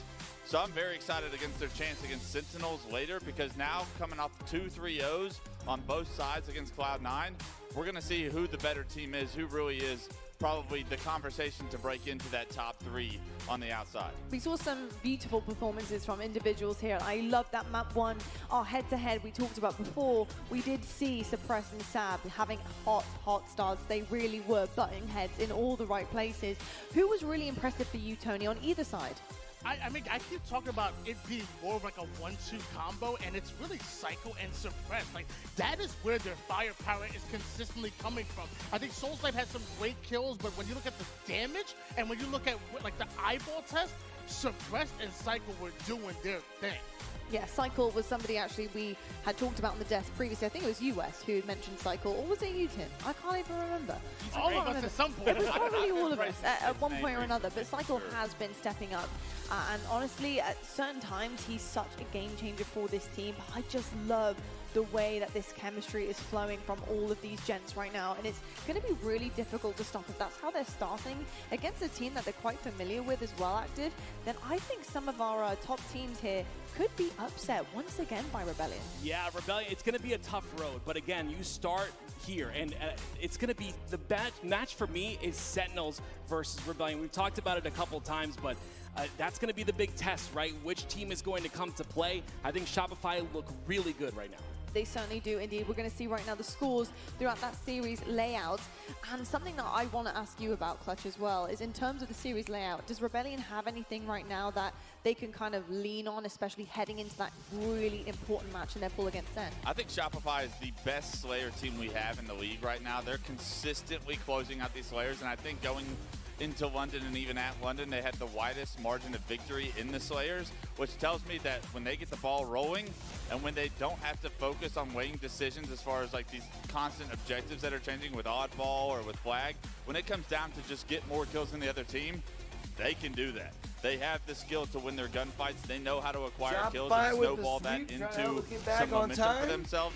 So those game 2s and game 5s are something Shopify look at as traditionally a deficit for our better teams in the league. They look at it as a strength, and that is a very strong win condition to have in your favor, looking at series going against teams as you go throughout a tournament, specifically against the likes of FaZe, Optic, and SSG. When you can win the Slayers, you can beat those teams. One question I have for Shopify Rebellion here is, and it's really, I guess the question is, was it more of Cloud9's strength or Shopify Rebellion kind of falling behind in every single one of those games? So it could be a strength or a weakness. It could be Shopify Rebellion during the face of adversity. They step up. They find a way to clutch out and find a way to win games. But it also could be against some of the top teams in the world. If you fall in deficits like 72-7, if you fall in deficits like that in those Slayers and even the King of the Hill, will you be able to climb your way out of the hole? I guess that's going to be more questions that I have for them as the pool play goes on, as bracket play happens. Sentinels, right? I think that's also been a type of storyline around Rebellion for quite some time now, and I think it was what was holding them back from breaking the top 4 and then obviously in London breaking top 3, and they did just that. But it was about having that belief that it isn't over until it's over, that you are always able to come back just depending on the circumstances, and you've got to create that circumstance for yourself and your team. And we see often our big 3 do that. They do the unthinkable. How many times have we seen Space Station Gaming? You think you're counting them out in a series. They reverse sweep. Or even a map, a swing map. You think this is it. They're going to get 3-0. Oh my goodness, what is happening? They are like 2 down in a hill. This is crazy. And they manage to come back. And it's that type of belief that I think separates the top 3 from the others and from the rest of the pack. There is many other things, I'm sure, but the belief is definitely a big one. Yeah, a big thing for me with Shopify is do they set the tone early like they were able to against SSG in London? Looking that was kind the of big above the thing. conversation that Soul Snipe walked away in the interview with. He said Mental came out and set the tone for us early. I don't if they think can that's get the ahead Atlanta in series, Hawks they can stay in stadium. those series. They need that initial footing, I think, against the big dogs to show that we are here to compete. And I think now that they've even created that upset in the manner they did at London against SSG, this team is a threat to every single team in the tournament, no matter what day it is. Hey, don't get me Let's wrong, see it'll what other teams are going to get be busy in there this this weekend. competition. Let's take a look at our pools now to see what scores have been coming in while we've been on the main stage. Now, taking a quick peek at Pool C. Yeah, so Cloud9 did lose to Rebellion, Sentinels as well. 1-0. Cloud9, 0 for 2. They do fall short to Sentinels, so it really is going to weigh in on that primetime match happening today. Huge stuff, and I can't wait to see how that one ends out. And then Pool D, we haven't even talked about Pool D yet. Space Station and Quadrant, 2-0. Quadrant going down 1 from Space Station early on today, but Bittersweet now added to the conversation as well. Space Station will edge them out.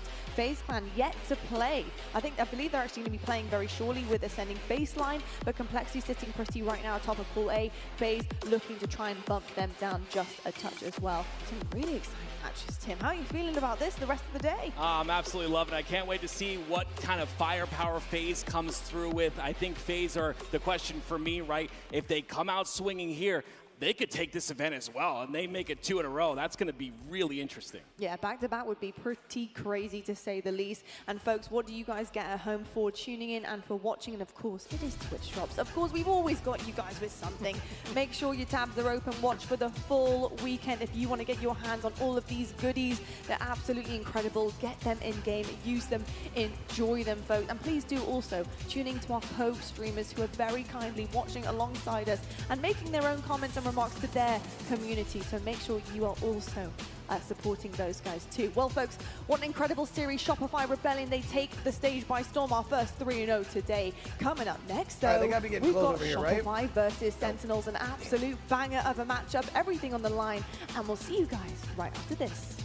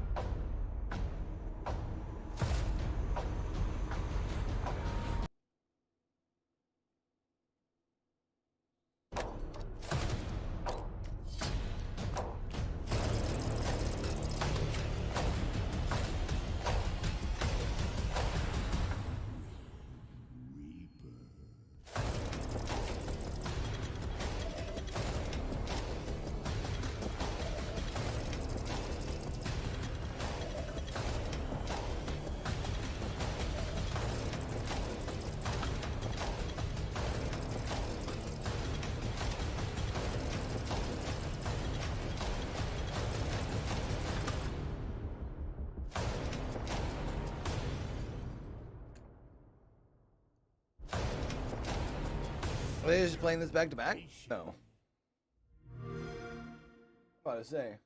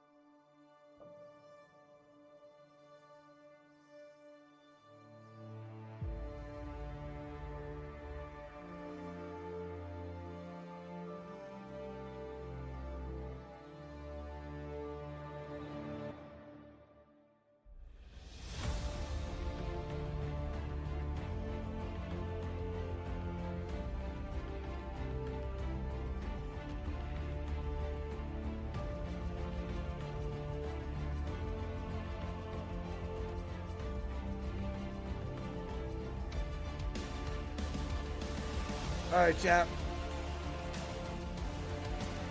Let's see if they're back over on the other channel. No? Should know. They've been getting back a lot quicker, so I wasn't sure if maybe they would this time around.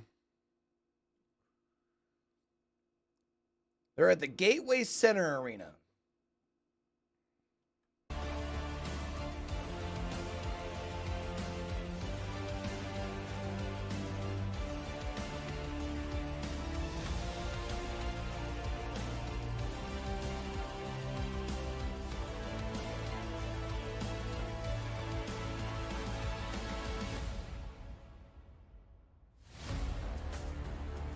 Ah, that's where the Atlanta Dream play. Okay. Looks pretty nice, though.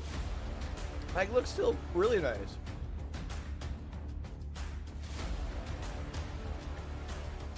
I wonder how much of it they're going to be using when they're, like, packed in there on...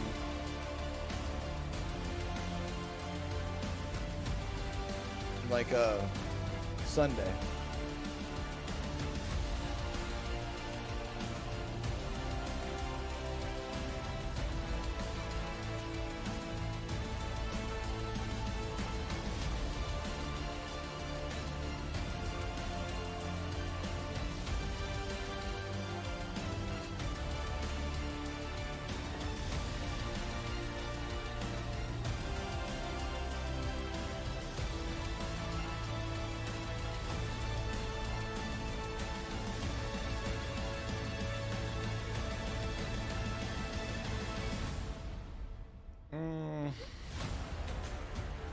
Part of me wants to sit down. Part of me knows that that would be the death of me, though.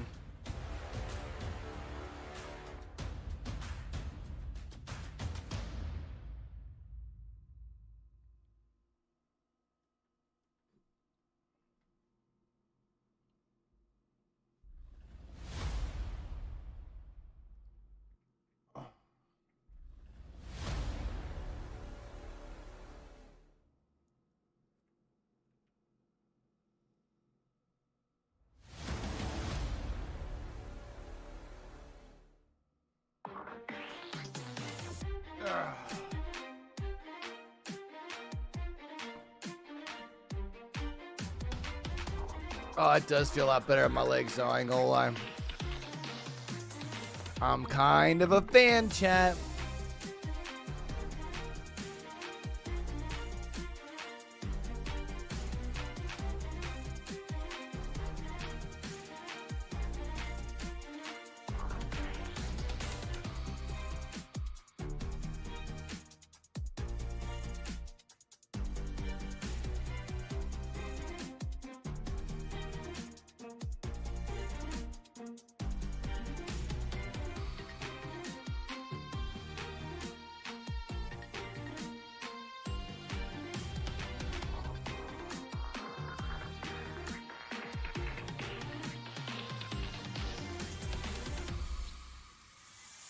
I wish they showed this longer. Hold on.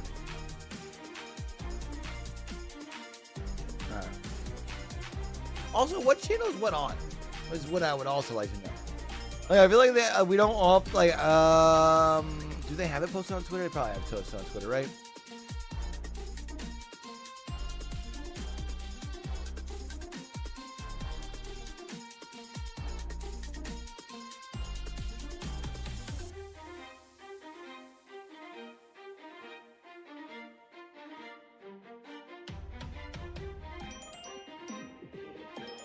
Gonna be Optic ITV on the main channel, FaZe versus Send on the alternate channel. And we're still pretty well running a whole matchup behind.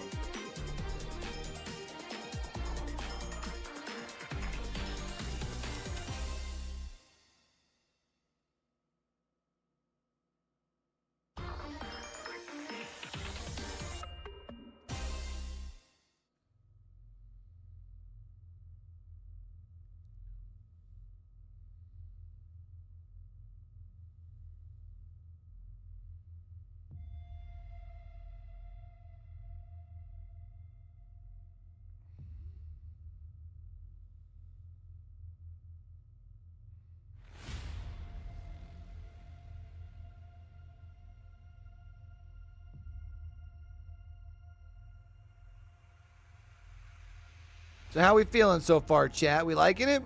I think I'm digging it. It's been a minute since I've gotten to check out like a full Halo event. Usually, if anything, it's like maybe Grands. I'll check in a little bit on Sunday.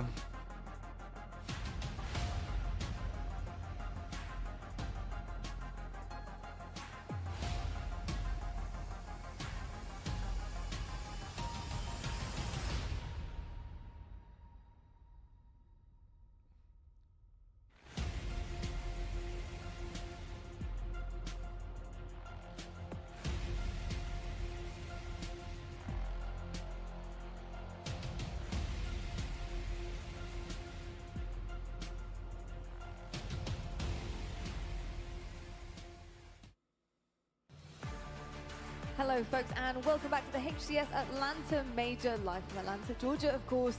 Now, Halo Infinite's next big update comes out July 30th, and to talk all about the exciting goodies coming our way, I do have the wonderful Heinz and Unicheck, and of course, Clutch, as per usual. I never get called the wonderful, by the way, so you guys feel The glorious, legendary, incredible Clutch. All right, relax. All right, okay, too much.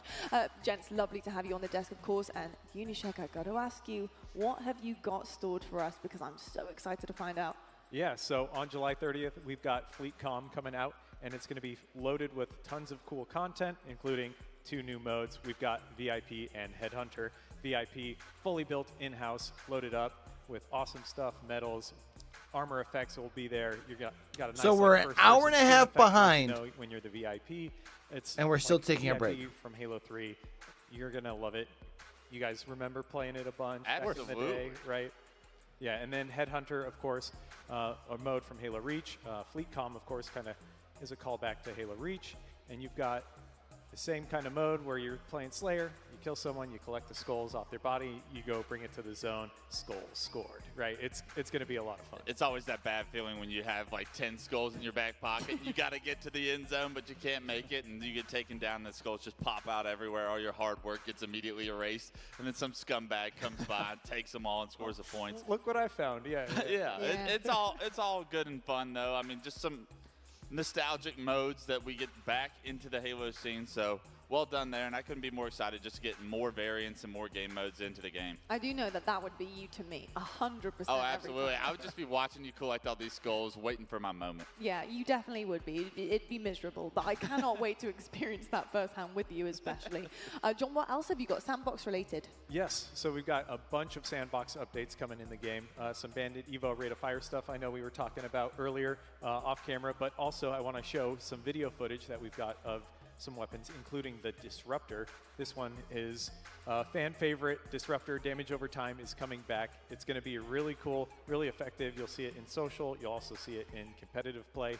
I believe we have a video for that we could take a look at. Yeah, the Disruptor is just such a cool gun, and it felt like it lost some of its identity when we took the damage over time away in a previous tuning update. So now we're bringing it back. And you'll be able to get 4 shots in. It queues it up. You can see it right there, a nice little sizzle. And then after that, your 8 shots, you take them out. Yeah, I love the idea of just adding the uniqueness of this weapon back into the sandbox. Something we had never seen really in Halo is that damage over time. So excited for that. And I also am very excited for the competitive side, that the damage over time no longer suppresses your ability to ADS or whatnot. So that's a very important piece that I felt like was frustrating from the competitive That's an side interesting used to be in the weapon. The fact that we were able to have the best of both worlds now, I think, brings the Disruptor back in a healthy state for the competitive scene as well. It does indeed. Then you can add in a new piece, which is always fun. Getting a little bit of an upgrade. We got a couple other videos I'd love to go through. We've got the Rebound Ravager. This one is super fun now. Previously not so great in PvP. Not so fun. Yeah, as you could see in this before video, it kind of bounces off the opponent and then does some splash damage near them, which makes it really challenging if you're actually shooting at the player. So to make it better, we took some inspiration from the Brute Shot from Halo 2 and Halo 3, and now it's going to behave very similar to that Brute Shot. Direct shots will blow up, bounce shots are back. It truly just feels like the Brute Shot, but with the added bonus of the Charge Shot on this updated version is going to insta-kill if you hit it direct. So be accurate and you'll be rewarded. Love to see that. Personally, for me, who loves a Husky raid or two, that is music to my ears. Because every time I am gifted that wonderful weapon, currently, wonderful is a stretch. I'm not very good with it, and I'm like, damn, this is gonna suck. So I'm really excited about that. An incredible change there, John. Love to see it. Anything else? Yes, the Unbound Plasma Pistol. Speaking of Husky Raid and Super Fiesta, Unbound Plasma Pistol is also getting an update. This one went from kind of single fire, hard to track, to a burst fire, right? It'll start shooting 3. Here you see the before. This player is already no shields. I also realize we're shooting at me here, which is kind of weird. I'm just dying in these videos over and over again. But you see in the after, it'll Nothing end weird up about that. The after, you can actually finish people off now with the plasma pistol, which is great. But the most important one that I'd love to take a look at, if we could jump just straight to the next video, is going to be grenade jumping returning. Ooh, grenade jumping used to be so much fun, bro. We balanced and made sure that if you're on the ground, your feet will stay on the ground. You get hit by a grenade, that's totally fine. But if you decide to jump and you want to actually go for a grenade jump, you can now have some awesome jump theory creative plays and make these cool jumps. Hey, there's some good ways to like relocate in the past. Level, people, are they going to take that risk to jump with the flag right there as you show it? It's a really big decision to make, and I'm excited to see how it plays in comp. Yeah, outside of just jumping, I think it adds a little bit of the floatiness back to the Halo sandbox that we traditionally have seen across so many different other titles. So I couldn't be more of a fan of the idea that we're adding that floatiness back. And you have to calculate it from a competitive scene, so it will change things in combat. The floatiness, official word, chat. It certainly will. Hey, look, just watch it happen one time to save a game to clutch up. And then the pre-nades are going to come in the base before. So you'll get naded by yourself and then naded literally just as you're going to be at the flag. There's going to be some crazy things happening competitively, I think, with that. Really excited to see what some of our pros will do with it. Yeah, I'm excited for that. Yeah. Me too. Now, in terms of points per match, what have you guys been working on there just to reap some more rewards for fans? Yeah, so recently we launched the exchange, and we got a lot of feedback on making it easier or to earn Spartan points so that you can go earn new customization content in the exchange. So with this update, next week on Tuesday, you'll get 100 Spartan points. You can see it right there. Per match, after you complete your first 2 daily challenges, you'll get 100 Spartan points, and you can start really earning a bunch of points to go use in the exchange and unlock cool customization content. We all love that. We love the aesthetics. That's literally fantastic. So amazing stuff that's been done there. And then obviously in terms of aesthetics, what comes to mind is of course Forge. Any changes happening to Forge? Yes, lots of Forge updates. I'll try and keep it brief, but campaign music is getting added. We took the entire campaign system, made it accessible to our Forgers so they can just plug in and activate it. I feel terrible for talking over the soundtrack right now, but I know we have short on time. You can queue up music. You can also queue up Steitzer voiceover announcers. We have 100 new campaign tracks. The best soundtrack ever in gaming, chat. Don't even try and argue with me. And then we also, a lot of time. Super thankful to the team for actually putting the time in to actually go do that. And we also have like 500 new text strings that are going to be added for the UI and nav markers. So you can really make your creations feel super unique, super distinct, and feel like a developer made them. I love that. I love that. And the nostalgia is off the charts as well, especially with all the music added in. So gorgeous, gorgeous stuff there for Forge. Really excited to see what you guys come up with. But that leads me on nicely to one of my favorite things. And Reggie Hines, it's over to you, mate, because I want to know what's happening with Ranked. Yeah, let's talk some Ranked. Obviously, we've heard some feedback about the pace of play. And one of the big changes with the sandbox changes John has mentioned is the rate of fire change for the Bandit Evo. So we're slightly reducing the rate of fire on the Bandit Evo, as you can see here. Obviously, it's a big meta shift in Ranked and HCS towards the end of the season here, Wes.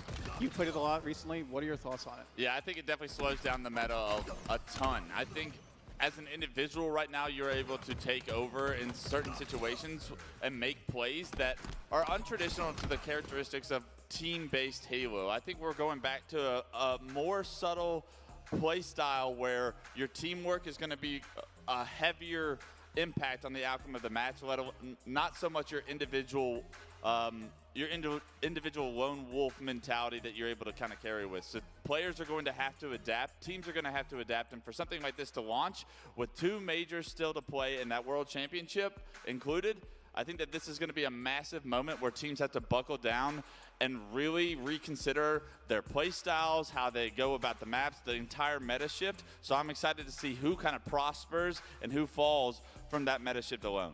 I think another really important thing for a lot of our competitive community is, of course, CSR. That's all I hear about all the time on anyone's stream. So any changes to that? Yeah, so we have some matchmaking tweaks, again, based on feedback. Deterministic CSR, that's when you +7, -7 win or loss. We have that at 1800 right now. We've heard a lot of good feedback about how that experience is going for players, so we decided to lower it a little bit. That's going to be lowering to 1700, so once you hit 1700 now, you're going to be hitting that deterministic CSR payout. That's incredible stuff. And yeah, I think reaping the rewards there, just having a journey to go on to be able to be the best in your rank, and then obviously rank up as well. Fantastic stuff there from the team. And of course, I also have to ask about maps. So what about map changes? Yeah, so again, we're listening out there. So we heard some feedback on Aquarius and the Ranked Arena, and specifically with the Overshield, as you can see here, and Thruster. Overshield is currently pink 1. We're feeling it's a bit chaotic, so we're swapping it to top middle. And you might ask, where's the Thruster going? It was top mid. It's going to be right where Overshield was, pink 1. Love to see that. I think that makes a huge change, to be honest, to this Aquarius map. I think when the change came and it was down at pink, it really was a hustle, and you honestly only had 1 set of slays to get it done. You couldn't fight back for it. So all night. The risk was so high, and it often kind of just didn't balance it as well. So I love this change. Yeah, a lot of the issue with it being pink 1 was the difficulty in not having a line of sight of where the enemy is coming from because of those walls that are down bottom middle. when you can't see the enemy team throwing grenades or whatnot, it becomes more of like a rock, paper, scissors match as far as, am I going for this successfully, or am I strategically going to be able to acquire this for my team? I think with it being top middle, a lot more out in the open to all sorts of different angles and sight lines, you'll have to be more calculated with how you're getting these power-ups, and I think the competitive scene definitely vocalized the frustration with the Bing Pink one, so it's a win-win in my opinion. I think it will up the level of skill required to have success on a map like Aquarius, so excited for that for Ranked as well. One of the things we skipped over, though, with the matchmaking changes was not only that the deterministic CSR is being moved down to 1700, we're actually having the team play where you're able to search with an entire squad, moved from 1600 up to 1700. So I'm also excited about that. I wanted to throw that in. I get to play with the boys a little bit longer. Exactly. The fire team limit changes. We heard the feedback. You can only play as a team of 4 at going to 1600 right now. Yeah. We're going to raise it up to 1700. So now you can play as a party of 4 up until 1700. And then also the deterministic CSR kicks in at 1700. So once you get to 1700, you're in the it kind of feels like you're in the big leagues now. It's like, okay, got to buckle up, play solo duo, and probably good to start matching pros. Oh, well, do you know that's great news for me because I need all the help I can get with my teammates. I got you. I can play with you a little bit longer now. Yeah, just a little bit longer, and then there's a cutoff. But I do appreciate that one as well. Any other refreshes coming through? Yeah, so we have had Ranked Slayer out for a few months now and as a permanent player along with Ranked Doubles. And we've been using that time to see kind of the data on how it's playing. So we made some map updates, as you can see on the screen here, to Cliffside, Forest, Illusion. So coming next week, you'll see some map refresh in that playlist. And on top of that, with that refresh, you have the ranks resetting across all Ranked playlists. So if you had a bad season, now it's time to recharge, regroup, and start up again. Why are you looking at me? I know. You had a bad season. I had a bad season. It's just a bad season. That's all right. Rub it off. We talk about it all the time on the desk. Bad games. I had a bad season. All right, it is what it is. But there's a refresh coming, and I am here for it. But I love that, folks. July 30th. That will be coming your way. If you are in this arena, though, you can test this out right here, right now. All right, we got Ascend FaZe cleanup over here. Let's let us know how you think. Get some games on, man. I'm so sorry, chat. Nope. Already 1 hill to the good. It's pretty even in terms of time in this second hill. And perhaps a little push that Ascendant Baseline can put together, they can maybe tie up this game. But as we stand, Snakebite's over towards back blue. Royal 2 and Millsy have traded. That's going to mean the ever-experienced Snakebite will step inside the hill and continue to score for his team. FaZe now starting to outslay Ascending Baseline by about 10 Bro, kills this sound is already. awful. Royal 2 and Snakebite beginning to put numbers on the board. It's looking pretty dire for the Europeans, and it's 2-0. It's got more dire. So it was a promising start, and it was probably a hot-headed start of, we've just come off the back of a... What's up with the fuzz on the mic, though? We're feeling good. And FaZe were probably caught off guard a little bit, like, oh, okay, we weren't expecting that kind of speed at the start of this game, but now FaZe have wrestled back control. They find themselves with a 2-0 lead. It's something Ascendant Baseline are probably pretty used to when they play against teams like Quadrant and ITB. It feels like the B stream has been getting so neglected. It's tough. When you utilize those strategies, when you execute them, that you keep them, you hold those setups, and unfortunately for them, when they play against the caliber of these teams, they just come a little bit unstuck and then perhaps find it difficult to get themselves back into the game. And as we head into hill number 3 over towards Whirlpool, FaZe are in what could be described as comfy zone. Yeah, this game's not going to be lost in individual skill, really. I mean, every member of Ascending Baseline EU has played enough Halo Infinite that in an individual gunfight, they can kill FaZe members. I mean, I'm not saying they would win every single 1v1 in their favor. There's an example. Snakebite is one of the best players in the world and shows it in an individual gunfight. But 5 times out of 10, most probably can still win that fight, right? Maybe not 5, maybe 4. I'll give him 60% is going to go in favor of Snakebite. It's the team aspect, it's the teamwork, it's the tactics that FaZe Clan know, it's the chemistry, it's the experience that Ascending Is Baseline it just so don't Frosty, the have. same Frosty that's been in But the it's league games for like like this ever, that like play to learn, to get put in the that starter position time? so they can say, okay, well, this is how we've got to try and escape. Yeah, bro, I out of can't these do this like scenarios. static key mic, man. As much as I would love to watch this game, but naturally this is on a commercial anyways. Interesting point to raise as well, of course. Ascendant Naturally. Baseline will find themselves in the situation in Europe where perhaps they're dominating most teams, but then they come up against 2 or 3 that give them a real problem, and it can be very difficult for them to learn how to break setups, hold setups. And when you play against FaZe Clan, you play against Complexity, they ask you questions that perhaps you didn't have the answers to, and all they need is a few more reps in these competitions, and perhaps they can close that gap, particularly on the other teams in Europe.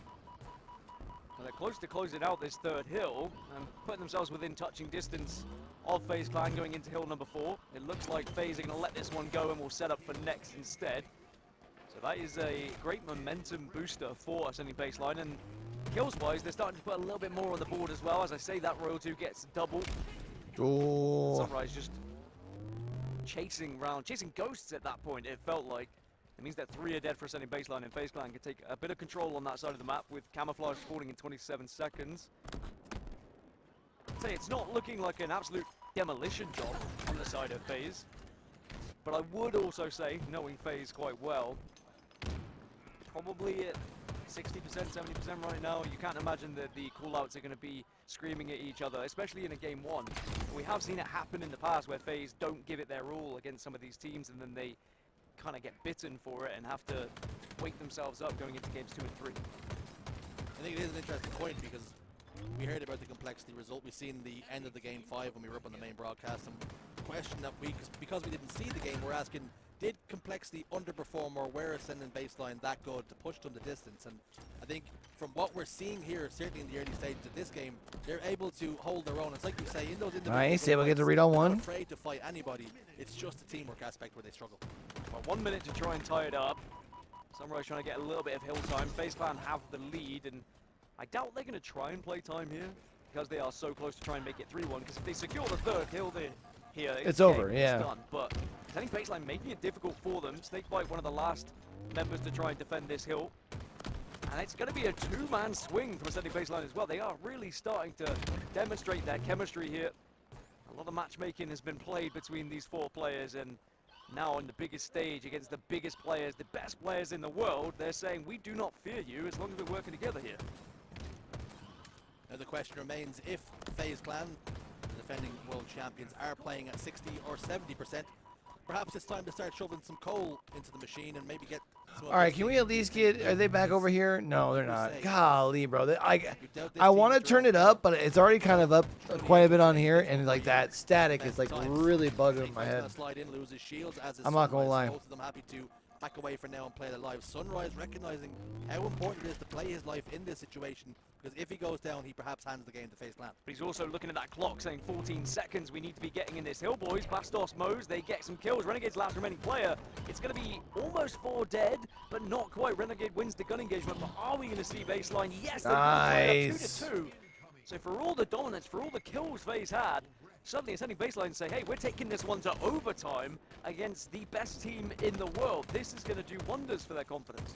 You do say all the kills that they have. I mean, Royal 2, 25, 4, and 13, so quite a lot of kills. Snakebite also already over the 20-point threshold, make it 21 and kill the kill column, but heavily outslaying our FaZe Clan. But we've seen this from them before, a little bit complacent. They get a lot of kills, but they're not getting the objective time to boot. Perhaps having too much fun, killing things and not stepping inside the hill. You're saying, when do they kind of turn it up a little bit? When do they shift into the next gear? That's got to be the call from your Snakebite of the world, right? He's going to say, all right, guys, let's step this up now. We're probably playing a little bit slow. Maybe we're not calling things out. We are giving them the opportunity to get into this game. As on the other side, you've got Mo's. Is FaZe about to drop this map, those chat? 21 kills have done wonders for Ascending Baseline going up here. As much as it looked like they were going to be like the other team looking more likely to score this very final easy hill right now. Of course, 1 minute 40 on the clock left as we are into overtime. The FaZe now gain a little bit of control here, and if they can get a double down long haul, that could really open up some scoring for them. Royal 2 continues to slay out. Bottom middle still the point of contest, as Royal 2 now will slide into the hill and trying to close the gap on the lead that Ascending Baseline had surmounted.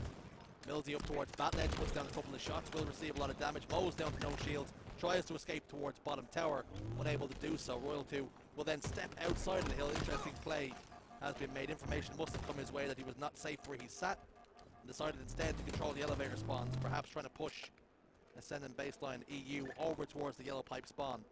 So they're really at arm's length here. Happy to run down the clock is Royal 2 here and continue to slay. But again, nobody inside the hill for FaZe Clan until this very moment as Renegade gets a kill, and now they are starting to score, have taken the lead in that regard. And what do Ascending Baseline have? Currently down 2 members, make it 3. They've got one more push here, perhaps, before the curtain is called. Sunrise, bottom elevator, down to no shields, not able to get the job done. FaZe Clan win 1-0. Great effort, though, from Ascending Baseline EU. At what point can I just call them Ascending Baseline? Are NA out of the tournament yet in the open bracket? That's the real question. As soon as they are out of the open bracket, they just become Ascending Baseline, not Ascending Baseline EU, right? I think what you do is, because you're Ascending Baseline EU are in pools, you call them Ascending Baseline. All right. I need them to figure out audio. Why they didn't play Sen back in London. They actually didn't have to fight a team that are honestly more close quarters to them and their skill level and their ceiling. So this is a huge deal. What do you want to see out of this team? I want to see Rebellion do exactly what they've done in We're standing back up, online champ. tournaments, and even though the scrims are closed, the online tournaments have favored Shopify Rebellion. They've beaten this team a few times already online. Now it's time to convert that when it matters most, and that's LAN time. Last time we saw these boys on LAN, it was a third place finish. It certainly was indeed. And Wes, when it comes to the individuals here, who needs to be stepping up, who needs to perform to be a difference maker in the series? To me, I have all eyes on Cycle in this series. This kid is next up, the big deal, the real deal. And if you watched his gameplay throughout all of London, he is something special to watch. And I literally was thinking to myself the other day, I go, who does he remind me of? And if you start paying attention to Cycle, Dave, I promise you, he's got a little Pistola in him. The way that he maximizes his damage output and refuses to take damage at times only reminds me of a player to Pistola's level. And I think that that is the ultimate compliment you can give a young player like Cycle. I was about to say, Walshy, that is a huge compliment for sure for Cycle. Do you kind of see that same kind of characteristic coming in from him? I'll have to keep a closer eye on that because, like you said, you rarely ever compare someone to Pistola just because there's just so many things that player did right when he played. You know, staying alive, max damage, max everything when he was playing. So I'll keep an eye out for it, but I can't give him that accolade. Yeah, I wouldn't expect you to, but I promise you, I'm onto something here. I might be cooking. I like that. I like that. Wes, what do you see Walshy. when you look at these two teams and how they match up? For Shopify, what do they need to start capitalizing on to maybe get a head up, a leg up, in this series? Yeah, I think when Shopify are in control of the game, it's going to be very difficult for Sentinels. The pace of play is very similar from Shopify to that of SSG, and I feel like Sentinels traditionally struggle with the style that SSG plays with. When they play so fast, it's very difficult for Sentinels to get off of their feet at times when they have the world, like the weight of the world on their shoulders, it feels. I think for Sentinels, they need to find ways to slow down Shopify. So if Shopify are playing their game and at their pace, this could be a very difficult series for Sentinels. Oh, I guess they had to have a longer wait for this to Shopify I just played, right? Main stage. We're going to head to Sentinels, and next they're going to have to take down this Shopify team who are looking pretty hot right now. Let's meet the Sen team.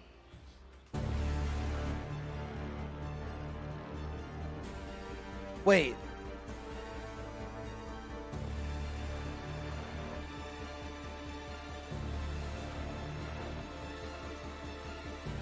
Should an Optic ITB not play on the main stage then? Did they just do that to get main stage back to the same?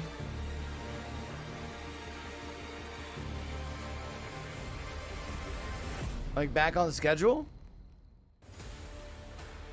They are yet to get top 4 this year. After making the change to Precision, this was everyone's hopes and dreams for this roster. And Tony, the fresh talent would be exactly what they need, although we're yet to see any kind of results.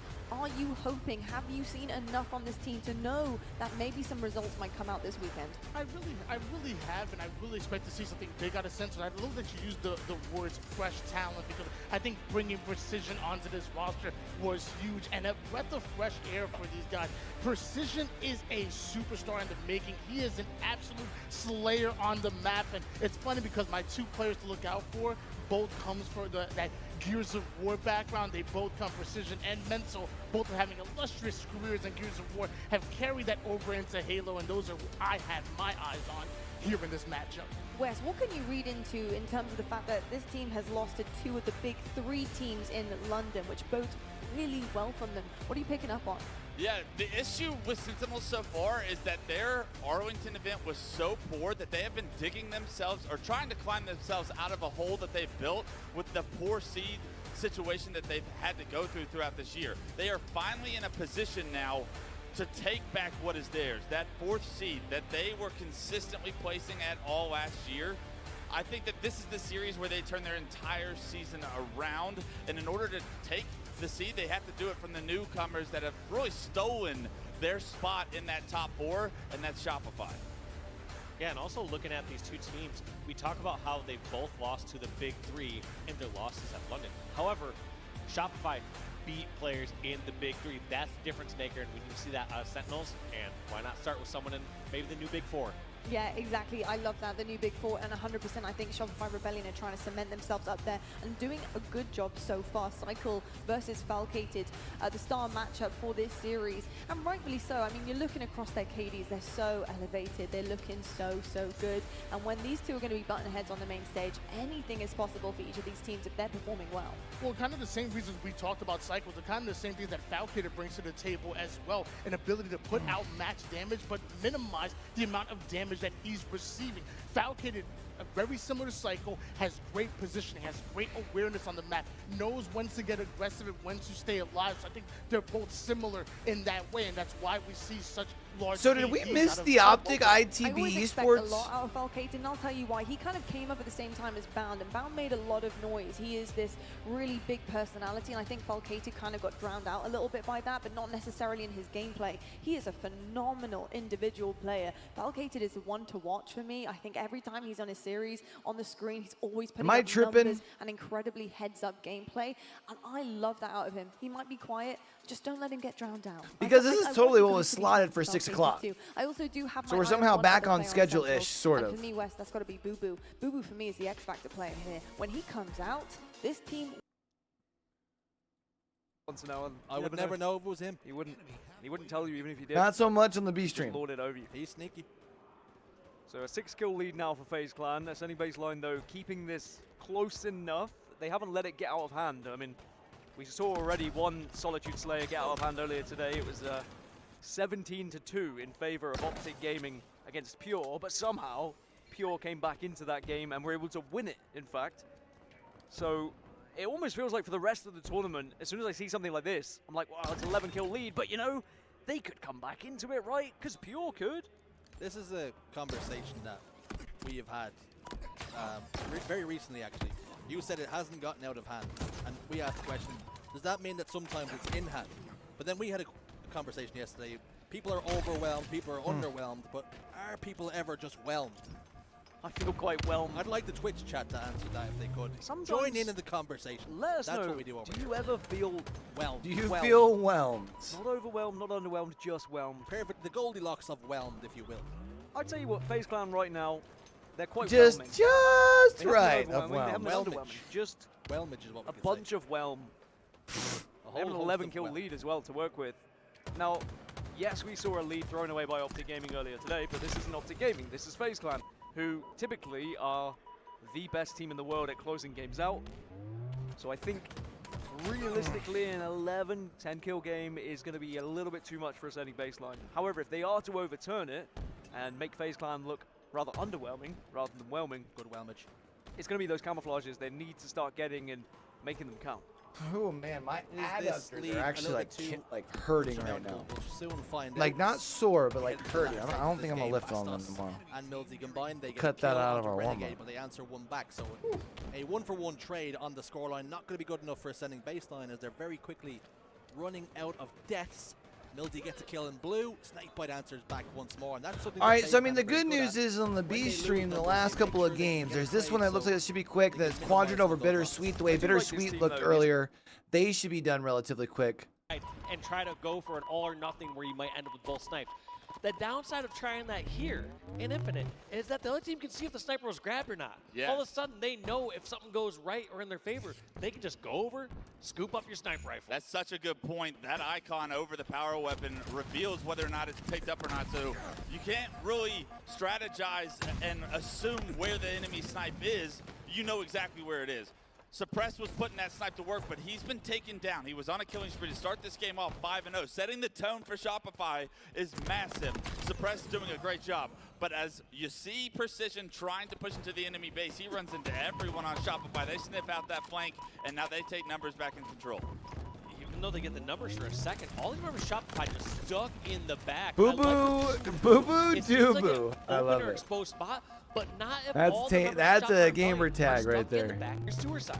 Sentinels were able to get that second overshield. Boobadooboo had it momentarily. It was a race, but it might have been enough to get this flag on the move. Boobadooboo's knocked to no shield. Nobody on the map is dead yet. What? Boobadooboo continues to live. He turns the corner, goes up the hill, and now this flag is nearly going to be capped. 2 people go down for Sentinels. So he will find pressure. Boobadooboo goes, takes the risk, gets taken down at the doorstep, and we'll see if Sentinels can get this cap. The touch comes through from Shopify, so they will not be able to get this cap until a return comes through. Unfortunately, Sentinels have overextended. That risk from Boobadooboo does not pay off. The return comes through, and now Shopify with a counter cap opportunity quick. That is a heartbreaker. Boo Boo and Sentinels played that so right. They did it correct 95% of the way, but they just didn't get the slays up until that end, and because of it, you might see a counter cap. Looks like it's being recovered and back on neutral grounds. Back and forth these teams go. Suppressed now with the flag up the move. He gets taken down as it tries to go up the ramp, but unfortunately, he's not going to have any success there. He gets taken down. Cycle now trying to fight out of his base. Sentinels look like they have an advantage in map control. And there's going to be that first flag going on in. Looks like a player was stopped once again. Can Shopify close this one out? The answer is maybe no. Someone just killed right at the end as well. That flag getting recovered. Or was I just recapping that previous one? Maybe it's a replay. I thought we saw one going across the map. Just a bit of a replay there, but there is a flag on the move, however. Lethal's got a line of defense set up. He's able to do so much damage to these players. Boobadooboo with overshield anchoring the other side of the map. Sentinels are going to be able to punch this cap in with all 4 going down here momentarily for Shopify. So not only the Sentinels get the cap, they also maintain map control, and look at how aggressive Boobadooboo wants to be. He wants to potentially turn this into a double cap. Boo Boo obviously very comfortable in this front courtyard area. He knows how much of a nuisance he can be in this spot. If players aren't clearing out quick enough, he knows within a couple slides, he can toss us all the way towards Sewers. No damage to him. Soul Snipe, the only one left. This is going to be a second cap going in for Sentinels. I don't see any way that Soul Snipe can stop this one. Sentinels are taking over this game, and it's on the back of Falcated, starting it at 13-3 and 5. And Boobadooboo this time around, the coast is clear, brother. You get that second cap, you go up 2-0. And for So you figure winner of this game automatic, or I shouldn't say automatically advances, but like you only had to play the open bracket team. So they should be fine. 3, 4 down, and flags continuously on the move. They have gained the pace of this game. Look at this, Lethal. Just once again blocking these spawns. Think about every single time you've seen Shopify stuck in their base. It's not like they're stuck in their base in a decent position near Snipe Hut. They're always stuck towards back flag, towards suicide. They have no good options on where to push. Looking like one of the players had a quick crash, and so we will find out what's going to go on there from the TOs and what the score is. Difficult situation, especially for Sentinels with how well things were going, but maybe that's why things were going so well. So we don't really know what the issue is yet, but it could. We'll see what the score is, but I'd be very interested to see where we just become best friends? Yep. Success Pro, appreciate the follow. What up? After the 2-0. We'll see, because yeah, they were basically back-to-back caps, close enough to. I mean, they happened within about 60, 80 seconds of each other. Yeah, very interested to see what the result there is. But if there's anything we can take from that first just clip of what this series is going to foretell, is that Sentinels is here to play. Sentinels here to play, and then also Falcated, that person closest on your screen there. He had 14 kills when I last looked. The kill leader in the entire lobby. Yeah, absolutely taking over, and they need him to have a big series. Unlike, I would say, the side of Shopify, where I feel like those 4 players are all like capable of main slaying. I feel like Sentinels have to rely on the backs of Precision and Falcated to really do. I'm telling you, bro, the shirt chain look underrated. I get it. Specifically. So it's but I feel like we're seeing the whole crowd, the whole crew's rocking up bro. Early in the series to literally set a tone that we're here to play. Yeah. And when I think of Falcated, it is interesting. I think of Falcated as that main slayer on this roster, but I've always historically thought of him as kind of like this support player, this kind of like does it all, everything, but like every single time that I see him in most series, I'm like, he's dropping the most kills. Yeah. What else are you supposed to classify him as? And a lot of the times, it's not even with the S7. Like, it's Precision or Boo Boo that end up with the snipe a lot of the time, or the shock rifle. Falcade is that guy that does it with his battle rifle or his bandit. Up close and personal, too. Like, he's not, like, just sitting back, waiting for action to unfold. He's up in the thick of it. Such a talented kid, and for him to not have the best placing so far this year, you know that he is yearning for it. He wants this tournament to be the tournament. All right, let's go back into Send versus FaZe chat. In his hands, you better be on his POV. As See, Bastos how didn't did get we, a chance you know what? Spawn to even I'm going to try muting it. Frosty just bullying top tower with the sniper. And unmuting it, no, it's not on my end. It's definitely the feed. Resources his way. Bastos wants more, and he almost got more. Frosty was offering him a fade. Fool me once, shame on you. Fool me twice, shame on me. Fool me thrice, game over. Declan thrice. Declan thrice, great play. At the moment, they're just allowing Frosty to have tower. Chat, I mean, we're looking at the scoreboard down at the bottom. I think we all know how it's ending. But that means there's so much map control for FaZe to work with, and they are funneling Ascending Baseline into all of these different avenues, which are very much watched by the rest of the team, and it just is like clockwork now.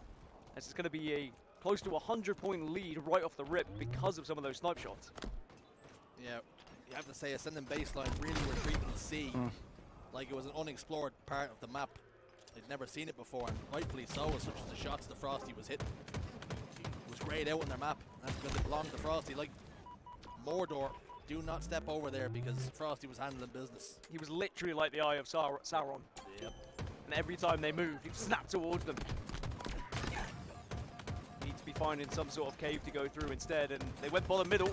Nice. But instead they found... All right, so they got the triple cap. This is where they can make a comeback here if they're the Eye of Sauron able to maintain, but... deleted here, suddenly Ascend Baseline have the opportunity to control the map a little bit. And if they've learned anything from their European counterparts is that you really can win a game with a good couple of trip caps here. You can be behind, but you can really pull yourself back in with one good setup. You already see themselves clawing away at that lead. Unfortunately for them, the Renegade now with the sniper rifle, with the camouflage as well, as it just dissipates now. Eyes trained in towards Garage, anticipating there was going to be a spawn there. It does come! And What a Renegade shot. arrives with a headshot. You don't want to be showing too much face to these boys because they will rip it off. See ya. Don't even show the back of your head. In fact, just maybe don't show anything at this point. Stop it. Bro, if you... The confidence in which FaZe are playing is evident. Frosty was doing the same thing, like not backing off from a gunfight, instead trying to line up the no-scope with a sniper rifle. It's, of course, a power weapon, and we do see players play like that in matchmaking all the time, but against some of the other top pros, you might not have the same confidence because if you miss one, you're going to be dead, but sadly for Ascend Baseline, the way that FaZe I'm gonna make sure we don't really miss the start of this one, because it looks like FaZe Clan are in a cruise over here against Ascend chat. That's a good point you bring up as well, of course, because you don't typically see it against teams that they might respect a little bit more because they're wary that if they lose a sniper rifle, it could be detrimental to the cause. But like you say, perhaps giving Ascending Baseline EU little to no respect and trying to end this series as quickly as possible. But Ascending Baseline really hanging in there now. They're back to scoring once more and trying to make this one difficult. And a chance for them to have the sniper rifle for the first time as well. Not that many bullets to work with, but enough bullets to at least make a difference. They weren't really able to get hold of B here, and it doesn't look like they're going to have the chance to as well. It's going to be a big scrap. Royal 2 does lose the fight, so Bastos has done a job, but Snakebite was there to support. Bro, that little cackle, the crackle, man, in their audio is driving me insane. And he continued to go big door rather than turn around and fight. Was that a misplay on his part? It probably was. I think that's what I've seen there. I think I'd rather just go listen and tune into the main broadcast and not have to listen to the cackle chat. To kick it off on main stage, let's take a look over on the B station where we got Ascend Baseline versus FaZe. FaZe up 2-0 and looking comfortable here in this game number 3, up 175 to 77. It's the B station and it's a beatdown, it looks like. FaZe playing up 2-0 on Ascending Baseline and looking to get the 3-0. It looks like 175 to 88. And Snakebite and Renegade picking up right where they left off from London. Two of the best to do it. at that tournament. There's a reason they walked away champions, and those two were clicking they should on all be able. cylinders They got all B back. weekend long. We haven't had a chance to see FaZe yet. A's back as this well. Friday. They're fine. So it's good to They're see that those boys are clicking fine. on all cylinders. You know that they want to defend this hometown tournament. Yeah, from what we're seeing so far, it's looking scary good. Couple reasons. One, you saw a trip cap there from Ascend baseline. And then secondly, it got broken pretty quick there from FaZe. So the time where Ascend baseline should be getting back in this series and bring it back a little bit, it got squashed immediately. Yeah, absolutely. I mean, you'll have moments and lapses where you go all 4 down and the team will look like they have control, but how much control do they really have? Because right now, Frosty has control of the snipe, and this is where it could get ugly. Frosty has several clips with the repulse snipe. I'm interested to see what kind of highlights he can potentially Put it on bring us. him. He finds Millsy. That's the body shot immediately cleaned up by Snakebite there, and as Frosty just patrols top mid, he's going to be an absolute problem to deal with here as the Sim baseline go 3 down. Yeah, and still not able to flip one of those strongholds. Looks like they're finally getting A, but there come a couple more kills. Frosty gets a pick. That's 3 down, and Mo's the last one alive. How quickly does he just line up that no-scope? Oh, there's someone in C, dead.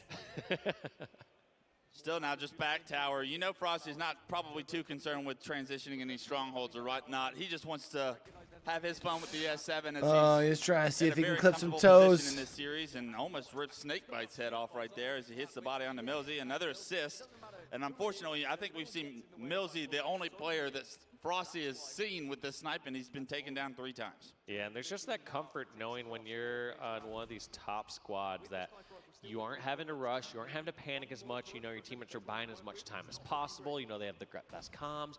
And so you see why Frosty is so calm and collected here. He's not just jumping out and forcing a play. He's just comfortable. He can sit back tower and do anything he wants. Letting the game come to him and doing a good job of that right now. Very rare miss right there with the S7 as Camo comes up. Another head gets ripped off, and you can best believe FaZe Clan will be able to get that camo as the kills come through. Once again, 3 down. Last player alive spotted. No shield on the cuts, and they're going to cut off several different angles. He decides to double back, and into Frosty's reticle he goes. Down he goes, back to the death cam. And now multiple players spawning over at green. Can Not we where you go wanna be, as back to Frosty the continuing to farm a Shopify as this Sentinel approaches game, 250. please? Jeez. Look at that Nice triple. predictions for where the spawner was going to be after getting the picks at back. Frosty's green. nasty. Going for the trip cap. This one is going to be a FaZe 3-0. I don't know about the scores in the other games, but if they're anything like this, FaZe is looking scary good here on Friday. Yeah, and they have the first seed, a traditional easy pull because you have the benefit of being the 1 seed playing the 8 and the 9 seed. So FaZe not truly being tested, I would say, on this Friday, but nonetheless look dominant in that scene. Optic Gaming, however, on Charlie, playing ITB Esports, and they're up 2-0. And ITB, a team that has showed a lot of promise throughout the season so far, but a team that also let us down pretty bad that Saturday morning, getting 3-0'd by the LATAM team. And when that happened, their tournament was over in London, and they want a rebound performance. It doesn't look like they're going to get one against Optic here. No, I mean, we're going to have to see if they're able to close out this round here, because, I mean, when I was thinking about this match coming up between ITB versus Optic, I assumed ITB had to be licking their chops. They're like, all right, look it. So this is the C stream down? A game where they're up 17-2 in a Slayer. That's an Optic that you want to play on a Friday, but looks like Optic have found their groove a little bit more. But going back into this Streets oddball, let's see where they're going to go. You do see ITB has won a round of oddball, and this 3rd round is very close. So if they are going to keep this series alive, they're going to need to figure out a way to make this differential, this 10-point differential now in this oddball erased. They're going to need to take the lead and win this game 3. And to beat Optic on Streets oddball, I would say that gives you the ultimate confidence, because this is a very strong game type for Optic Gaming traditionally. Yeah, Optic always being strong on pretty much every oddball. I feel like they've probably historically had the best rotations out of any team. I think that's a lot due in part to trust around Lunchbox and having him as a great coach there. And there goes that ball one more time over towards bench, trying to buy a little bit of time there. Trippy taken out, but ball does not continue. Yeah. And that's going to go right back into Trams. Well, so this is the game that was supposed to be over here. On the top step of the stairs. And probably didn't start it, but I mean. He's not getting that, but unfortunately for ITB Esports fans, they're able to get that ball back into Tram. Unfortunately, here comes Formal Sentinel and Trippy. He's able to take down Formal, but there's too much firepower from Optic, and with that, 3 go down and 14 points needed. With those respawners spawning on the opposite side of the map, they may not be able to impact the outcome of this game. Optic Gaming looking like they're going to close it out here as Trippy still full shield. So for good reason, not on the main stage. This is going to be a sweep. Does allow them to get back on the Charlie station. So we just saw the results there. On schedule on the main stage. stage. The C station. Yeah, best action ever. We need the main stage to get back in action, and you know, the longer that this goes on, the more Sentinels have time to cool down. And I feel like when they started game 1 off so hot, I would want to get into game 2 as fast as possible. Finish game 1 first off, I guess, but get into game 2 as fast as possible, because when you're feeling it, there's no reason to get up. I'm not going to the bathroom. I'm not changing anything about what's going on right now. As for the side of Shopify, they get an opportunity to kind of catch their breath and say, hold up, I know what... Let's take a moment. Let's talk about what went wrong there. All right, were we doing too many individual pushes? How should we have done this? And yeah, like you said, they get to go back to the drawing board just a little bit and try to figure out what went slightly wrong. Because once you're on that main stage, it's generally just minor adjustments. You don't have time to go back and rewrite the whole playbook. Come up with a game plan. Yeah, all right, instead of doing it this way, let's try this. You know, it's not like one of those Disney movies where you're drawing up a new play. At the end. Literally. Best man's over there. All right, next time they pull our flag, I want you going to the snipe. You under the tunnel. You. 3, 2, 1. You're gonna hop up our plat, shoot the guy on top. So it seems like a lot of the OGs are coaches. I keep hearing, you know, some levels of value Elamite, that can be found, or like how Best Man. was something off? Were we a little bit hectic? Do we need to calm it down, or do we need more energy? Like we can't start a series. Yeah, like if you're starting too flat, it's like, all right, guys, you know it's their last match of the day, but they got to step it up. Yeah, an opportunity to rebound, recollect, and get back into the match. Unfortunately for Shopify fans, they will find themselves down 0-2. Sentinels will have that advantage here in game 1. 7 minutes, I believe, on the clock. A 2-0 lead. The power weapons and power up will be up at the start, so maybe a saving grace if Shopify is able to take that and put it to work quickly. If they can get 1 cap on the board quick, all of a sudden the time is irrelevant. We got a good amount of time still to play with, but you need that first cap in order to show promise that this game is still winnable. Yeah, and look at this battle going over towards this top Center OS. Falcated, our kill leader last game. Let's see how he starts off this second half. Ooh. Gets assassinated, suppressed. That's 3 down for Sentinels. Mental on the move. Overshield, not quite sure where it happened, but the flag now on the move with 4 down for Sentinels. This could be that quick cap that I was referring to. Yeah, this is the start that you're hoping if you're a Shopify Rebellion fan. Mental coming back, seeing nothing in the sewer, knows where the push has got to be coming from. Got to be coming from pistol, got to be coming from flag plat. There's cap 1 within 45 seconds. Now all of a sudden what felt like maybe an unwinnable game 1, almost a matter of cap deficit now. Fact is a race. Shopify now right back in this game 1. 1 cap to go, 6 minutes on the clock is plenty of time, and Mental with Snipe has 5 bullets in hand, 2 players in front of him. A teammate joins him, and let's see who can win this 2v2. Good old-fashioned 2v2 over in the snipe hut. Mental has the snipe. Is he going to go no scopes? Oh, yes, he got tagged. Can he get this finish? Falcated being such a difficult kill. Finish comes on through by Cycle. They finally clear out their snipe hut. That's the #1 spot Sentinels have been acquiring and holding. This whole time you're wondering, where is Sentinel's snipe? It doesn't look like it's in the hands of anybody. Actually, Shopify and Cycle look like they have the other snipe as well. So 2 snipes to play around. Only 2 bullets for Mental, however. But that can be put into a lot of damage very quickly that allow for a heavy investment in numbers. But their flag's getting pulled in this situation. How? How are they pulling it right now? That's the most insane. Big balls. That's why. Big cojones. Grab that with 2 snipers in the snipe hut. Well, none of these players are actually hitting the shots they need to stop Sentinels from advancing on the map. So although these players are playing their lives, they're not getting the job done as far as approaching the map and having any sort of map control. This flag's still down in the tunnel, and Precision's just going to go for it. Cycle can't move, still in this hut. Falcated, in the meantime, has picked up Overshield, and Falcated's been able to take down Cycle. There will be multiple members of Shopify trying to stop the cap, but it won't happen. And it's over. Will take advantage of Shopify turtling in their snipe hut and get that final cap and say, this comeback is not happening today, and they will take the series lead 1-0. So we just had that big old long break. Now they're going to go on break again for map 2. Them just keep that composure and close it out, and also to stick to their game plan and know when they can and can't pull that flag. I think if I was in Boo Boo spot, I'm a very objective-oriented player. I don't know if I would have ever risked to grab that flag knowing that they had 2 sniper rifles over towards that side. Someone just to peek out at one moment to body shot you and end that run. But you got it all the way towards sewers. I think it was such an interesting dynamic going on because your 2 snipers aren't really in a position to find an angle on the flag carrier because they are being, the angles that they can take are being watched by the members of Sentinels.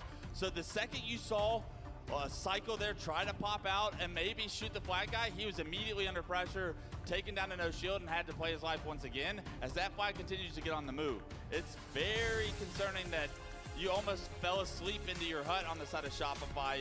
You thought you were in control, but Sentinels actually playing the macro game outplayed Shopify in that situation, and that is why they are the game 1 winner. They take the series lead here, and what a big moment for Sentinels to jump out and take an early series lead against Shopify Rebellion. Are we seeing Boo Boo in his new objective era? Is this his new summer objective Boo Boo we're seeing out there? Is that one of the new HCS kids coming out?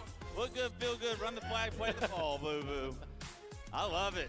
And honestly, when you see macro plays like that in Halo, that gets that's where you know you're outplaying the other team, and that's a great feeling for Sentinels to find themselves in when almost like the deck is stacked against you, but you know you have the trump card. Nothing more frustrating when you feel like you have the better position or better weapons, and all of a sudden you're like, why aren't we getting time? Or how is our flag being pulled?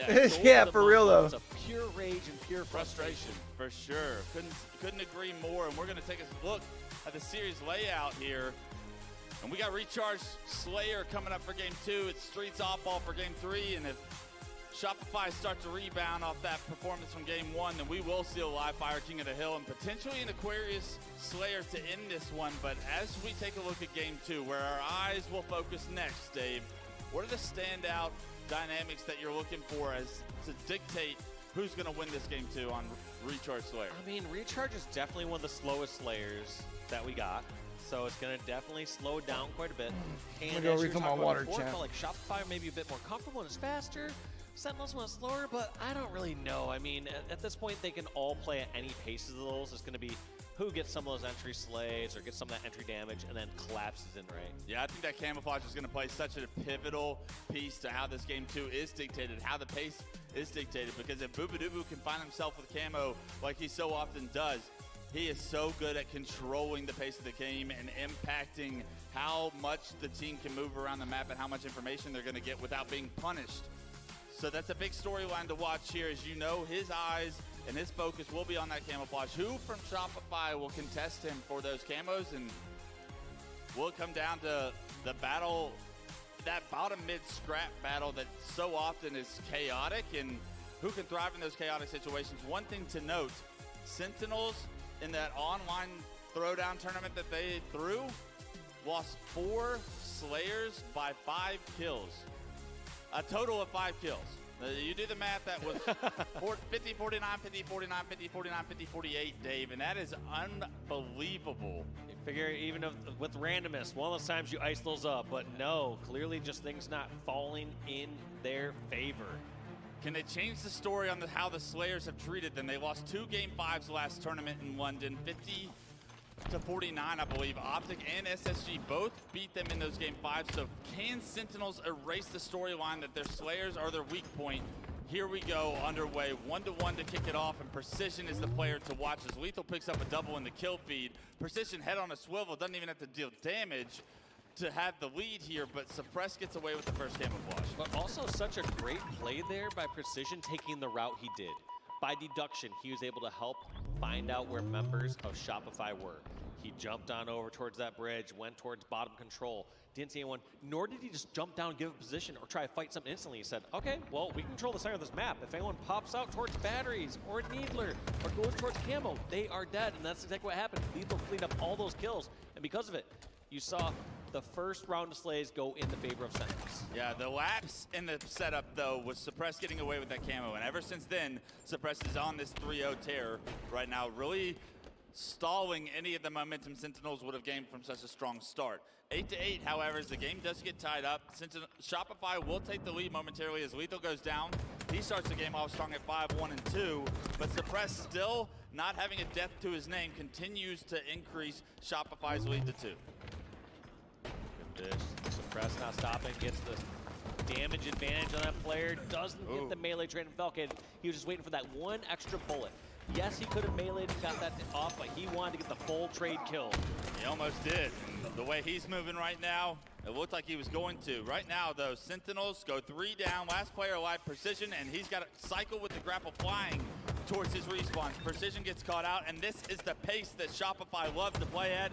They are staggering the respawners of Sentinels. They are split spawning them in situations where Sentinels do not have an answer to stop this pace. Answer is just getting a couple kills of your own. There goes 3 down. Mental, the last one alive for Shopify. This should be a camo going in favor of Sentinels. They do it right. I mean, they got the kills. They got the positioning. Now they need to grab the power up. A little bit too aggressive on the side of Shopify. As I say, they're struggling to try and find their kills. They get those kills as camo's coming up. Unfortunately, Boobadooboo gets pre-nated right there, and he loses that camouflage, but they have stopped the bleeding. Sentinels only down by 3. What was once a 7-kill game is now a much more manageable situation where you feel far less pressure because you're out of the blender that Shopify put you in early. Look at that. Lethal just challenging it, feeling himself a little bit. He's got quite an active game so far. Lethal not afraid to get some kills, also not afraid to have a few deaths to add to the action. Yeah, absolutely. You'll take 7-2 and 6 to start this one off for sure because you know he's involved. Mental right now slowing the game down as he plays this heaven area. Drops down to pick up the nades. He's going to reveal his location as he throws those nades. So Lethal's going to be forced to back up. He actually jumps up on the bat wedge, and Precision with some beautiful shots finds himself a double. The teamwork from Sentinels right there was perfect, and they make it a 1-kill game. Yeah, just laying those traps, and look at this. Precision gain some damage, but not committing to it. Just knowing it's too good to be true. He's not just going to get a one-on-one against Soul Snipe there. He's going to trade a little bit of damage and realize help is on the way for both teams. Right.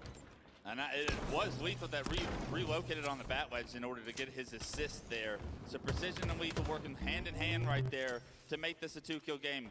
Tower is filled with Shopify Rebellion players. Boobadooboo tried to push in. It looks like it was a solo push, and he gets immediately taken down. But here come the rest of Sentinels towards the tower. Anchored by Falcated with his shock rifle. Unfortunately, he can't find the head of Shopify right there, and because of it, he's going to try and relocate here. Long haul cycle, jiggling, peeking. This match is moving quick though, ain't it? Holy cow. He can't hit the headshot, and that's a frustrating death from Falcated as Cycle continues to not take free damage and actually gets a kill because of it. And he escaped there despite the other player He's rounded the corner, so great job. Yeah, that is such an odd scenario to be in, but fantastic maneuvers by Cycle, and you know, I'm hearing what you're saying. I'll keep watching. I'll keep noting it out. He is so fun to watch. That little jiggle he does is so difficult to play against. I see it in matchmaking all the time, but someone else that I see reigning terror is Mental right now. They've got their second camo of the game. Lethal's going to be by himself, can't hit the 3 shots before the melee, and unfortunately, Mental not traded out. Even though he's no shield,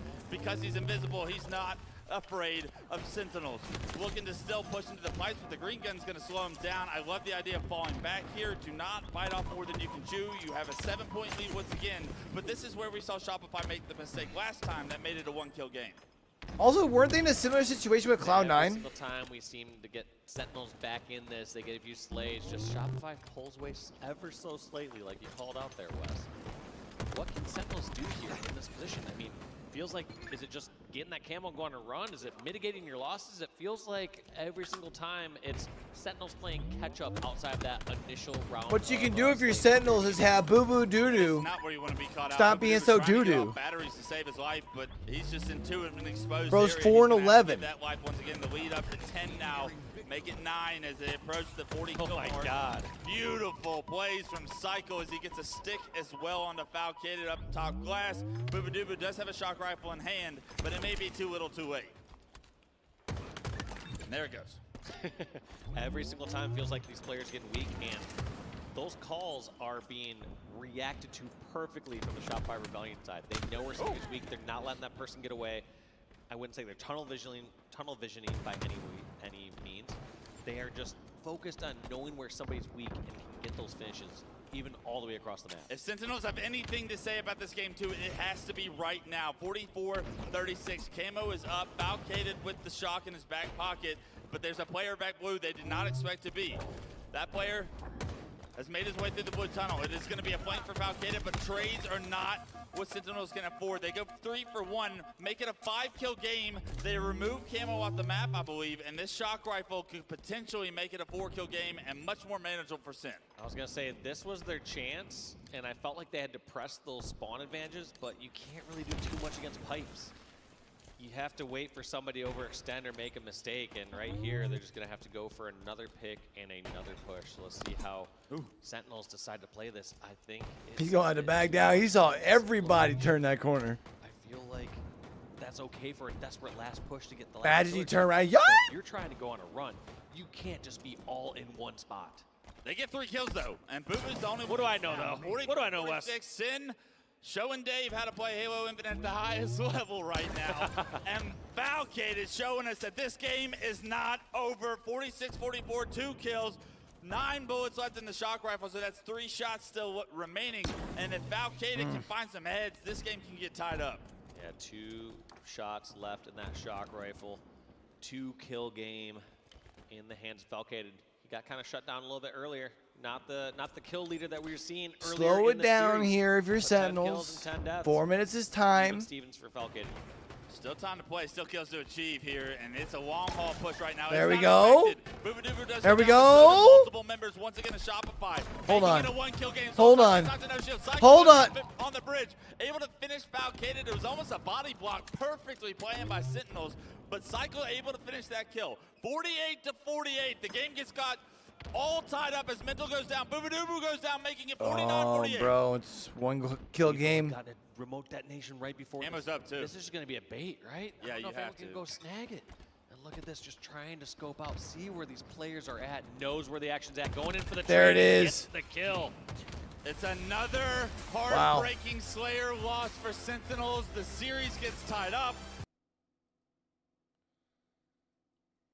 to get the job done in game 2, and that looked like it was almost a massive comeback for Sentinels the way that they were playing that. It was just maybe too little room for error, or not enough room for error, I would say, and a couple of kills that went in the way of Shopify were the only thing that separated them from a tied series and being down 0-2. Yeah, tough to know too, because it felt like when it fully slowed down, it felt like Sentinels were coming out ahead in those exchanges, and I was expecting them to get a kill or two and then just fly across the map, try just to stagger those deaths like we saw Shopify doing so successfully. But it felt like instead Sentinels were getting a couple kills, just holding their spot. Get a kill or two, hold their spot. And they were having success with that. The difference in styles between these two teams is very evident when they're in control of the map. And as we take a look at some of these highlights, it really did feel like multiple times it looked like Shopify was going to run away with this game. But talk about the resilience of Sentinels throughout this game. I know it's heartbreaking that they ended up losing in the end, but what does it say for their hopes in So it the means we should future have of this Quadrant series versus if they were able to Bittersweet claw up back over and here win that soon. game? You know, bringing it back, they have to feel good about that. Shopify Sentinels going to their rubber match all tied up. Came back a little too late, you know, going into the 40 to 50 kill mark if you're down by 5. A 40 to 45 comeback victory is a very difficult thing to pull off against such a top squad. Absolutely. They looked like they were about to do it too, but it was really this situation right here where Valkated gets knocked to no shield. Teammate jumps in front of him and Cycle finds the somehow shoots between the legs. Yes, finds the window of opportunity to finish that kill and then play his Chat, play. remember He tomorrow's a doesn't go for long the day double, and because because we've he got stays group alive play starting there up. I and think not it's get that one kill 10:30. away, I'll have to double check, but we'll be live for that's that. the big difference towards the end that made that game. And then I think not bracket play starts at 49, 3:30. but 50-48. One thing you're asking is are Sentinels going to be down about that since they didn't come back and make it? What I will say is if Sentinels somehow came back there, I feel like the series would be about over. I'd be counting it as a Sentinels 3-0 coming soon, but we got ourselves a series, and that's exactly what we wanted, Wes. We wanted to see this one go the distance if possible. Yeah, we've been promising the best series of the night, and it would not be the best series of the night if we didn't get to see this at least go to a Game 4. We are now promised that. And as we take a look at the oddball stats, what's sticking out to you, Dave? I am seeing a one-sided story here as Rebellion are 3-0 on oddball here. Yeah. Looking at their KD, just kills across the map, giving options to whatever they would like. Round win percentage is a very interesting stat as well. 86%, meaning they probably only lost one round in those 3 games. Sentinels, however, below 50%. That's traditionally going to happen when you have a losing record in the map mode combination, but you can tell that they're still taking rounds in the games that they're losing. So it's traditionally going to a round 3 where they fall short, it looks. Yeah, so winning about 50%, but at this point, it's just got to be that story of the slaves. One thing, objective efficiency is very important. And yes, you need to make the right rotations. So but at the oddball highest level, next, huh? You need to get the slaves to allow that to happen in the first place. If you're getting slayed by any significant margin, it's going to be a really tough thing to overcome with objective efficiency. Yeah, I couldn't agree more. And Sentinels, even with a losing record, had a positive KD ratio, so that's still impressive. That means the oddballs they won, they probably dominated in as well. So interesting stats there for the oddball. Waiting for the players to get back from the short break, obviously. Game 2 is traditionally where you probably need to catch your breath, especially after that close 48-50 kill game. And if you're Sentinels and you continue to lose these Slayers in the fashion that they're losing, heartbreaking fashion, is that all of a sudden going to be in the back of your head if the series does go to a Game 5? If it gets close towards the end, it's going to absolutely be in the back of their head as much as they don't want to admit it or shake it. But it's also the time where the most pressure's on, where you can break that habit. You could change it up a little bit, break that curse. They're due for it at some point. We're due for a kill. Surely we can throw some nades somewhere and someone jumps on them or something. But at some point, yeah, you either have to look at it and say, all right, is this just too small of a sample size that, like, we're either coming back from being down at deficit, so we need to start evaluating how we're playing the game from, like, the 25 to 40 kill mark, or is it really just ice at the end? Is it really that 40 to 50 mark that they are struggling? And just find out that slice of their game that they need to make some slight changes to. Yeah. Not a big thing, just slight, minor changes. I think you bring up the biggest point is they were so successful when the game slowed down towards the end and they were able to, like, play their chess. It was that mid-game where they were split spawned and they really couldn't stop the snowball until the lead got to 10. And you asking yourself to come back against a team like Shopify or any of the big dogs in this league when you're down 10, I mean, that's a very difficult ask to try of anybody. Yeah, I feel like that one's not as fair to be like, they lost the close game, because you're right, it was 29-39.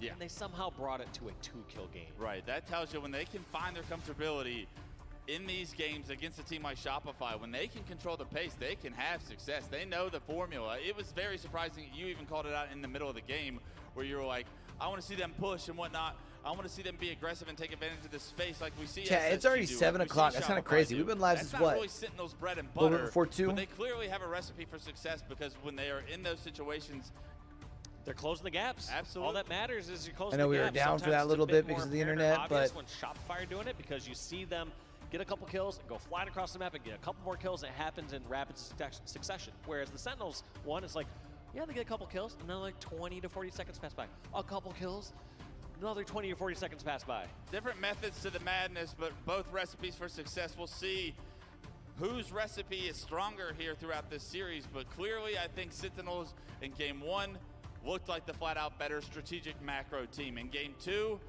they weren't really given the opportunity to play macro until it was really too late. So the micro from Shopify, the fast-paced individual gunfights, all right, here we go, chat.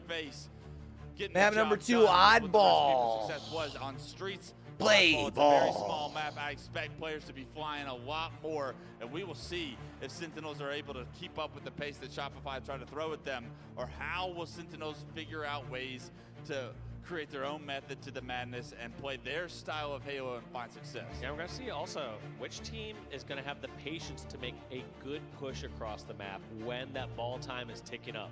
Or are they going to try and make some sort of hero flank and go flying across and potentially make the play of the day? Or stagger their spawns. Or give the enemy team numbers, and that makes it so difficult to try and break a setup when you don't have numbers. So right now, I like this idea, Sal. Let's kick this one off with Cycle. Once again, made his way towards the Bulldog, uncontested. And he spots that player bottom middle. This is going to be an easy kill for him to pick up. It's just an assist as the teamwork once again shines through. It's a 2-2 split, I believe, but Shopify will have ball in hand and get the early lead. Cycle realizing ball's coming back and wants to secure this PD/tower side. Knows that someone's over at music. Gonna clean it up real easy over there. Blocker with the shotty. Finally, he gets taken down, but not before dealing a ton of damage. 3 go down for Sentinels, and I believe Camo should be in the hands of Shopify somewhere on the map. Right now, Boobadooboo is going to be at tower trying to deny ball time to Shopify. He's behind enemy lines, and that's a big pick to break this setup wide open. Can the rest of Sentinels get here to keep Boobadooboo alive, or at least capitalize on that melee? Yeah, Boo did everything he could right there. Looks like they're going to get some of the cleanups, but damage not been fully done there against Shopify Rebellion. Oh! Spiking those cleanups. It felt like it took them a little too long to get on over towards PD and tower side of the map. Falcated desperately trying to stay alive over in PD, but they have numbers. What is Shopify going to do in this situation? Yeah, this is not a good place for Sentinels to be in right now. They do have ball in hand, but here comes Shopify Rebellion on the push. Good shots by Foul to trade that player with the shotgun to no shield. Somehow, all of them choose different corners. They all stay alive. Falcated finally with a little bit of an overchow to that player back tower, but all 4 members of Shopify go down. Sentinels hold off in a barricade in the PD, and because of it, they now take the lead. I need to reevaluate my casting when I'm like, oh, all Sentinels all in one spot. You know what that means, Wes. You're like, yeah, apparently you're going to get a bunch of kills, and things are going to go great for them. They held down the PD. Oh, wow, that was so impressive. Every single one of those players was no shield at one. Dodging behind the pillars just every single time, because when somebody rounds a corner into a room like that, they have their eyes set on one person specifically usually. They know where this person's one shot here. I want to get that kill and then worry about the next target. Right. And when they cannot secure that first kill right away, panic ensues. They take too much damage. They're usually expecting to get 1 kill and then possibly finish off a second, or at least trade on melee. But right there, as those players came in 1 by 1 PD, they were just going 1 for 0. It's unbelievable teamwork for Sentinels just to be able to prioritize and focus all of the right angles at the same time in order to melt those players pushing in. But ever since then, it's been Suppressed picking up the camo and the Bulldog shotgun. He's actually going to have the ball as well as 3 members go down for Sentinels. Suppressed, I expect him to throw this ball to his teammates so that he can make a play with this shotgun in his back pocket. However, his camo will run out, so he's going to maintain that ball control. Pressure from Purple is going to allow him, or give him the information he needs to drop it and try and slay, but as 2 kills come through, Shopify's setup will stay strong, and Suppressed will hold this ball. You know, I also agreed I would have loved to see Suppressed pass that off so he could be more active with it, but end of the day, if he's just sitting back tower or towards PD with that Bulldog, he's going to be such a danger by so much time. Any one-on-one he gets into, even if the opponent gets the first shot, he's going to win that. Or if he's the last one alive, he can toss it out and drag somebody in at least for a trade. Yeah, he can lull them into PD here with the oddball and the shotgun. It's a triple kill for Mental. As we switch to the screen, the 4th player gets spotted. Doesn't give him the opportunity for an over, but Mental, even dealing damage to him, is going to force spawns towards the back of Tram right now. Mental not only picking up 3 kills, but with the ball in hand, this round's starting to get ugly, Dave. Yeah, starting to get a little out of control. Ball has rotated so far across the map. Lethal's like, wait, weren't we just pushing over to PD? And now all of a sudden, going back towards Tram, knowing that these players are over in here. Shopify has control here early. And he does get the finish. Lethal's thankfully got that finish, but now he's like, all right, do we got to deal with a flank spawn here from Cycle? Yeah, very difficult kill for Lethal to get, and unfortunately, the rest of the Sentinels weren't really able to capitalize. All 4 members go down, the ball back in the hands of Shopify, and a 67 to 32 point lead leading and continuing to climb here for Shopify. Yeah, Cycle on over towards B. They do get that first pick, but Cycle trades it out with a sticky nade, so now it's going to be a 3v3 or 3v2 if you're not counting the ball holder. Can they make this difficult push? It is such a nuisance to try to push up towards those C stairs. There's just no real easy way into Tram. You have to make the push fast. Yeah, it's unfortunate. They didn't expect Suppressed to go from the top ropes of Tram, and he jumps out, gets the first kill, and that's allowed the rest of Shopify to collapse here. Boobadooboo, the last player alive, trying to push pillars, gets denied access, and Cycle pushes him back and then relocates. Are they going to expect Cycle to be in tires here? There's going to be multiple members of Sentinels around Cycle, but Precision is going to be the first one that gets taken down, and he's having a rough go here in this game 3, 6 and 12 right now. The one thing about Cycle over on this tire side of the map is he's just trading and dying to go. Bro, Sentinels have been stuck on 32 since Shopify was at what? 50s? 40s? They cannot make a push without focusing on him first because they're going to get shot in the back. Or if they focus on him trade. Regardless, the Sentinels didn't touch. There it is, Suppressed getting those last few seconds. That's going to be round number 1. Quite a bit in round 1. Shopify Rebellion. Yeah, buying so much time, and as that time was ticking, That ball time got to 100 very quickly. Shopify's setup was extremely strong there at the end, and they take round 1. All right, here we go, round 2. Let's see if Shopify can lock it in. Would show us looking forward into game 3 here. Yeah, we talked about Slays needing to be at least close. That last round 1, Shopify Rebellion had 43 kills to Sentinel's 28. So outslaying by about 50% more kills. Beautiful grenade from Suppress, able to finish off Boobadooboo, and immediately back to the ball. Shopify doing such a good job of winning the opening break so far. They're going to shroud Camo as well, and instead of some early ball time, they're going to help. Suppress has his eyes trying to help this Camo player get away with his life. Mental is going to acquire that Camo with the Bulldog shotgun. It feels like Mental has had shotgun the entire game so far as he picks up another kill. Will lose that Camo, but with the numbers advantage for Shopify. I was gonna say they at least got at least they were the ones who grabbed it though. That's a good. And a trait from Soul Snipe in that situation is flat out dirty as well. Yeah, I don't know how you close that gap that quick and get a finish on a player like Lethal in that situation, but well done by Soul Snipe there. And it feels like every single time Shopify, if they need to get that kill or trade, they're getting it, especially when they have ball. So right here, somehow going even and slaying, but getting ball time throughout this entire time. Yeah, the lead almost up to 30 here. Suppress under heavy fire, but here come the rest of Shopify. They're able to pick up Lethal and Falcon and put him into the death cam.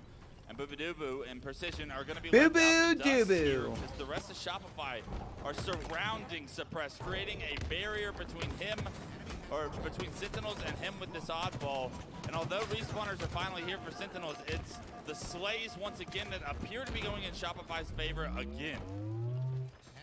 Somehow just still holding back tower here. I don't know if there's really much rotation. I believe Suppress is last real one, but just going to take out that 1v1 against Precision.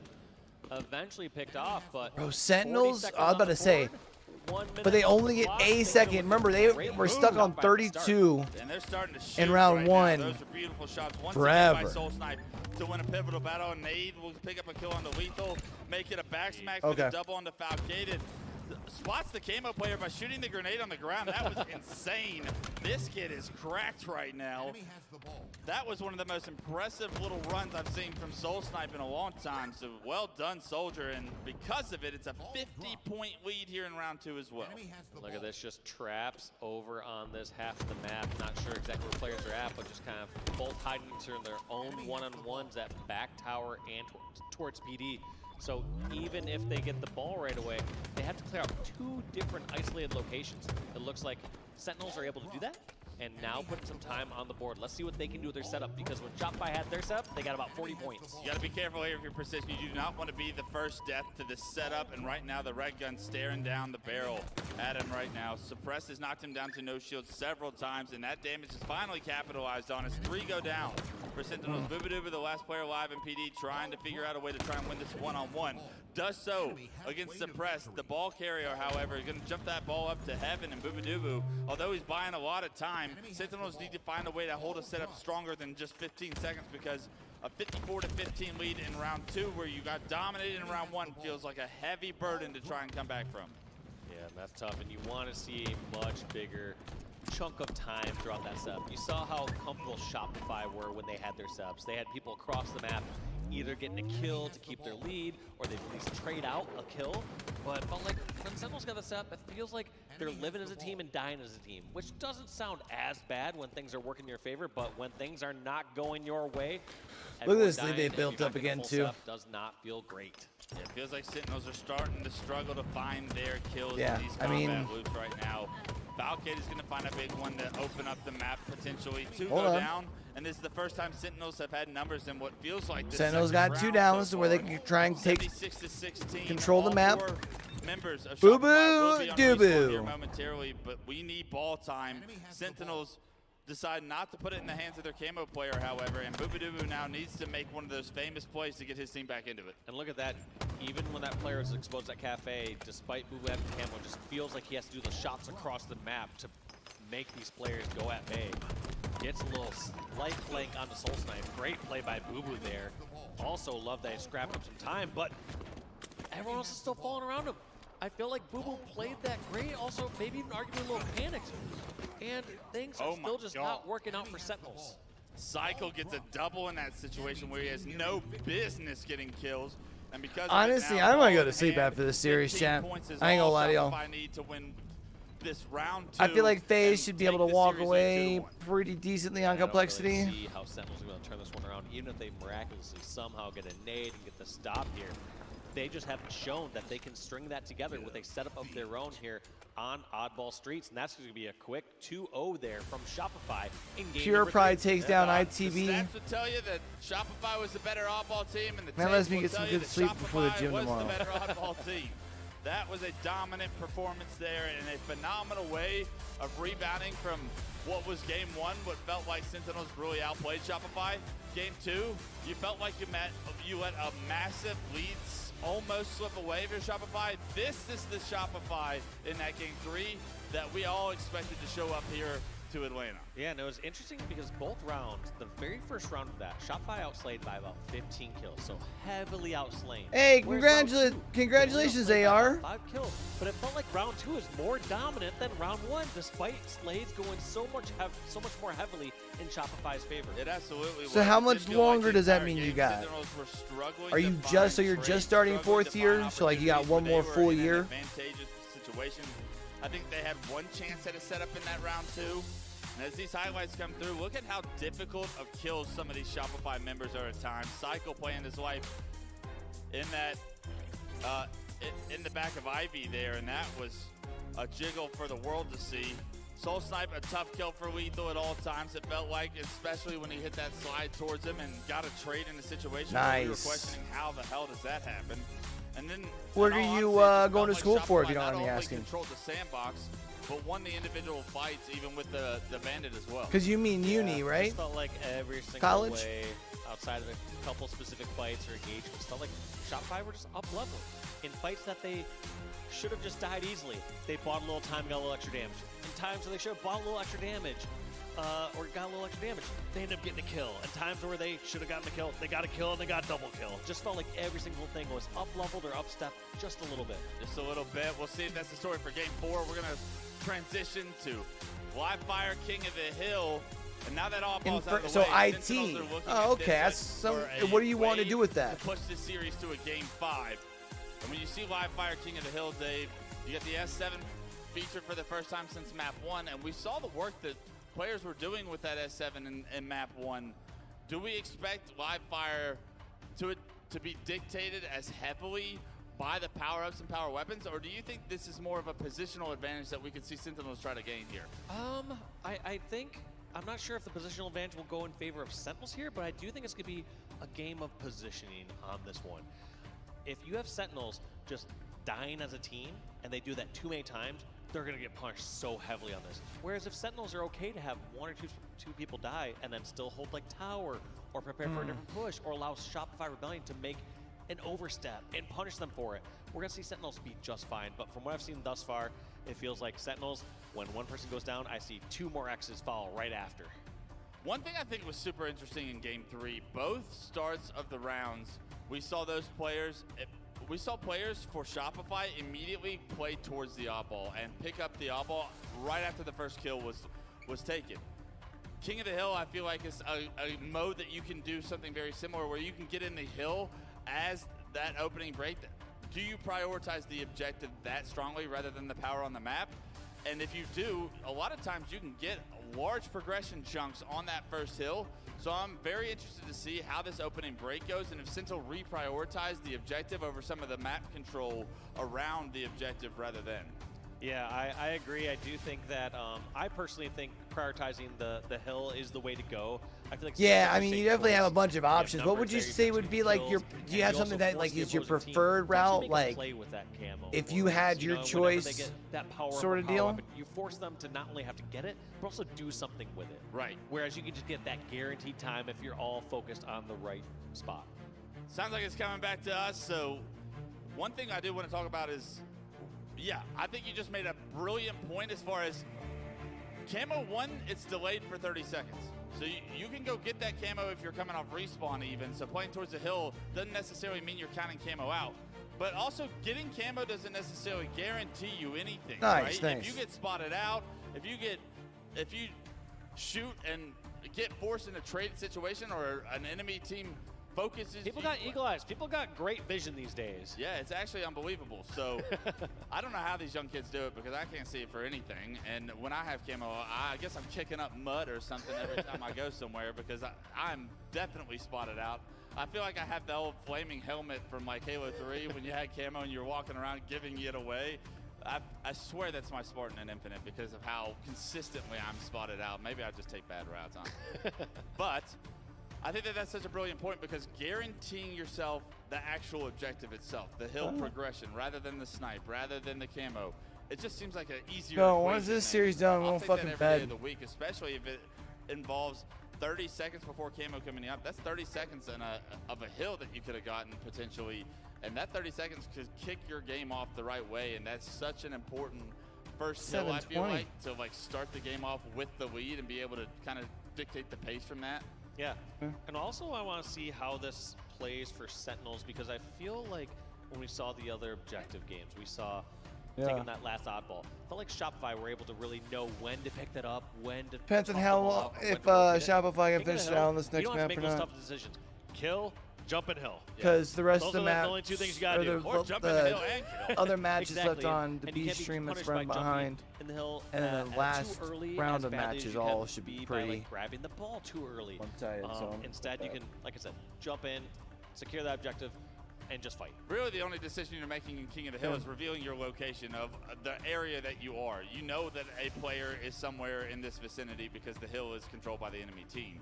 Unless you have camo, that's like just when you go for lunch. not as bad of a like a risk when you're playing objective rather than having to go gun down with the oddball. You're still taking the D to that, or no? the flag, for example, right? When you, I think my favorite thing of King of the Hill is I get to stay gun up while playing the objective, so I still get to contribute and like have the fun of getting kills and like contributing to the setup that we have rather than like isolating yourself to the decision making of do I drop this and slay or do I hold on to it, and that micro macro play is always something that the best players in the world can even mess up in some intense situations. Yeah, no, it can be one of the most difficult ones to do, but luckily, like you said, not having to make that choice here on Live Fire, not here on King of the Hill. We got Shopify Rebellion up 2-1 against Sentinels. Sentinels needing to tie the series up. Shopify wanting to end their Friday night right now. I gotta go We're going to see who steps it up right here, right now. Sentinels, unless you're trying to go to bed early here. Yeah, we've been. You need to wake up. Falcated, I feel like he's been dropping some bombs.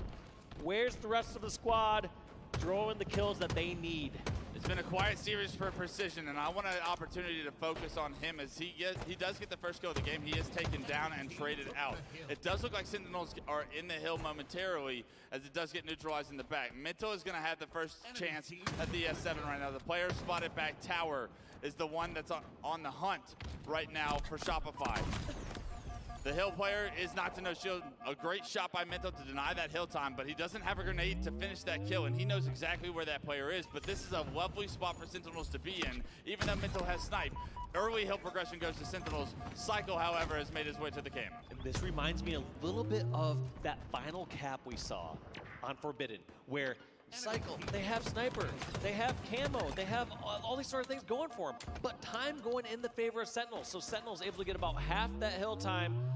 Now what can Shopify Rebellion do with their setup? They got the weapons, they got the camo, they got the setup, and they're not too far behind Sentinels. This is going to be a tough setup for Sentinels to break. They need to find kills, and unfortunately it's Cycle that finds the first. Precision's taken down. Boobadooboo and Lethal get spotted, and it's all Cycle doing this damage across the map from the hills. So Soul Snipe in the meantime enjoying the birds in the sky. I was just going to say, nothing feels better or also sometimes more worthless than just like seeing your teammates getting into action all the way across the map and they're just winning. You're like, well, I think I'm kind of important. Sometimes I'm helping, right? Yeah, you're doing a great job. Could do this right now. You're doing a great job right there. Way to get the point. Way to get the point, son.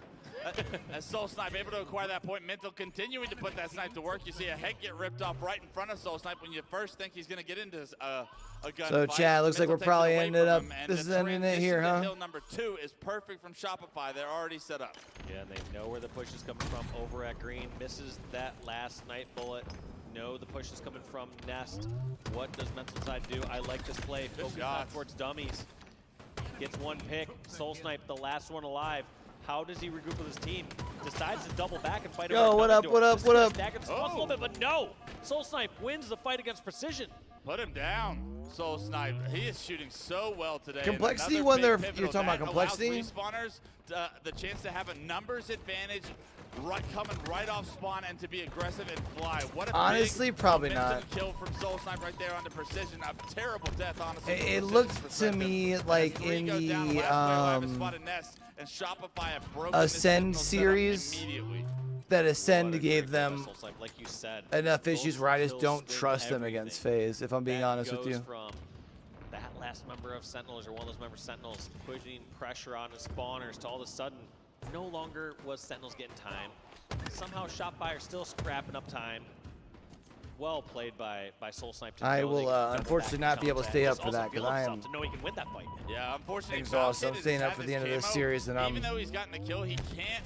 He doesn't have the teammates, the resources to try and push off this the bed. tower, and unfortunately, they're not coming anytime soon. Cycle's taking him down in the big. I gotta be up at 3 a.m. in the morning, so. Down, but look at how dynamic this setup Unfortunately, is for Shopify. with this running as late as it does, I won't be able to watch all of it tonight. Third player not to no shield, although Lethal tries to get. But honestly, I feel like the games that are left between right now, they've got the Quadrant Bittersweet series going over here, which looks like just started. Like that's probably just going to be a Quadrant sweep. I think FaZe probably win in 4. I don't think they sweep Complexity, but I don't think it goes 5. And I think Pure probably beats ITB.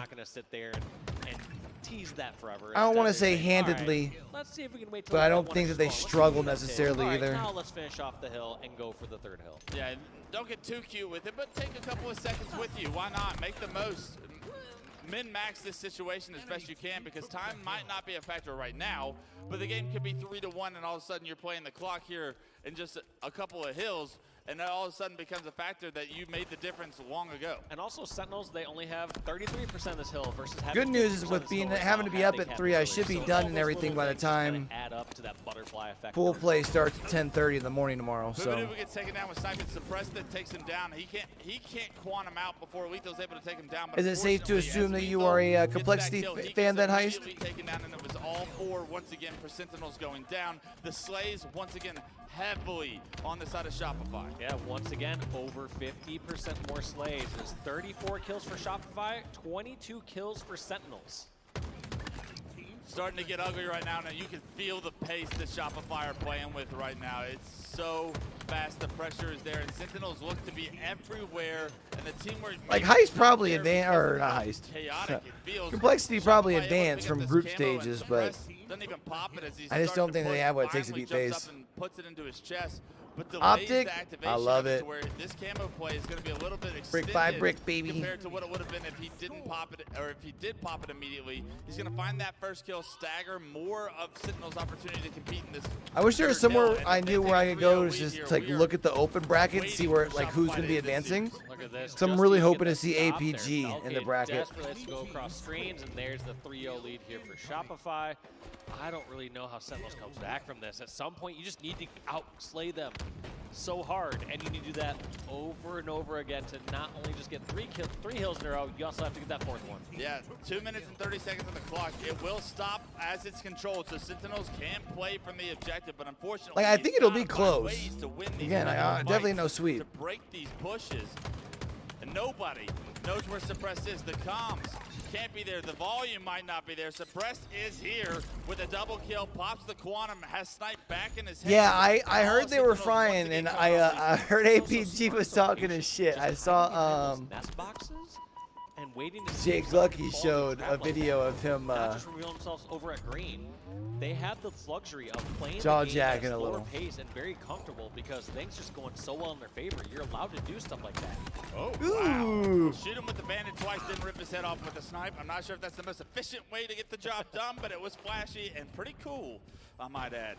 Well done, Suppress, on that shot. 17, 8, and 7. This kid is really starting to take over this series, and it's no surprise he is the fire. I do not, if I'm gonna be perfectly honest with you, Heist. I haven't been able to watch an event for a while, and I had to tune in late, so I didn't get to check the pre-show. I think it is going to be a time game here for Shopify. They're saying that they want to play the slaying game for the next minute and 35 seconds. I had some of the hill. of my weekend free up, and I saw that it was an HCS event, and I haven't been able to really tune into one in a while, so I figured, well, I got some time. And right now, this is almost turning into stat padding as this game continues to get ugly with Shopify's control. I mean, playing this much time is almost disrespectful, in my opinion, to Shopify. I agree, actually. The fact it was like, what, 2.5+ minutes or so, and just slaying that hard. Generally, when you see another team start to play that slaying game so early, you can adjust a bit. You can know, okay, they're going to be in spots like this. They're going to be in spots like, you know, you can take just different flank routes and try to punish the opposing team for playing that. But we have not really seen Sentinels. Still not sure how to take the Shopify Cloud9 matchup earlier. Yeah, 4 down again. I don't know if it was like a Cloud9 choking or Shopify being able to clutch up when it mattered the most. The pressure is I think it'll definitely make the Cloud9 Sentinels matchup tomorrow a banger. Now guess what? He's a problem over at Green. For, Still trying to get his shield back. Grenades coming through, shit, but what nobody group is home. No surprise there, as no one has been home for Group Sentinels C. this entire game, it feels. And not to beat the dead horse. Yo, Heist, appreciate the sub, fam. Performance from Cycle and the boys on Shopify. He picks up another double, and it is perfect Halo being played He here. happened to be into other esports, ALGS, RLCS, VCT. We watch quite a bit of that over here, as well as do some videos. Of tower, which is a need. I have an Even when esports they're pushing over podcast as towards well. green, they're just getting stomped out. Your 10 boy seconds does some remaining. casting We are not across gonna see a few Sentinels titles, grab so 3 hills, bring this to overtime, and just count down these last few seconds, Wes. As feel free to Shopify peek Rebellion are around. looking If there's to any win other this series titles that pique 3-1. your interest, man, Why not definitely get feel free to check another out double? the content. Feet are in, and maybe get a triple, I guess, an assist.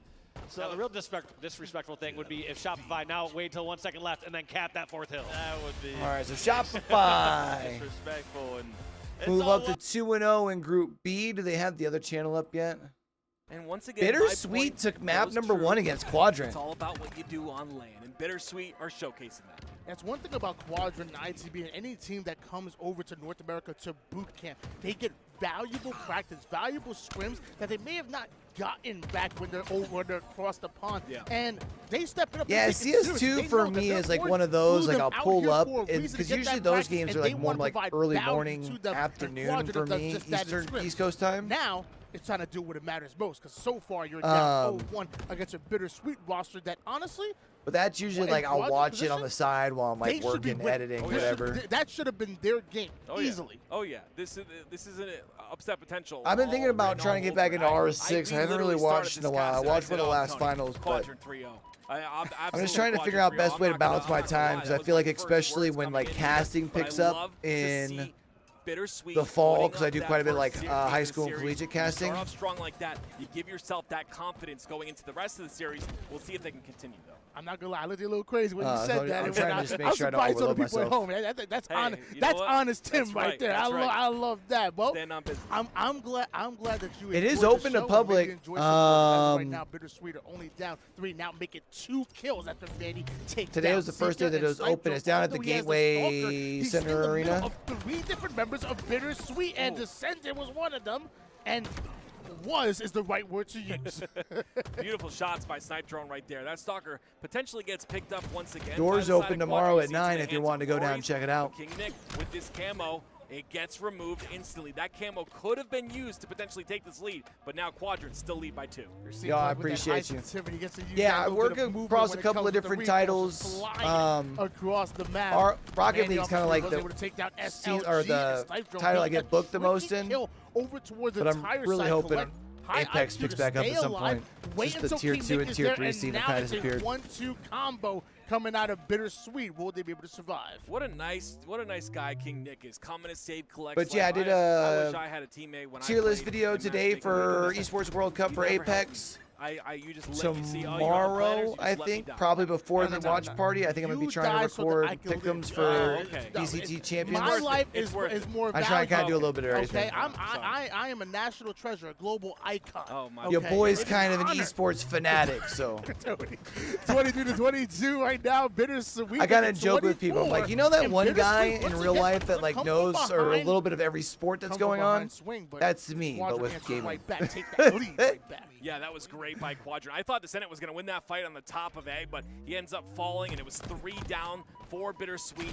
Still only a 1, make that a 2 kill game here. Quadrant leading, and they're starting to pull away with this. This might be another squad wipe here for the side of Bittersweet. Camouflage coming up going to be really important. This is where I love to see both teams slow it down, stay alive, and really pick and choose which battles you want to get into and collect. He chose that one. Honestly, this is an advantageous one, but he wins it. I guess that's all that really matters, and now Manny's kind of left by himself. I saw Tarek had mentioned on Twitter if people are wanting to watch party to like leave a comment. I'm like, bro, if you could let me get permission to watch party VCT Champions, I'd be all in. That camo's still up. It's still. So I'm usually up at that time in the morning anyway for the gym. I'll just start waking up a little bit earlier than that. I'm not sure who ended up picking Change my sleep schedule for a month. To 28 Quadrant.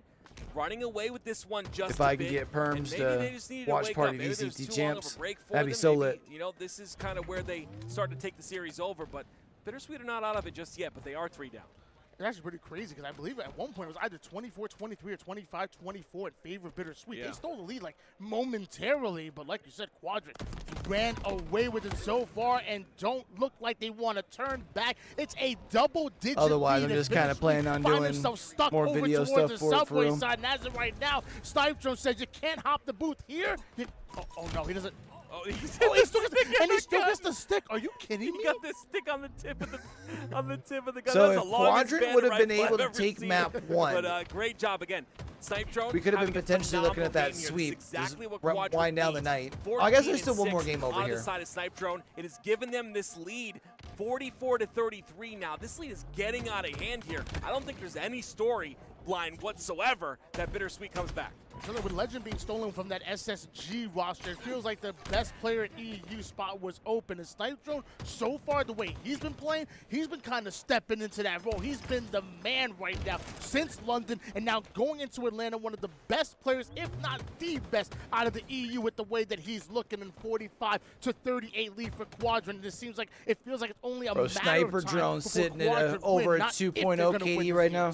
Yeah, when Just you're popping Snipe off. Drone, someone's got to step up on the side of Quadrant. We know what Quadrant are capable of. We just know, right? So if your team's not performing, especially in a game like this against Bittersweet, someone's got to step up, and that's exactly what Snipe Drone does. 16-7 now out of this man, and only 3 kills away is Quadrant from winning this game too. We switch gears over towards Glory. He finds himself behind both Collect and King Nick, and those are easy shots that go off.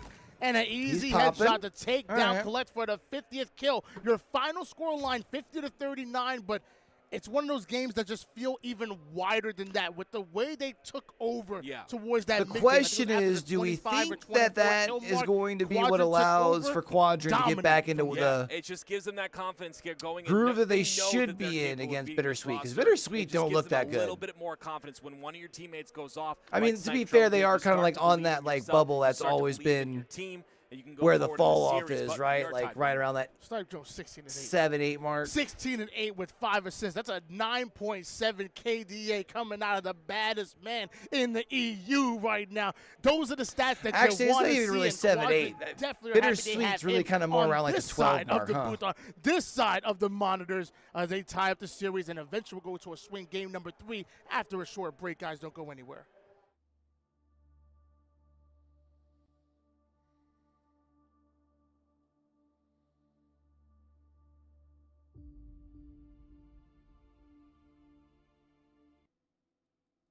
It's across the map, but they were doing it.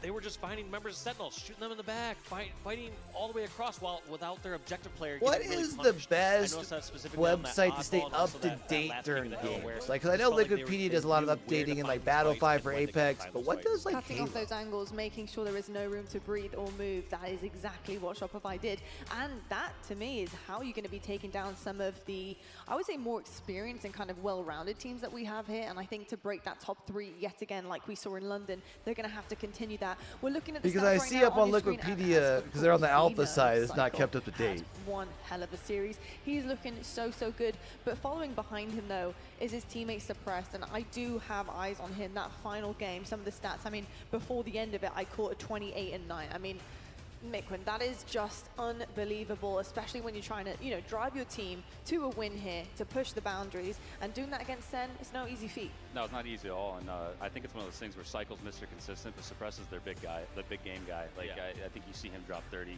40. I think we played him last event, and guy had So like it 20. does look like they've got a C stream going already. He can get on like a blazing hot trail, and there's really no stopping him at that point. And yeah, it's just kind of the testament of like the skill on this team and how young they are and how. And that's strong they're got. starting to work over time. I mean, on the flip side of things, you're looking at across Sen there, and 3 of them have a 0.7. What? Well, it's supposed to be on Rocket at B stream 0.73. next. It looks like. The majority of your roster is just really odd to me, and I think not feeling super comfortable Halo for the rest of the Data series Hive. after taking that first game is a little bit surprising. I was expecting a little bit more out of Sen West. What do you think went wrong for them? They looked a little frantic in games 3 and 4. They you could tell that they weren't aware of where the enemy team was coming from, and when that's happening, the game is feeling so chaotic, specifically probably for those 3. Falcated somehow leaves that series going positive, and that's a testament to just how strong of a Because player this he is the C stream here. But for Sentinels, they just look disjointed. Like, I'm guessing this doesn't have any probably casters, right? This is just game feed on the C stream. But this is ITB versus Pure. So this is what was going to be on the B stream to wind down the day. It started early though, because Pure's already got 2 maps.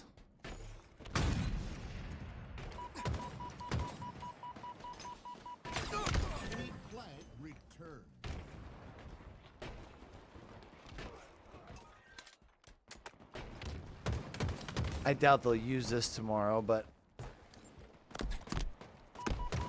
let's make sure in case they do. You boys following over here.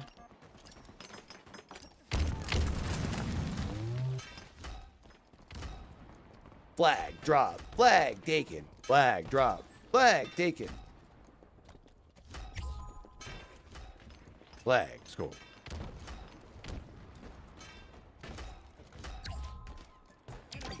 Your flag.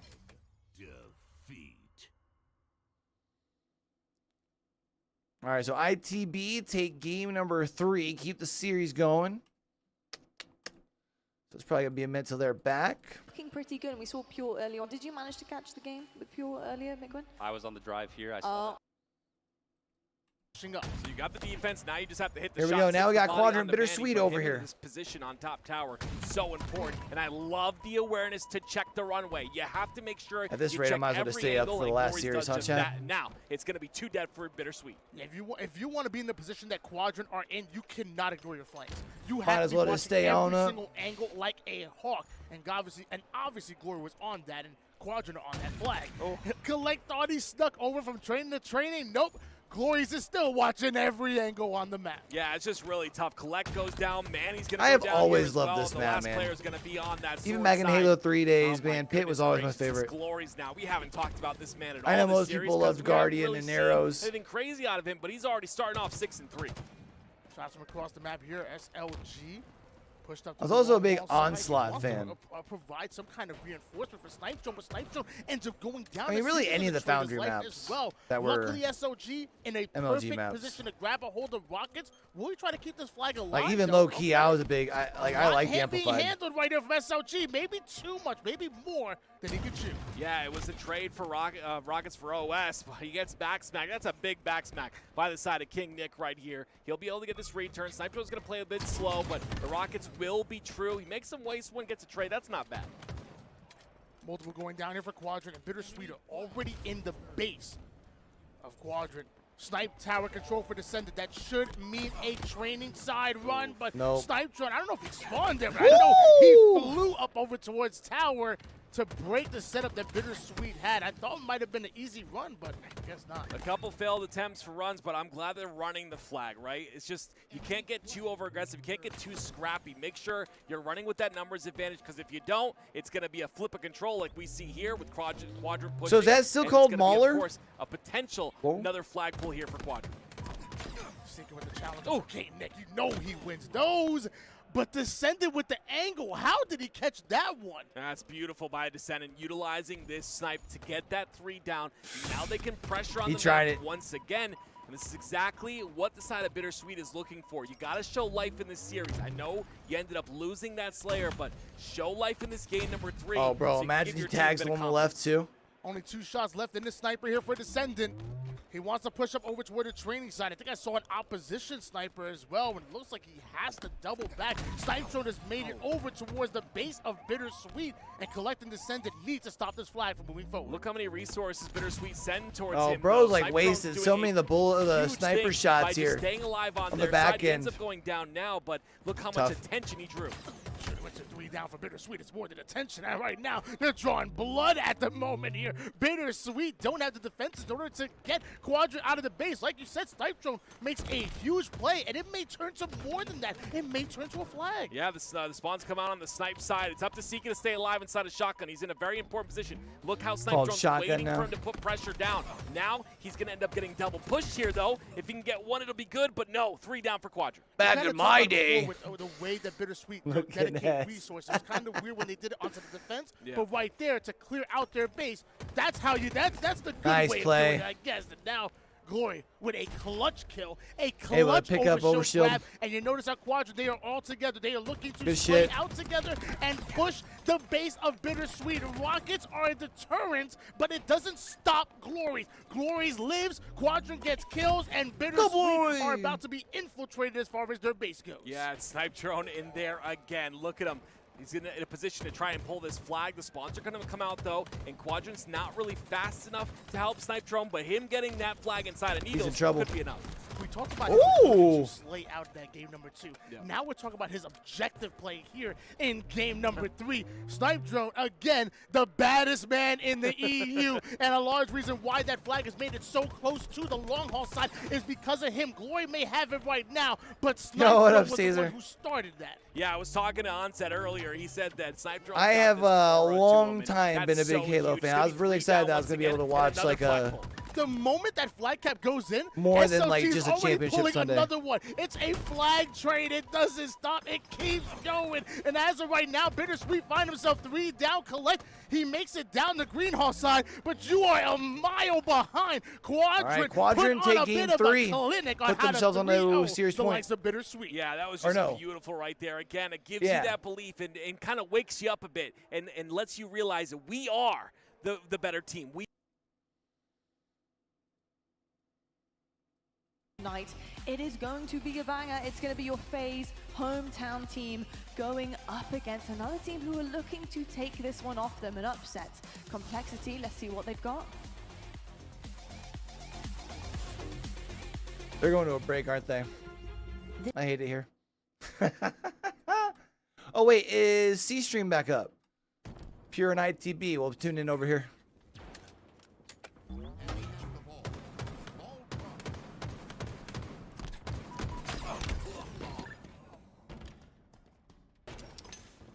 I still think to this day, Oddball is my favorite game mode of the 3, especially for MLG. Especially since there's no more Griff Ball.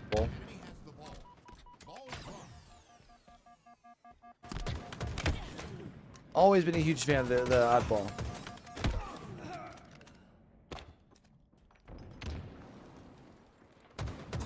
So I feel like it's a perfect balance of like objective and slaying.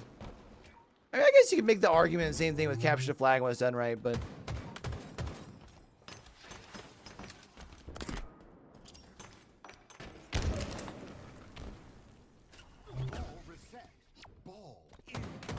just always like that you have the option, especially when you're getting pushed on. Do I just drop and fight? Do I try and reset the ball? Like a lot more strategy than a lot of people give it credit for.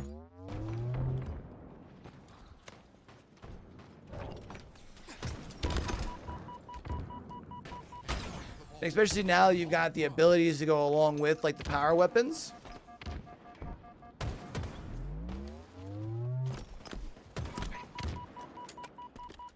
Enemy has the ball. Ball dropped. Enemy has the ball. Ball dropped. Stuck him. He said, "Give me them toes, girl." Enemy has the ball. Ball dropped.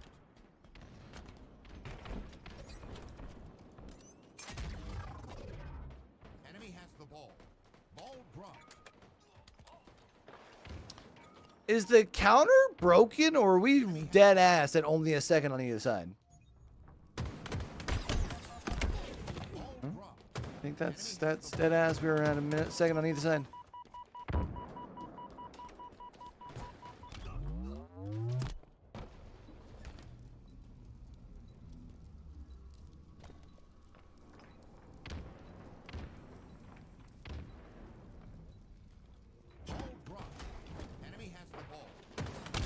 Yo, honestly, big shout out to the production squad on busting out the C stream to get everything back on time. I'm sure players weren't trying.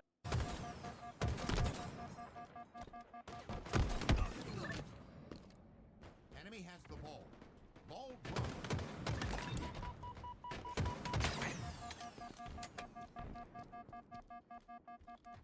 Disconnected there for a second. My bad, chat.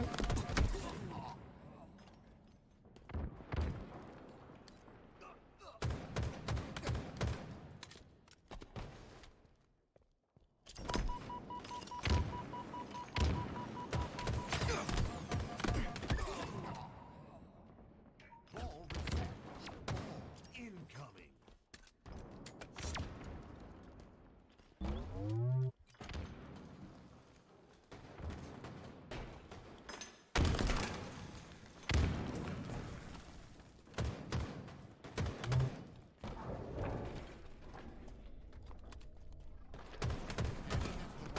What do I want to watch is the real question.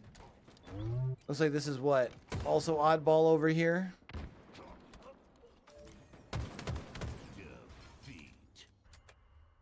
Oh. First half done. Done. Dusted. In favor of Pure. Pure 1/2 away.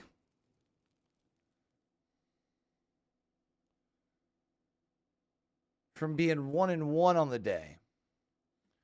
Of course, Pure had the ability to put optic to distance in their first series in the week. A lot of ball time here. 34 Wait, was that just the end of the game?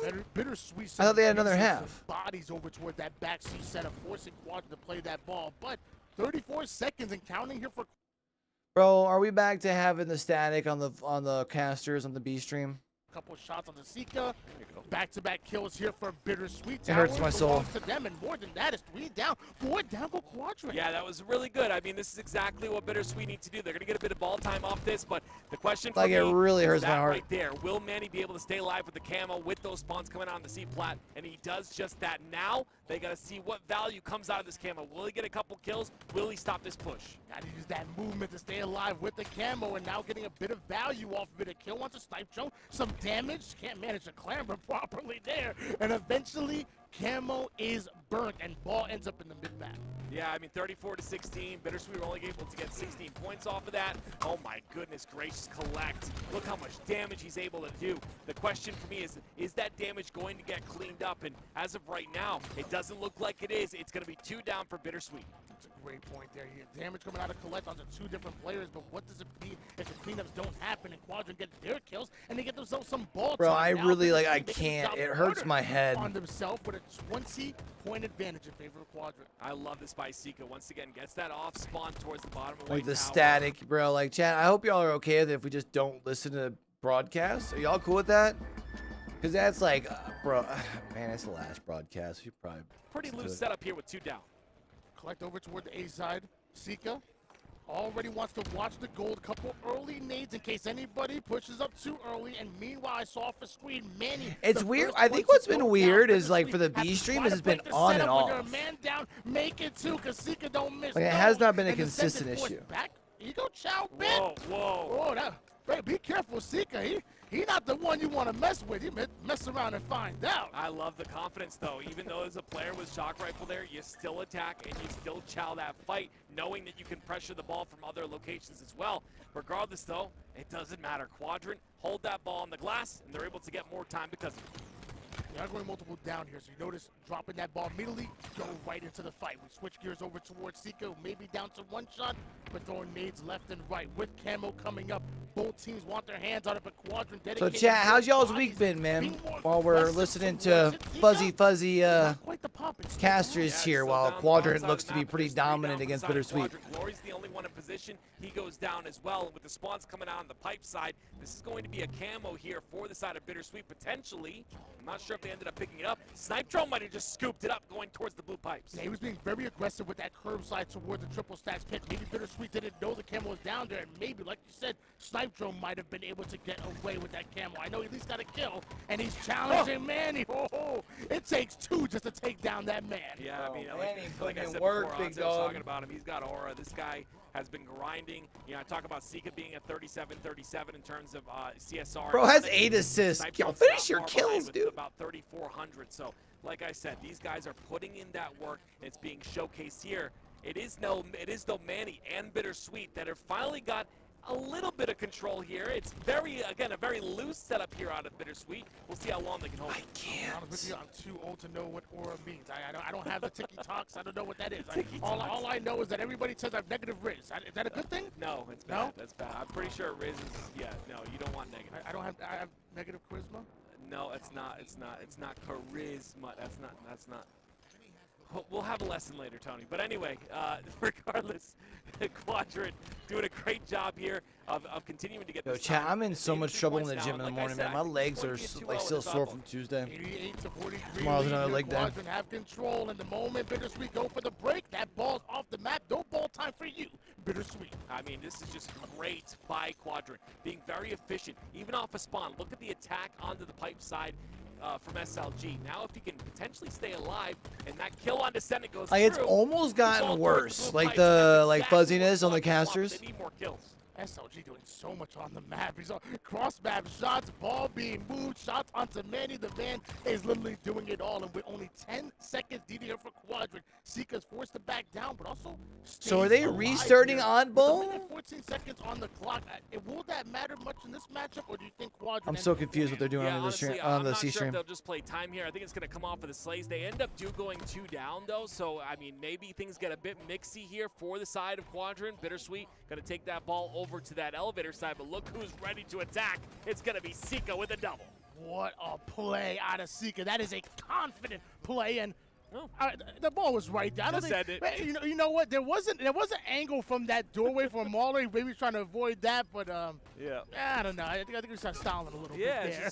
Just time's up. It's all good. Quadrant take round one round away from moving themselves up to. I can't stress it enough. Practice pays off. These guys grinding as much as they do. I'm 1-1, every time. right? I haven't played Halo too much. They lost the Space Station gaming at the top of the day. Every time I get on, it's of course it's going to be Sika and Snipe Drone on my team that carry me through those matchmaking games. They're top ranked in the playlist, also top ranked in our hearts. Yes, I agree. 100%. And obviously the practice is paying off. 16-9 right now, 5 assists to go along with it. Sika has been absolutely incredible so far this game.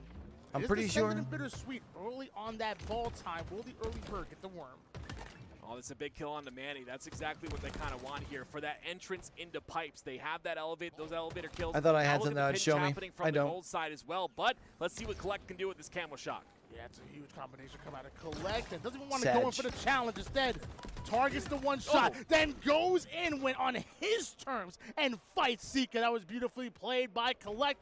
Now we switch over to King Nick because right now Bittersweet got the kills, but he ain't got the ball. Yeah, some confident plays out of Collect. 19 and 13 here in this oddball game, but again, it's not enough. Quadrant are able to scoop up that ball like you said, and now it's another push waiting here for Bittersweet, and they've got to break through the Hydro side, which is tough.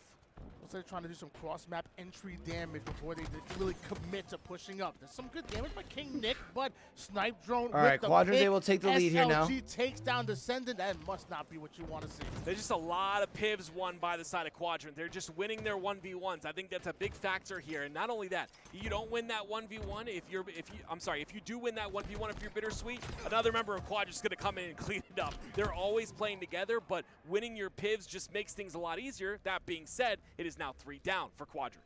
And Quadrant wants to keep their eyes on the prize, and although they lose that Slay engagement momentarily, I mean, Glory still sneaks away with a few bits of ball time. And again, ball is played off the map. When Bittersweet get kills, they don't get the ball. Exactly. It's just like we talked about with Collect, 21 and 13. But what's coming of those kills? I think right? Bittersweet kind of got lucky in game number 1. I ain't gonna lie, because I really thought this was gonna be a sweep. Just pad the stats, and honestly, it's Quadrant who are getting the kills that matter.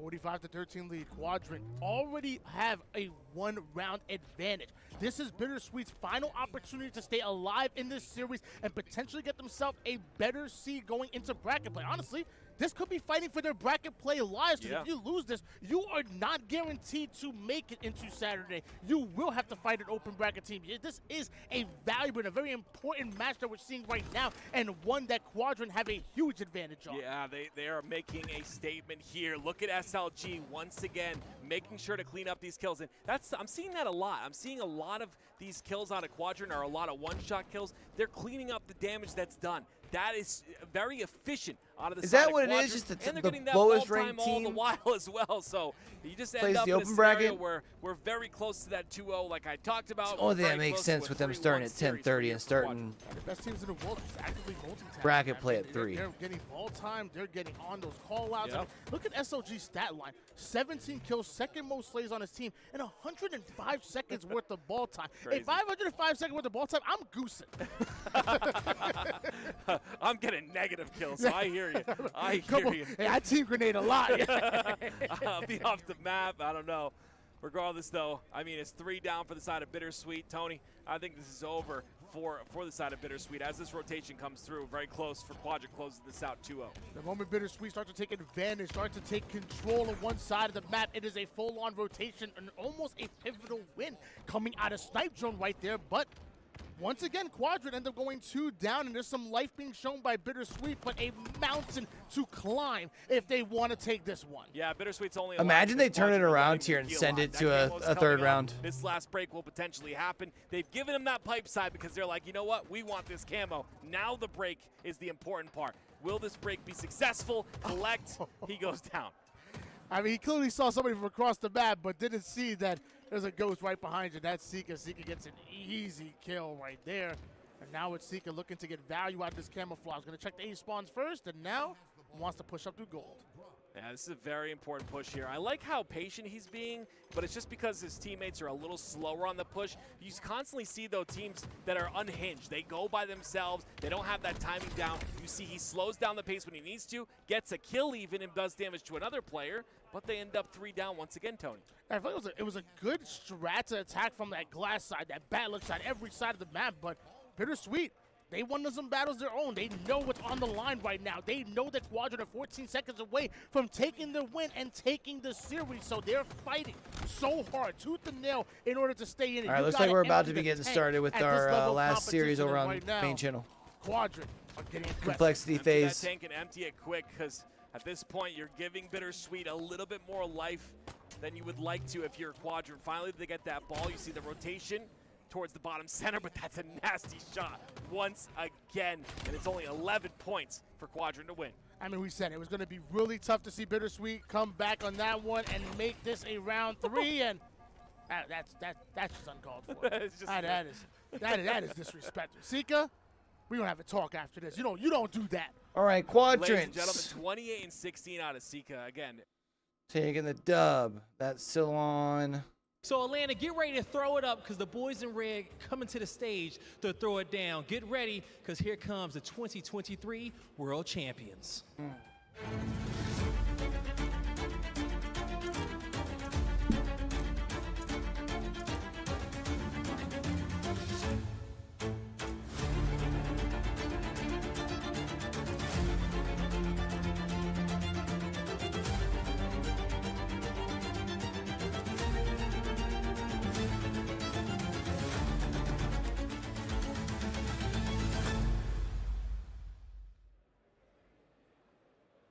Ladies and gentlemen, make some noise for FaZe Clan!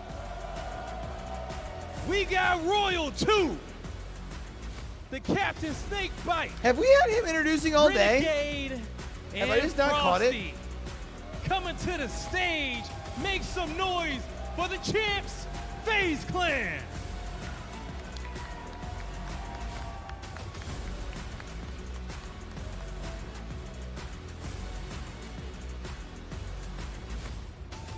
All right, let's get this one started. Casters, take it away. Thanks again, stage host. We will be taking this one away. Last game of the night. Complexity up against FaZe Clan, the hometown crowd here to cheer on their boys, and of course, the defending champions from London, FaZe Clan. Dan, this is going to be good. Very excited to see what FaZe can do on the main stage. We were lucky enough to call the action on the Bravo stream, and we joked about it on the analyst desk, which we're still here, but they did overslay. They did get to the point where we were asking the question, are they going to start to do the objective at some point? They gave Ascending Baseline a chance in that series, and Ascending Baseline, they took it, right? They took them to overtime in game one. They took them one far in the Slayer as well. But against Complexity now, I think we need to see a bit more of a focused FaZe Clan if they're going to be able to show their dominance. Yeah, I think it's about buttoning up and showing that you're mean business now, because this is a team that they know all too well, and if they leave some openings for Complexity, they will punish them a hell of a lot more. And I think CTF Forbidden, Dan, this one's going to be very important. Yeah, I think that we alluded to it earlier. Forbidden is a bigger map. It is something Wes was touching on. Maybe it's going to be more comfortable for Complexity. There's more of these tricky routes that you can take. You can surprise people. You can get on more flanks. That's Ryan Noob's bread and butter. It's exactly what he wants to see. But at the same time, it's not like FaZe are unaware of where you can be flanked from. FaZe can still dominate this map. If they control top middle, if they control that ramp, Complexity are just going to get caught on spawn. So you've got to keep that in mind. You still have to be playing for top middle. You still have to be playing for that power up. And the sniper rifles are going to be a big difference maker here as well. And you speak about sniper rifles, and Wes talked about perhaps maybe shutting Royal 2 down. The issue you have with this team and the firepower and the star power that it has, you shut down Royal 2, all of a sudden. All right, so this is done. Frosty, they've got sniper rifles. Snakebite's no. I don't understand what happened with the oddball game. Down isn't enough. Because they only played one half, right? When Frosty's hot, give him the sniper, or when Frosty's cold as the Iceman, give him the sniper rifle. We watched the Bravo stream and Frosty was not missing with the snipe, and I've said it to them personally, like, just give someone who's hot the sniper rifle. It doesn't always have to be the same guy, but you understand why it's Royal 2 when he does pick up that sniper, when he does get going as well, and having that starting strategy just in your brain, you understand why they're going to keep the routine the same. I think it probably comes down to each player on that roster backs themselves. So even though Frosty's hitting the shots and he might be hot at any given time, all right, who we taking, chat? Royal 2 probably thinks if I pick it up, I'll have the opportunity to do the exact same thing. And every single one of them players on that team can turn a series on its head. And when we look over the other side of the stage, you're looking at Complexity, who probably haven't got as much experience as the boys on FaZe do, but they might have a surprise up their sleeve. There's Master Chief watching on as well. Just making sure everyone's in order here in Atlanta. Good from you.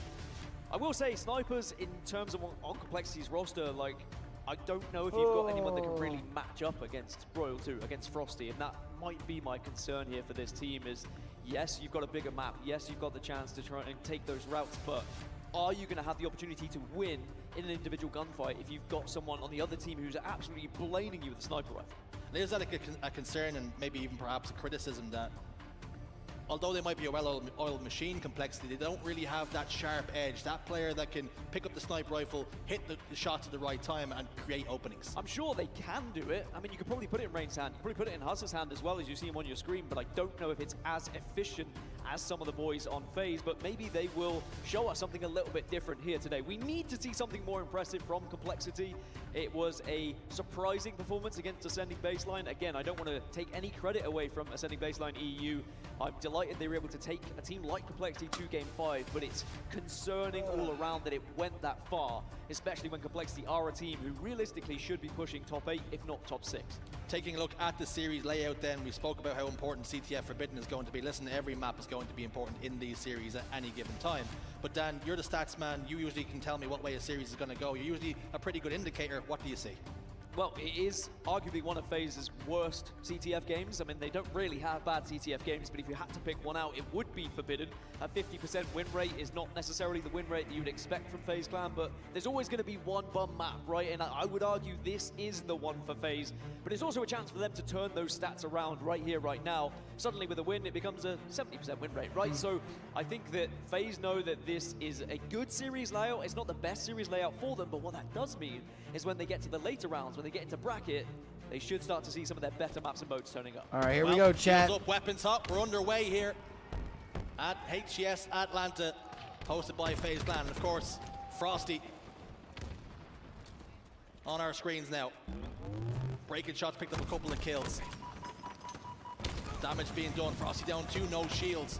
Trying to fight off the back foot and make himself a really difficult kill, but it looks as though he might have some technical issues, and we'll bring it back just to discuss a little bit more. It looked like there was already a flag on board, so I was checking the screen. I thought that maybe my eyesight was going bad, as a flag had already gone in when we got into it. But we'll get back into the game shortly. It allows me to talk more dribble. But I do think that FaZe need to be dominating a team like Complexity. If they, go to a game 5 here, I think that the likes of SSG, the likes of Optic will be licking their lips saying, okay, well, actually, maybe we are out for blood. Maybe FaZe are beatable here. Well, the question is, who had the flag advantage there when we loaded in? Because I didn't see it. I'm not sure that's relevant. Well, I want to make a point. Are FaZe trying to get themselves a little advantage because they're hosting the major? That's some dirty ball they're playing. But you can have an extra flag. It's what was happening in the saying. So I'm glad that we were able to restart it. Yeah, we get straight back into things very quickly. But of course, we need to speak about how good these two teams are, of course. But we know FaZe, they typically do pretty well in pools. They normally top them, and they're already probably having their eye on Championship Sunday and the teams that they're going to expect to see then, because that's the caliber of team that they are. They expect to make it all the way to a Sunday, and more often than not, they absolutely do. So have you seen enough? Of course, we only really seen them against Ascendant Baseline, but did you see enough in London that makes you think, because for all intents and purposes, they did dominate at times? In London, I saw more than enough. Yeah, if they perform like they did in London, then we'll be looking at back-to-back events, and we'll probably be talking about them going on to become back-to-back world champions if they're able to play in that manner. However, it's not always the case. Sometimes the way it ebbs and flows in Halo is you'll have your ups and you'll have your downs, and sometimes those downs can be a big struggle. You look at SSG. Bro, are we about to have another long delay, dude? Now this will be their bounce-back event. As for FaZe, though, they have historically been that team who finds the consistency. Once they get going, they keep going, and no one seems to be able to catch them here. And I think that's going to be the worry for a lot of these teams who are, trying to catch up the top 3. If FaZe just keep getting better, how on earth are you meant to catch the best team in the world? Yeah. I think some of the criticisms that FaZe have maybe had is that you can tell pretty early on in their communication as how good they're going to be and how hot they are at any given time. And I think how important is it to shut down the players who maybe feed off that energy and off the crowd? Like Lottie said, 3 of the players feed off the crowd. So if the crowd are maybe against them and maybe they're not hitting some of those snipe shots, a few shots go wayward, how concerning would you be that maybe heads start to drop? I don't think I'm as concerned for FaZe when that happens. I mean, we asked the same question about Optic earlier on, and I was a little bit more concerned, but they showed great adversity. They came back into the game, and they were able to win the series 3-2 when it was looking like a struggle. I think FaZe could lose map 1, and I don't think they would be worried. I think that they would end up just coming back, probably winning 3-1 in that instance. I will say, though, that they're so used to the crowd not being on their side that they're not even going to be listening to it. They'd love to hear any sort of crowd support, because it seems like it's been quite some time since FaZe have had it, but I don't think it's going to be too much of a worry for them. Yeah, I think typically when we weigh up the sounds and the decibel levels, it usually is your SSGs and your Optic Gamings who get a little bit more of a pop in the crowd, and they've almost become the bad guys at times, have FaZe. They're hated, adored, but never ignored. They're like the Max Verstappen of the Halo world, aren't they? They've just won enough now that other people kind of want to see them lose, want to see someone else win, and we can only give credit to FaZe for being in that position. For give me Optic this weekend, baby. Suddenly everyone's like, maybe we'll take another winner, right? But last season, we did see other winners. This season, SSG were able to take a victory, but that just spurs the likes of FaZe on.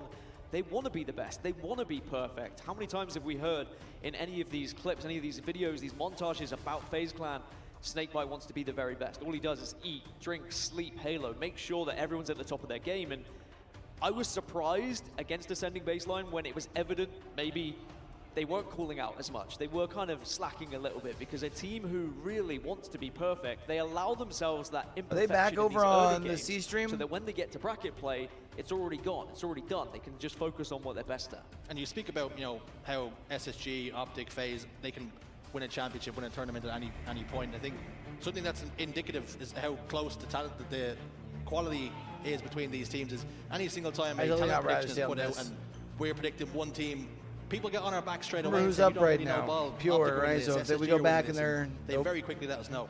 They do let us Done, know, and and Pure wins. well, there's only one way to find out, is by getting into the tournament. I thought FaZe were going to win the previous tournament, but then SSG take it, for example, and then I predict FaZe to get the next one, and then suddenly we see the likes of Optic Gaming turn up. Like, it is back and forth every now and then here in Halo Infinite, but maybe we're going to see some dominance from FaZe once more. Shields up, weapons hot. This time we're rocking. All right, we're live, baby. 0-0. Yeah, no extra flag on either side this time, but are we going to see any early pulls or any early control from either team? FaZe certainly looking to try and take top middle straight away to assert some dominance. What has Frosty got? Checking the bonfire, nothing doing. Snakebite with the overshield. Ryan Noob's in trouble already, backing it away. And Snakebite not even interested in finishing the kill. Happy to know his teammates are in support, moving the flag. Renegade gets the kill onto Huss. And as quick as you like, the flag's already over the halfway point. Oh, it doesn't quite survive. It would have been big if he got around that corner, but is there any support from the rest of the team? It is a heavy commitment from FaZe for that flag, so there's going to be a little bit of map control that is given up for the run. But if Royal 2 can hit a shot here, it could just allow them to get all the way home. But I'm unsure at the moment if they're even going to be able to get a touch. Yes, they will. Frosty manages to get the touch, and now they have a real opportunity at 1-0. They have a man advantage as well, and still have a sniper rifle on the map that can have an influence. See Ryan Noob, see ya. Soaring off the map. You've got to stay within the bounds of the map, Dan. Bro, I thought he was about to stick him that there. one is not the sneakiest. I don't think you can get back up from down there. I think he was playing Mario Kart shortcuts. I don't know what he was looking for down there. The map can be deceiving at times, and we spoke about unorthodox routes, and that's exactly what Ryan Noob tried to take, but unfortunately, he falls off the map. Now, FaZe's flag is out here, so they're going to have to perform a little bit of maintenance before they can punch this one in. Snakebite hands it off to a teammate, continues to put down damage. And as he tiptoes over towards the flag, breaking shot can't even have an influence. The flag gets sent home, and this one should and will get punched in for a 1-0 lead for FaZe Clan. A nice early lead for FaZe to kind of calm down any jitters, if there were any, but I don't think there are ever any nerves on the side of FaZe Clan when they get onto main stage. But the hometown heroes have an early lead, and now Complexity need to find a way to get back into this game. Already, there is a significant difference in slays as well. 14-8 in favor of FaZe Clan, and it's an overshield as well for the General himself. Thought about pushing the snipe streak, got communications. The player Bro, needed help, Complexity and he just came stands no and provided chance. Just that. No chance. That's what Services you are for got. rent. Perhaps maybe he'll be looking at some coaching lessons when he gets home, but one thing we do know is he has work to do here with the overshield. A little bit left. Melee didn't come through, and Snakebite gets pretty clean, easy double kill for him. Looking to pull the second flag of the game, and it's on the move with 4 dead for a moment for Complexity. Yeah, 4 dead. This should be a comfortable run for Snakebite as well. And you can see how well he was listening to the rest of the team. Not only was the team communicating successfully, but Snakebite head on a swivel, turning to look at every single one-shot, every single weak player. And now it's just a case of hammering this one home, and it's a 2-0 lead for FaZe. Complexity just not able to stop the overshield pushes that have come in so far. Well, 4 dead again for Complexity. And FaZe Clan mean business.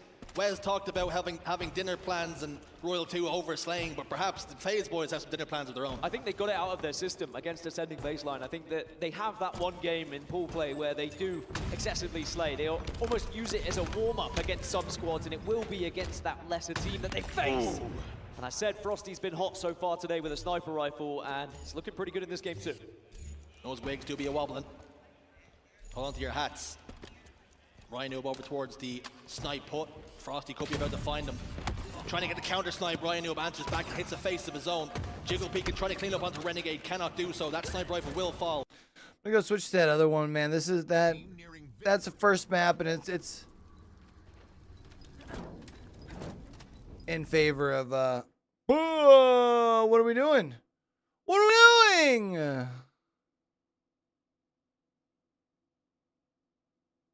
I hate it here. Holding on to a lot of control of this map. You can see Complexity forced back into spawn. It's another overshield. It's going to be another push. It might well just be another cap. Just how clinical FaZe Clan are when they have the advantages. When they have things like overshield and sniper rifles, they really make you pay. And this flag's being pulled out again. This time, Renegade's going to be one tasked to bring it home. 3 dead for a moment once more for Complexity, and they might be thinking this is Groundhog Day. Start to chalk this one up unless there's an overextender for Complexity. This is going to be game, and it has been flawless from FaZe Clan. Renegade taking some damage. Still trying to push it home, trying to force it home. He will fall short though. Frosty's got the sniper rifle, playing this one patiently. Trying to clean up any players not getting the information that he needs then. Rain is there to try and get the return. Royal 2 and Snakebite have got a couple of kills. He's quite happy to wait for a teammate to punch it home. It goes in. And FaZe Clan have a 1-0 lead in the series. Yeah, about that CTF Forbidden. What a performance we just saw from FaZe.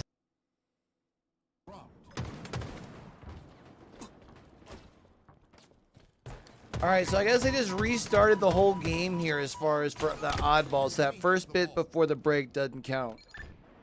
Looks like. Enemy has the ball.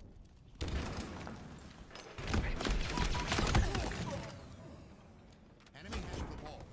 Ball dropped.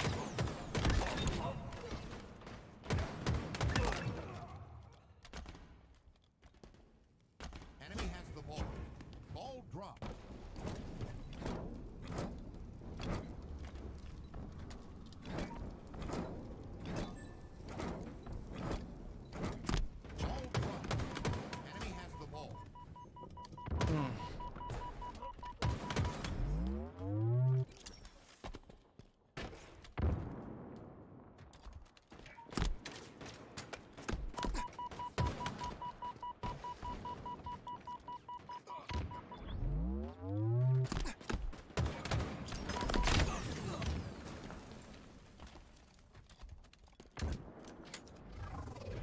Enemy has the ball.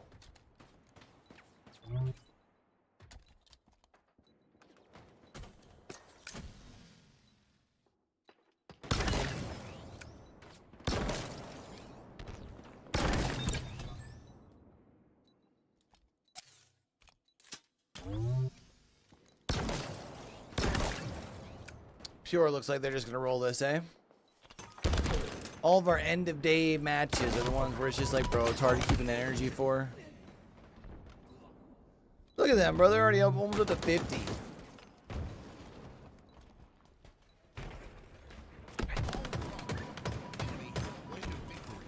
Enemy has the ball.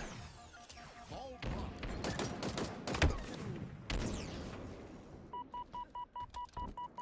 Enemy has the ball. Ball dropped.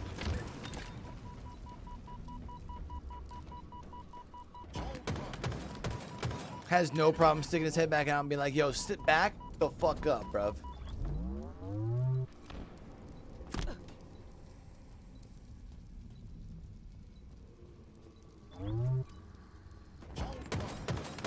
Enemy has the ball.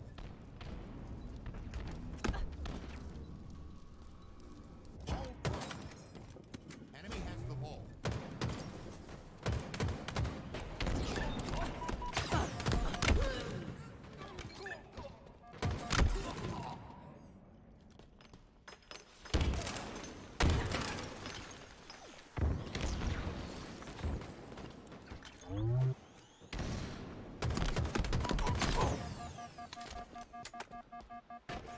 Enemy has the ball.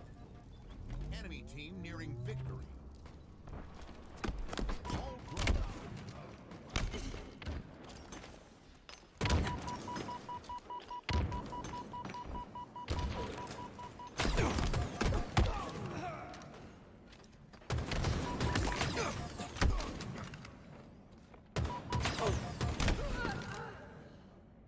Enemy has the ball.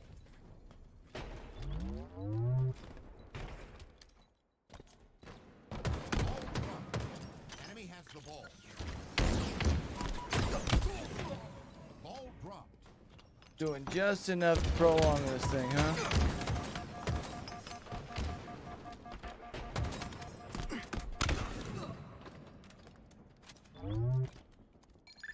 Enemy has the ball.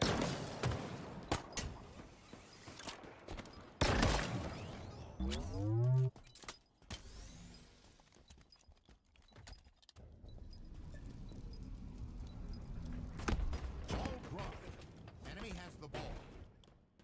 Ball dropped. Enemy has the ball. Ball dropped.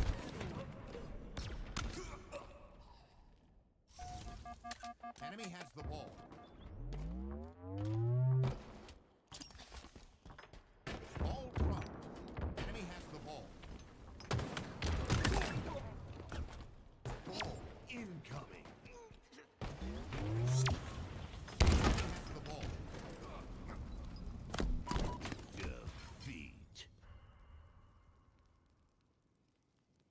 All right, so Pure is going to walk away there.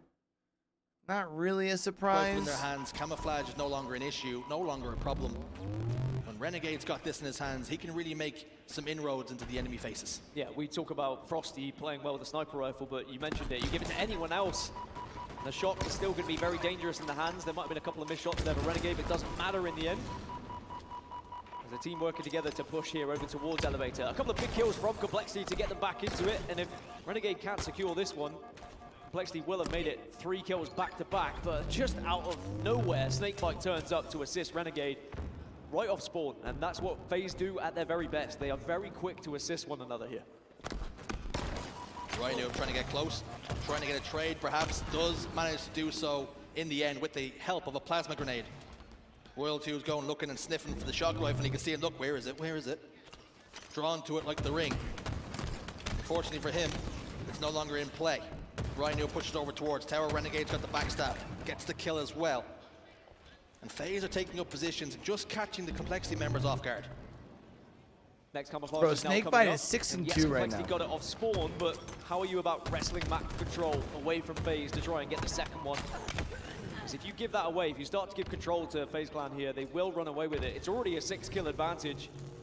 And Complexity just struggling to stop FaZe from being able to accelerate here in this game as Frosty's found a camera.